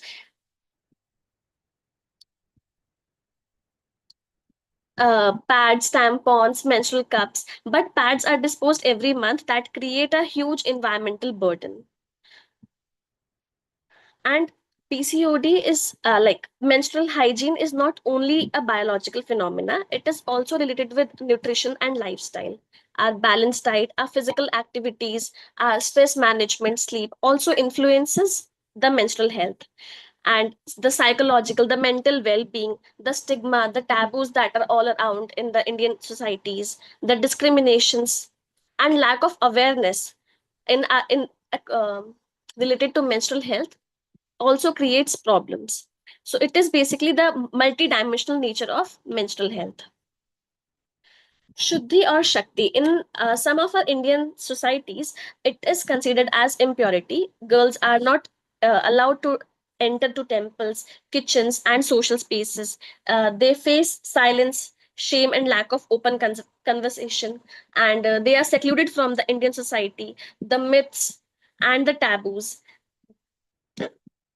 But in the other on the other side, it is also considered as the power, as it is a natural biological phenomena. It is a source of life, fertility, and nurturing energy. But there are some menstrual health and hygiene challenges that we face, like physical health, psychological problems like the mood swings and the irritability, shame, fear, and low self-esteem, social and cultural problems like stigma, taboos, the gender discrimination and inequality, lack of access of clean toilets in schools and in other public places, and lack of awareness. These are the key challenges that we face in modern India. Now there is a common disorder that related to this, that is PCOS or PCOD. This is almost we usually say PCOS and PCOD are same, but they are not. They are slight differences between them. PCOD is basically an ovarian syndrome in which there are some cysts in the ovaries. But if we talk about PCOS, it is not only an endocrine disorder, but it is also a metabolic disorder. And recently, the name PCOS is changed to PMOS, that is polymetabolic ovarian syndrome. That is, PCOS is not only an ovarian syndrome, it is also related to the diet, to the healthy lifestyle, or to the metabolic disorders, which includes insulin resistance and hormonal imbalances. And almost in 3 to in 10 women, 3 women are suffering from PCOD. There are some symptoms related to this, like irregular or infrequent periods, acne on faces, weight gain issues. And we have also noticed that weight gain is directly related to the metabolic disorders like PCOS, mood swings, anxiety, depression, and even ovulatory dysfunctioning leads to infertility and pregnancy complications. Now, there are some pathways through which we can make better the menstrual health. Like we can create awareness among people, among all the women, about hygiene and access, about their healthy lifestyle, about the mental and emotional support. We can talk openly about it. We can educate the people at very young ages. We can support them. There are some treatment approaches, like for the symptoms management, there are many medicines which we can take. And if we focus on the integrative therapies, like we should not only include the medicines, we should also include the physical activities which can make which through which we can make better, like we can have exercises, yoga, and we can take ayurvedic and herbal supplements, which also don't have any side effects, because hormonal medicines and allopathic medicines have side effects in our body. Now, if I talk about my research methodology and statistical analysis, I have taken I have made a questionnaire which included the samples of around 79 women, in which there were mostly 50, in which there was mostly the age group of 15 to 20 years of women, like the age group that was 15 to 20, which suggested some key points that what should we focus on. And the statistical tools that I used were chi-square test, Pearson correlation test, and ANOVA test to compare the different treatment approaches, to compare the treatment types and the symptom relief, to relate between the age and the symptoms severity. So we generally made a questionnaire, and we collected the data, and according to that, we made statistical analysis and interpreted them. So according to my findings, the most common symptom that was recorded was pain, and the most commonly product for menstrual hygiene, for menstrual cycle, for periods, that was sanitary pads. And the questionnaire was shared using the questionnaire was made using Google Forms, and the data was online and offline collected. In my study, 61% of the women were diagnosed by PCOD, and 56% of them undergo treatment, and mostly all of them went for allopathic treatment, which included some side effects. And combined treatment was majorly seen, and it showed that it showed some differences. Now, there are some research gaps, like we should give awareness to the women of early ages, so that the stigma that is in Indian societies should go from uh, personalized healthcare. Like we can create personalized healthcare medicines for the each woman, because each woman suffer from a different kind of issue. We can make AI healthcare, like we can make some apps that can help in creating the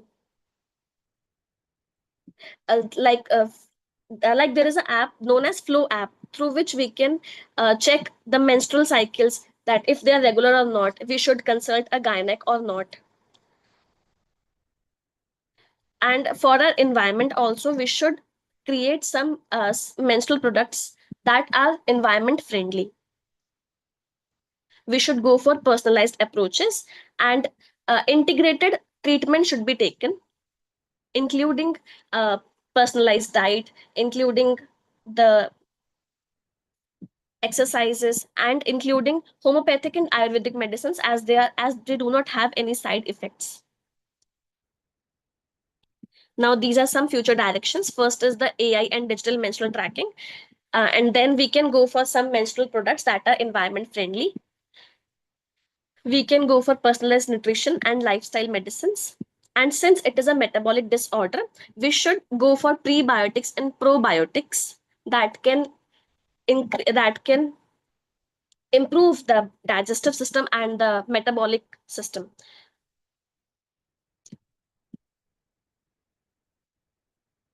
That was all. Thank you so much.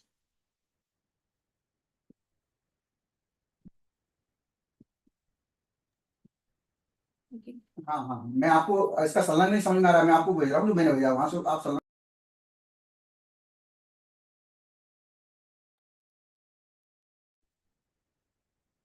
तो मैं Very nice and eye-catching presentation, and seriously, slides were very attractive. If we had the laptop, so it will be very good. And but still, the slides are very attractive as well. And thank you so much for the informative and very engaging session. So thank you so much, ma'am. Thank you so much, ma'am. So now, as we come to the end of this session, we can clearly see the menstruation is not just a biological process. It is connected with health, environment, beliefs, and society. Understanding this helps us break myths and build awareness. And now I would like to thank our respected chairperson, co-chairperson, and researcher, all the speakers for their wonderful presentations, and the audience for being such grateful listeners. Thank you, everyone. With this, I will conclude a second technical session. Thank you, everyone, for your time and participation. Now it's time for our third technical session, and which will be hosted by Miss Himanshi. Over to you, ma'am. Nice. Thank you, Ms. Shelley. Okay. Good afternoon to all the respected chairperson, co-chairperson, distinguished speakers, professor, researcher, participants, and attendees. Welcome to the third technical session of the first International Conference on Human Health, Biology, and Society. This session focuses on important themes related to menstrual health, awareness, education, psychological well-being, and environmental perspectives. Menstrual health is not only a biological issue, but also closely connected with social awareness, lifestyles, mental health, and public understanding. Through these sessions, we hope to encourage meaningful scientific discussion and spread awareness regarding menstrual health and related challenges. I would like to express my sincere gratitude to our respected chairperson, Dr. Reena Rastogi, co-chairperson, Mr. Sanjeev Arora sir, and rapporteur, Dr. Preeti Bala Sharma ma'am, for their valuable presence and guiding during this session. Now, with a great pleasure, we start the third technical session. First of all, I would like to invite Mr. Akshat Kotnala to deliver his presentation on topic Beyond Biology, Predicting Menstruation Cycle Irregularity Using Socio-Economic and Biological Determinants via Interpretable Mechanic Learning. I request the presenter to kindly begin the presentation. Akshat, are you there? Yes. Am I audible? Yeah, you are audible. All right. I'll just share my screen. Okay.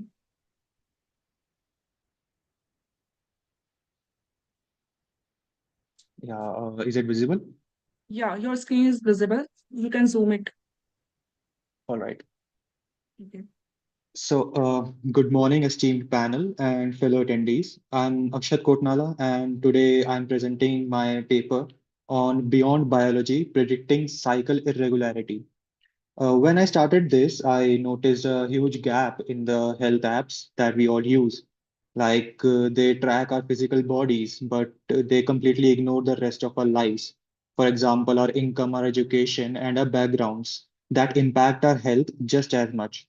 So I wanted to use machine learning to connect those dots and get a more human picture of menstrual health. So, why focus on irregular cycles? Well, in a real world, a normal healthy cycle finishes anywhere between 25 and 35 days. When a cycle consistently falls outside that window, it's a major warning sign for hidden conditions like PCOS, or hormonal imbalances. Standard health tech completely ignores a person's background when looking at this. I felt that it was a huge blind spot, and therefore, health tools should work fairly for everyone, which is why I wanted to bring everyday life factors into this research.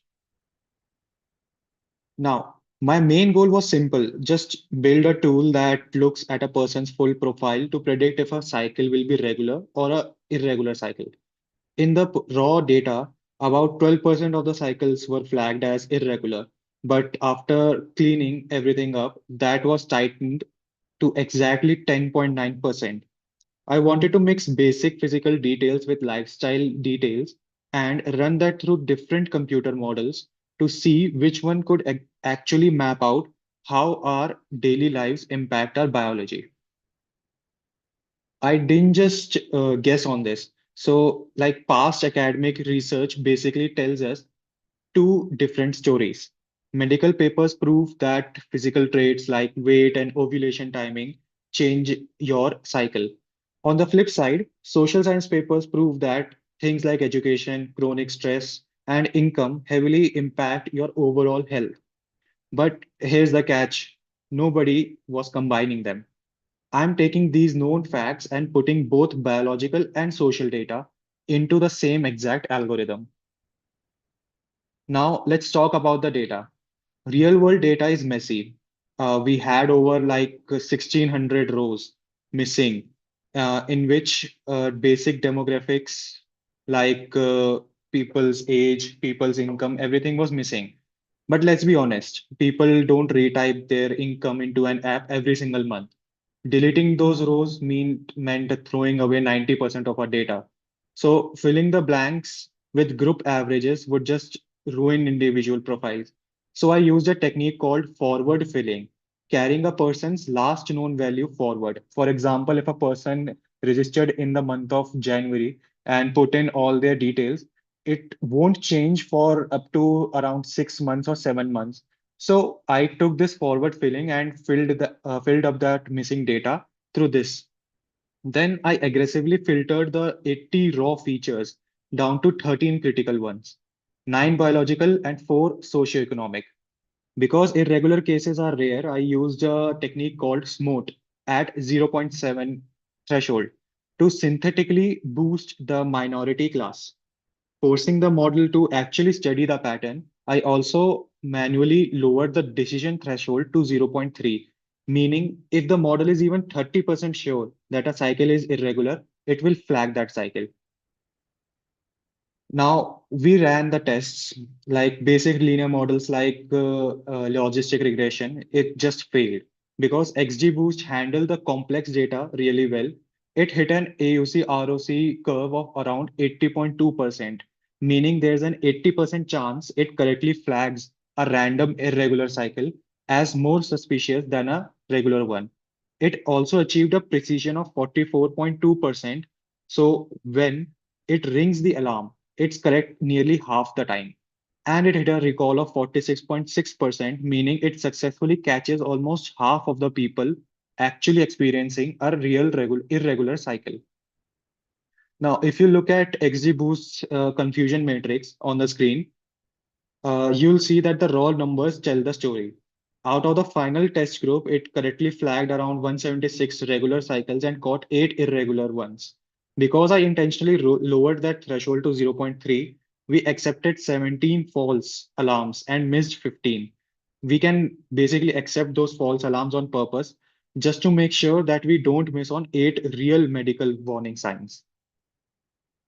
Now, this feature importance chart is probably my favorite of part of the project. Now, our runner-up model got its result by looking almost entirely at purely biology, which is random forest. But our winning model, XGBoost, ranked income and ethnicity right at the top, right next to ovulation day. This proves my whole thesis: the smartest, most accurate models rely heavily on lifestyle and social factors to get the true picture.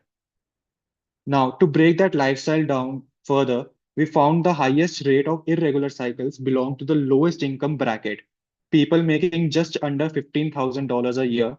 As income goes past $30,000, that irregularity rate drops and stabilizes.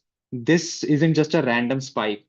It's hard mathematical proof showing that financial stress directly impacts a person's biological regularity.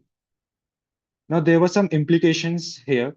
Now, you might even ask that why the precision and recall are not up to 90%. So first, lowering our threshold to zero point 0.3 naturally created more false alarms, which puts a mathematical ceiling on our precision. Second, we are predicting a complex internal condition using just non-invasive app logs. We don't have blood work or ultrasounds for this particular data. So successfully flagging nearly half of all irregular cycles using nothing, just more than a basic history and income brackets is actually a massive breakthrough for early warning tools.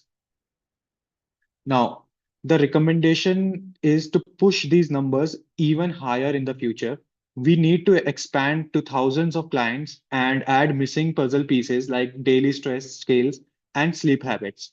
But ultimately, the success of our XG Boost model proves my core idea.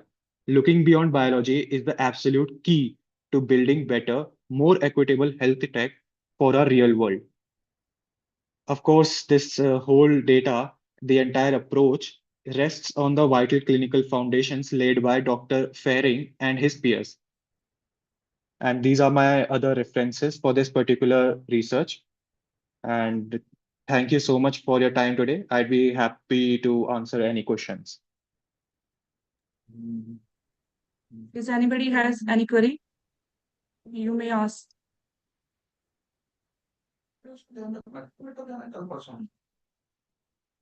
Okay, I think there's no query. Thank you, Akshat. The health tool you use to gather biological and social data on menstruation to introduce a new technique forward filling. I think this is new to everyone to interpret with machine learning. Thank you for your valuable and informative presentation. Thank you, Uncle. Akshat, sorry. Now I would like to warmly invite our next presenter, Ms. Sunny Verma, for her presentation on topic cultural, mythological beliefs and menstrual health. We are delighted to have her with us and look forward to her insightful presentation. Sunny, are you there? Yes, I'm there. Am I audible? Okay. Yeah, you are audible. Okay. Okay. Just wait a minute. I'm sharing my screen. Okay. Is my screen visible now? Yes, it is visible. You can proceed. Okay. Okay. So good afternoon to everyone. Today I'm going to present my paper on cultural mythological beliefs and menstrual health. This presentation explores how menstruation, which is a completely natural biological process, has been socially and culturally constructed through myths, taboos, and restriction across different societies. So begin with the part of introduction part. So menstruation is not treated merely as a biological phenomena in many societies. It becomes deeply connected with ideas of purity, shame, morality, and social control. Across cultures, menstruating women are often expected to remain silent about their bodies and experiences. This silence is not accidental, it is socially produced. From a sociological perspective, these restrictions reflect patriarchal power structures where women's bodies are regulated through customs and tradition. So, these studies try to understand how these culture meaning shape everybody life and create exclusion in both public and private life. So the main objective of the studies are like the first one I would like to talk about to trace the historical and mythological origin of menstrual taboos, and the second one to examine how these beliefs translate into practical restrictions in daily life, and third to analyze the impact of this restriction on health, education, and social participation. So basically, the study connects culture narrative with scientific evidence and explores how menstrual taboos influence daily life and social participation.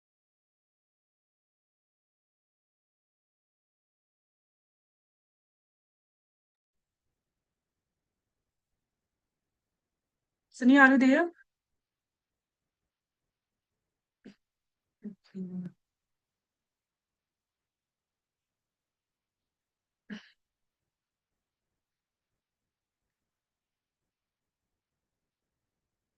think it was not. Okay. Sunny, are you there? Okay. Sunny, you are not audible.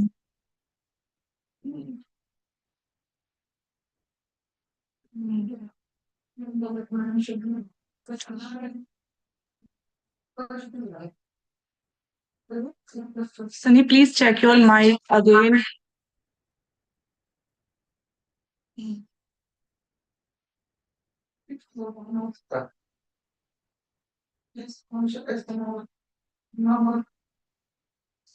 There may be some technical issue. I think there is technical issue.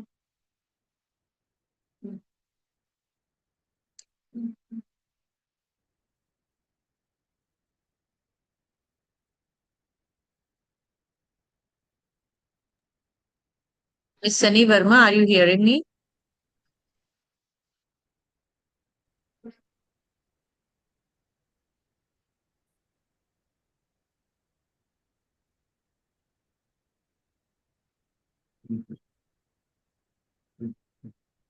I think there is some problem in connections.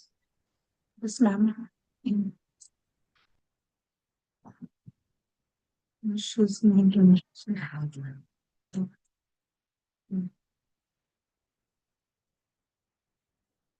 Mansi हो सकता है कि उनको पता ना चल रहा हो Sir, वहाँ I पर think she हाँ is not क्योंकि aware about that. No. she is running her slides Yes, sir. continuously. She is not aware about it. So Okay. you provide the time after the next participant or at last. Ji, sir. Okay. Okay. So here I will call our next presentation. I would like to invite Miss Sanjana Garg to present her work on the topic lifestyle differences and menstrual cycle variations among urban and rural women. Please proceed with your presentation. Sanjana, are you there?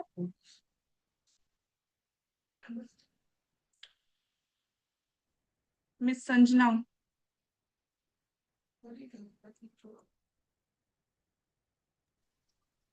Yes, she is in meeting. Okay. Sanjana?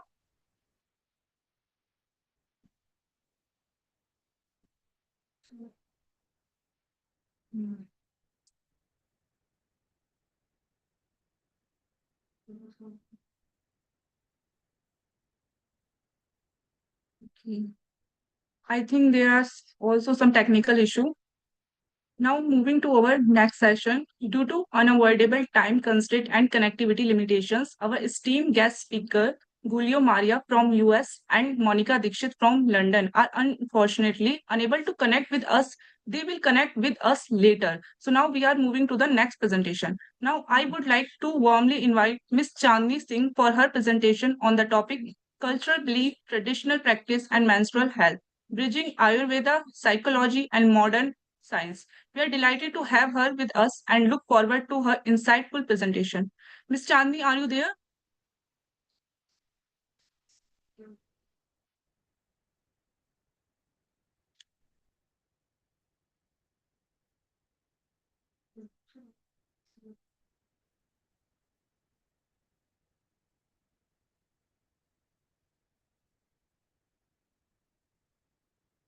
Ms. Chandni, can you hear me?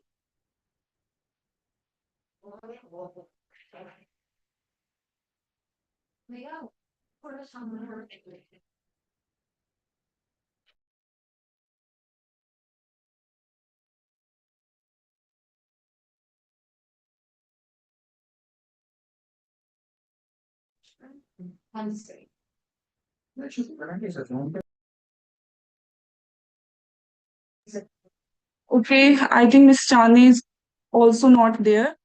Now, I would like to warmly invite Mr. Sanjeev Arora, Sir, Assistant Professor in Department of Zoology at Rajkiya Model Degree College, Arnia, Bulandshahr. He brings valuable academic experience in the field of zoological sciences. We are delighted to have his presence and look forward to his insightful talk. Sir,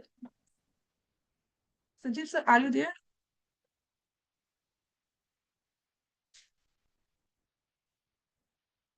Am I audible? Yes, sir, you are audible. Okay. Respected convener, sir, all the esteemed participants, dear students, and all the dignitaries speakers, it's a very good afternoon to everyone. It is indeed a great honor and privilege for me to serve as the session co-chair for this online technical session of the first international conference on human health, biology, and society. I sincerely thank the organizing committee for extending this kind invitation, especially all the alumni students who are organizing such a warm occasion. Sir, The please switch on your video. video, I am not understanding it, सार्थक जरा देखना video क्यों नहीं on हो रहा है.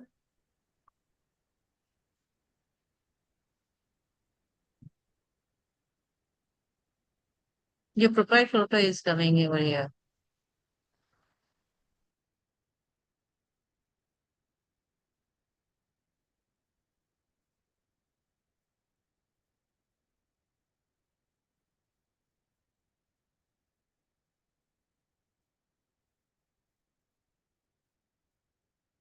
Okay, okay. Yes, sir, now you are Mhm. visible. You can proceed. हाँ. The theme of today's session, menstrual biology and beyond, exploring endocrine mechanism, health implication and cultural narratives, is both timely and highly significant.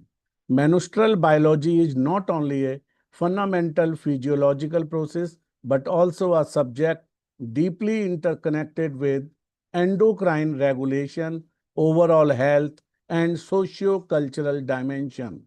In recent years, there has been a growing recognition of the need to approach such topic in an interdisciplinary manner, integrating insights from biology, medicine, environmental science, societal perspective. Discussion like these help bridge the gap between scientific understanding and societal awareness, ultimately contributing to better health outcomes and informed public discourse. Today, I have attended all the sessions almost and hear all the dignitaries who made an excellent speech over the topic, aware the participants about the various types of fact taboos with regard to menstrual cycle. I am confident that today's presentation provide valuable insights into the complex endocrine mechanism, emerging health challenges, and the broader narratives that shape our understanding of menstrual health. I encourage all participants to to do their best and make the entire conference to be very enlightened, knowledgeable, and aware all the participants, especially all the males who are attending this conference. So now I conclude my words with this and give thanks to all of you. Thank you, sir. Thank you for sharing the session so wonderfully. Your speech highlight the importance of menstrual awareness and broke many common misconceptions. Thank you again, sir. Okay, I think now Miss Chandni is connected with us. Miss Chandni, are you there? Miss Chandni, are you? I'm Okay, okay. You can share your screen. Okay. So, Miss Chandni Singh, I would like to call Miss Chandni Singh for her presentation on topic cultural beliefs, traditional practice, and menstrual health, bridging Ayurveda, psychology, and moral science. Okay. Ma'am, your screen is visible. Now you can proceed.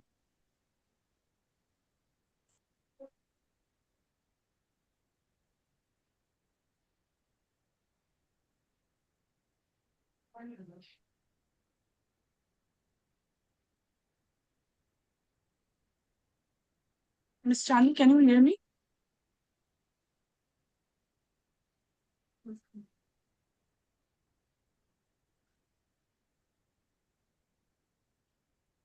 Ma'am, you are not audible.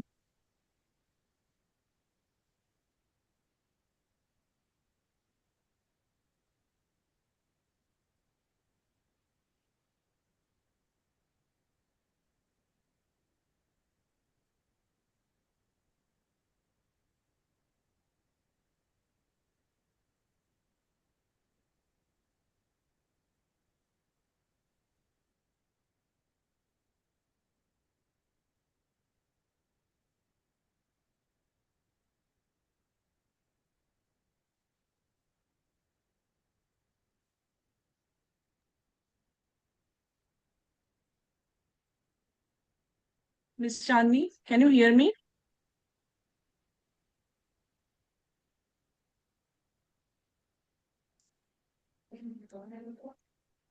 Mhm.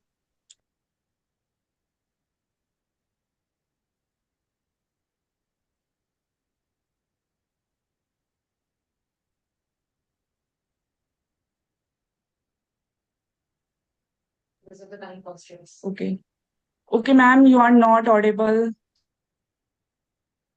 So we have to forward our conference. Okay, now moving forward, I would like, okay. Now with great pleasure, I would like to hand over the session proceeding to Miss Sakshi Bhardwaj for further continuation of the program. Thank you, everyone.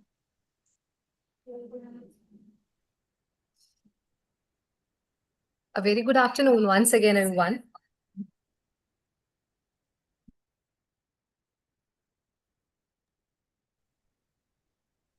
Let this not be the end of a conversation, but the beginning of many more, where awareness replaces hesitation and understanding replaces silence. To sum up the key highlights and bring meaningful closure to the session, I invite Shaili Khari to present the report. Kindly come forward, Ms. Shaili Khari.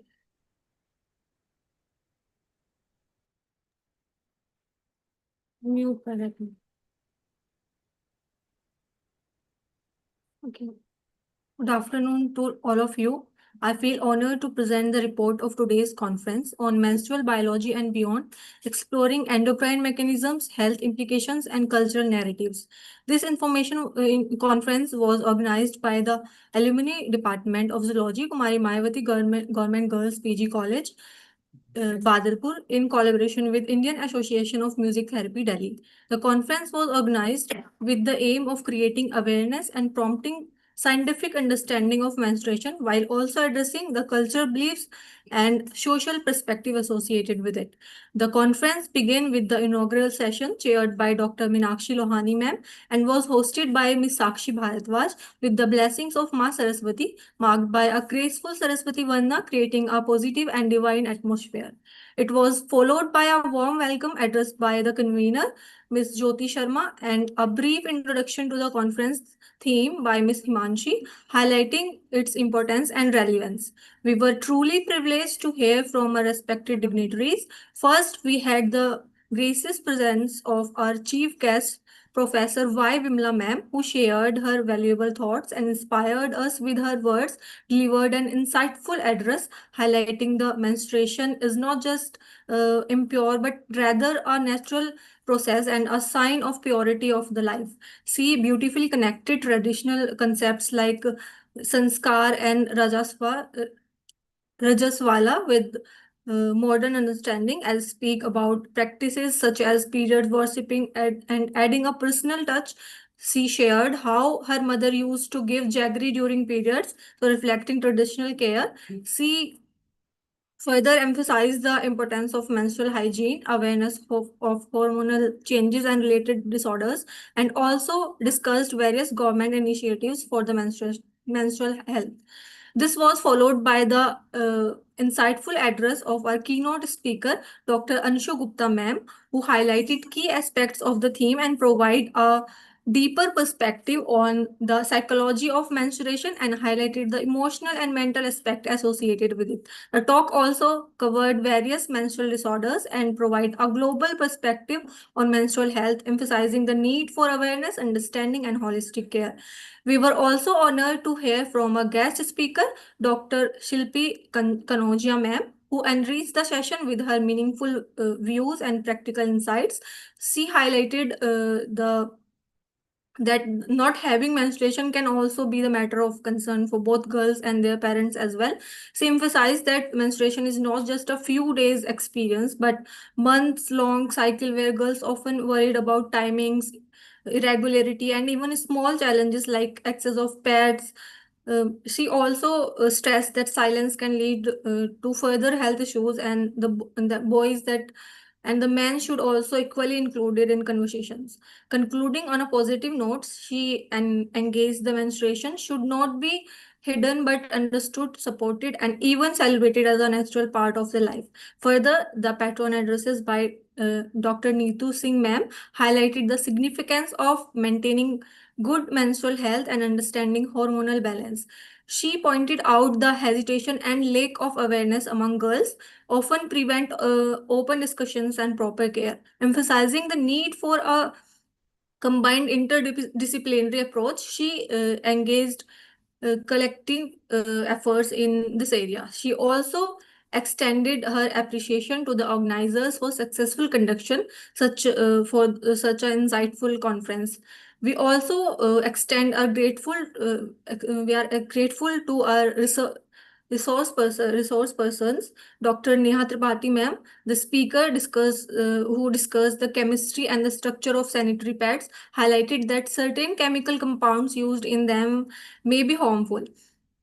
She emphasized the need for awareness and safe choices to protect women health. And next we had Dr. Deepti Bajpai ma'am, who was also the resource person, highlighted that social taboos often force girls to hide menstruation, restrictions them from everyday space like kitchens and open participation. She emphasized that such beliefs create fear and hesitation, prevent girls from speaking openly about the experiences. Followed by a respected patron, Professor Dr. Dinesi Sharma. He sir appreciated the choice of this important topic for the conference and highlighted menstrual pain as a real concern that need attention. He spoke about the idea of providing 1 day of official menstrual leave, emphasizing that the menstruation is a natural phenomena and should be understood as a shared human experience, not just the woman's issue. He also remarked that such conference should go beyond presentations and lead to the real awareness and practical implications in the society. The session concluded with the inspiring address of our respected chairperson, Professor Anita Rani Rathore, our principal ma'am, who, as always, motivated everyone with her encouraging words and highlighted the importance of knowledge, research, and awareness in today's time. She shares her personal experience as well as a woman, experiencing that while men can talk about menstruation, but they may not fully understand it is the way women can. She reflected on traditional restrictions as well, such as not being allowed to visit temples during periods and the sense of hesitation or regret if the norms were broken. However, she also acknowledged the mindsets are gradually changing with society becoming more open and accepting. Following the inaugural session, we proceed to the technical sessions. The first technical session was hosted by Ms. Akansha Tyagi, chaired by Dr. Neetu Singh ma'am, co-chaired by Dr. Anuradha Singh ma'am, with Mr. Abhishek Jaiswal sir as reporter. The session opened with a brief introduction, after which the presentations begin. Dr. Pooja Kumari explained perimenstrual asthma and hormonal influences. Next, Himanshi highlighted the role of diet in menstrual health.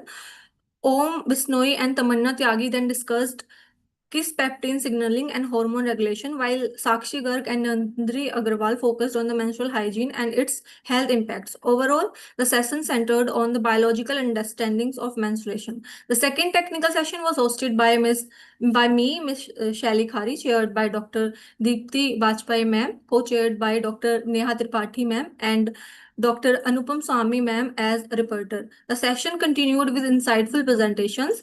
Pradeep Kaur Sandhu ma'am explained candy neurons as a new therapeutic approach, followed next by Sunny Verma and Aishwarya Kashyap, who explained myths, taboos, and cultural beliefs, followed by Sanya Vadva, who highlighted scientific aspects of menstruation. This session emphasized awareness and breaking social stigma. The third technical session was hosted by Ms. Himanshi, chaired by Mr. Sanjeev Arora sir and Dr. Preeti Balasarma as reporter. The session brought diverse perspectives. Akshat Kotnala highlighted machine learning in predicting menstrual patterns. Chandni Singh explained how culture beliefs and traditional practices connect Ayurveda. This session highlights technical lifestyle and mental well-being as well. Then we had honor to list our we had our international guest as well, Julie Maria Passinetti from USA and Monica Dixis from London. We are very honored to have our international guest. Overall, the conference successfully highlighted that menstruation is not just a biological process, but subject of deeply connected with health, culture, and awareness and the social changes. It encourages open discussion, scientific understandings, and the need to break long-standing myths and taboos. Periods are natural and healthy. There is no shame, only strength. And don't hide periods, understanding them, respect them, and talk about them. With this, I conclude the report. Thank you, everyone, for your kind attention. Thank you all. Over to you, Sakshi. Thank you, Shali, for that well-presented report. Thank you so much. Now I invite Ms. Jyoti to kindly come forward and deliver the formal vote of thanks for this evening.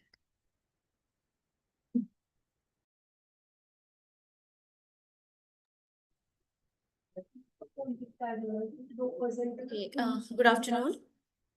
Today's technical sessions were truly enriching, intellectually stimulating, and highly informative. The presentations and discussions beautifully highlighted important dimensions of menstrual biology, reproductive health, neuroendocrine regulation, menstrual awareness, environmental perspectives, mental health, and socio-cultural narratives associated with women's health. On behalf of the organizing committee, I express my sincere gratitude to the respected chair of session, Dr.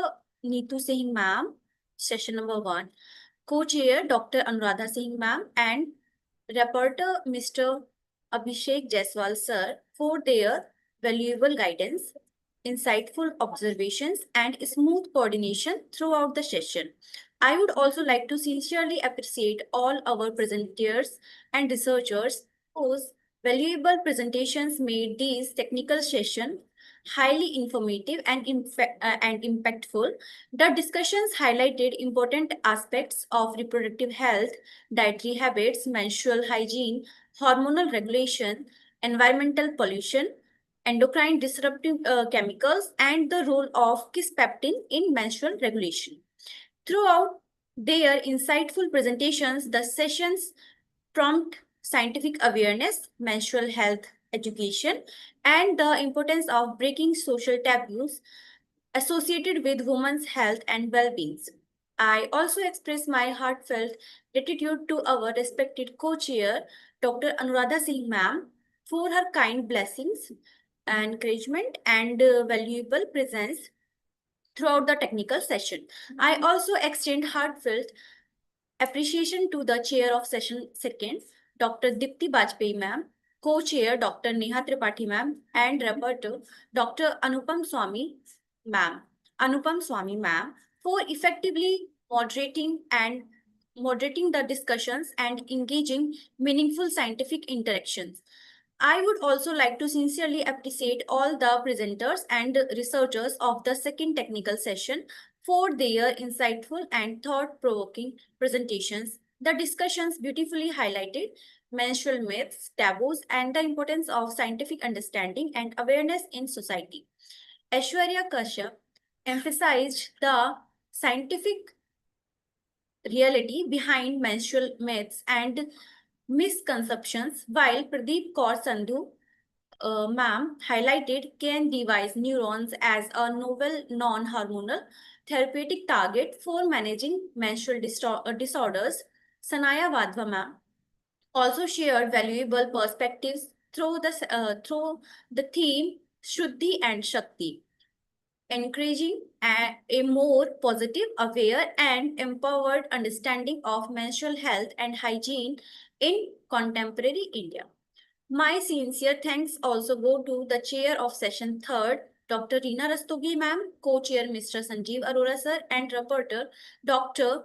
Preeti Bala Sharma ma'am for their excellent management and scholarly contribution to the session.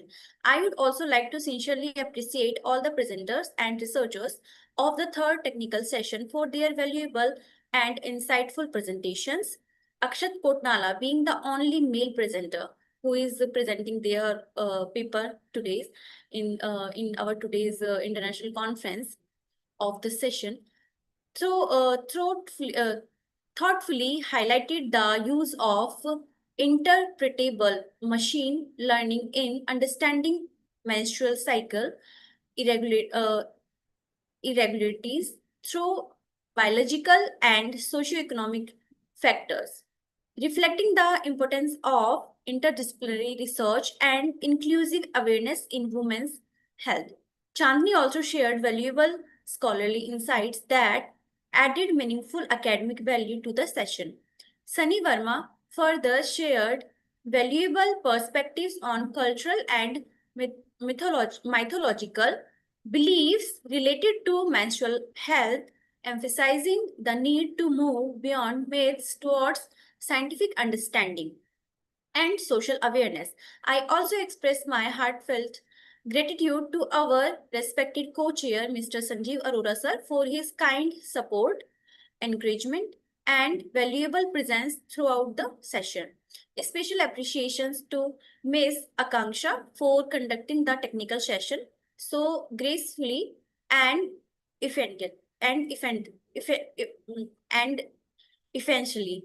Her confident coordination and smooth management made the session highly engaging and successful. Special thanks to Ms. Shelly Khari for the detailed and well presented report, reading, and conducting the technical sessions. A sincere appreciation to Ms. Himanshi for her valuable contribution and support to conducting the technical sessions effectively and smoothly. A special note of heartfelt gratitude goes to our respected conveners, Ms. Jyoti Sharma and Ms. Sumbul Zehra, for their continuous guidance, dedicated efforts, and excellent coordination in successfully organizing this international conference. Special thanks to Ms. Sakshi Bhardwaj for the report reading invitation and her dedicated efforts in coordinating the session beautifully.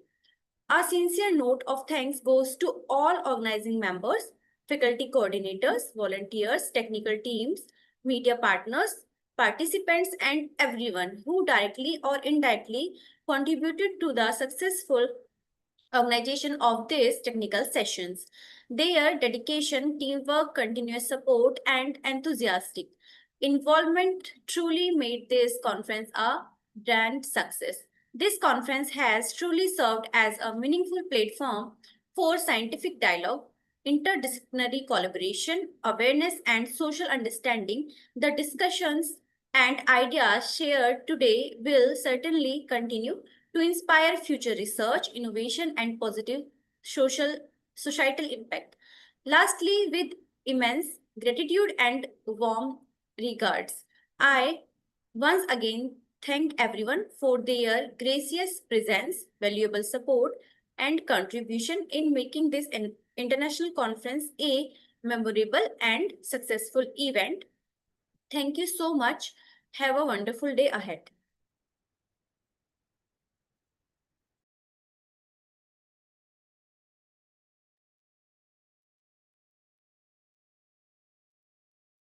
Thank you, Ms. Jyoti. It was really impressive, and the vote of thanks was delivered really well.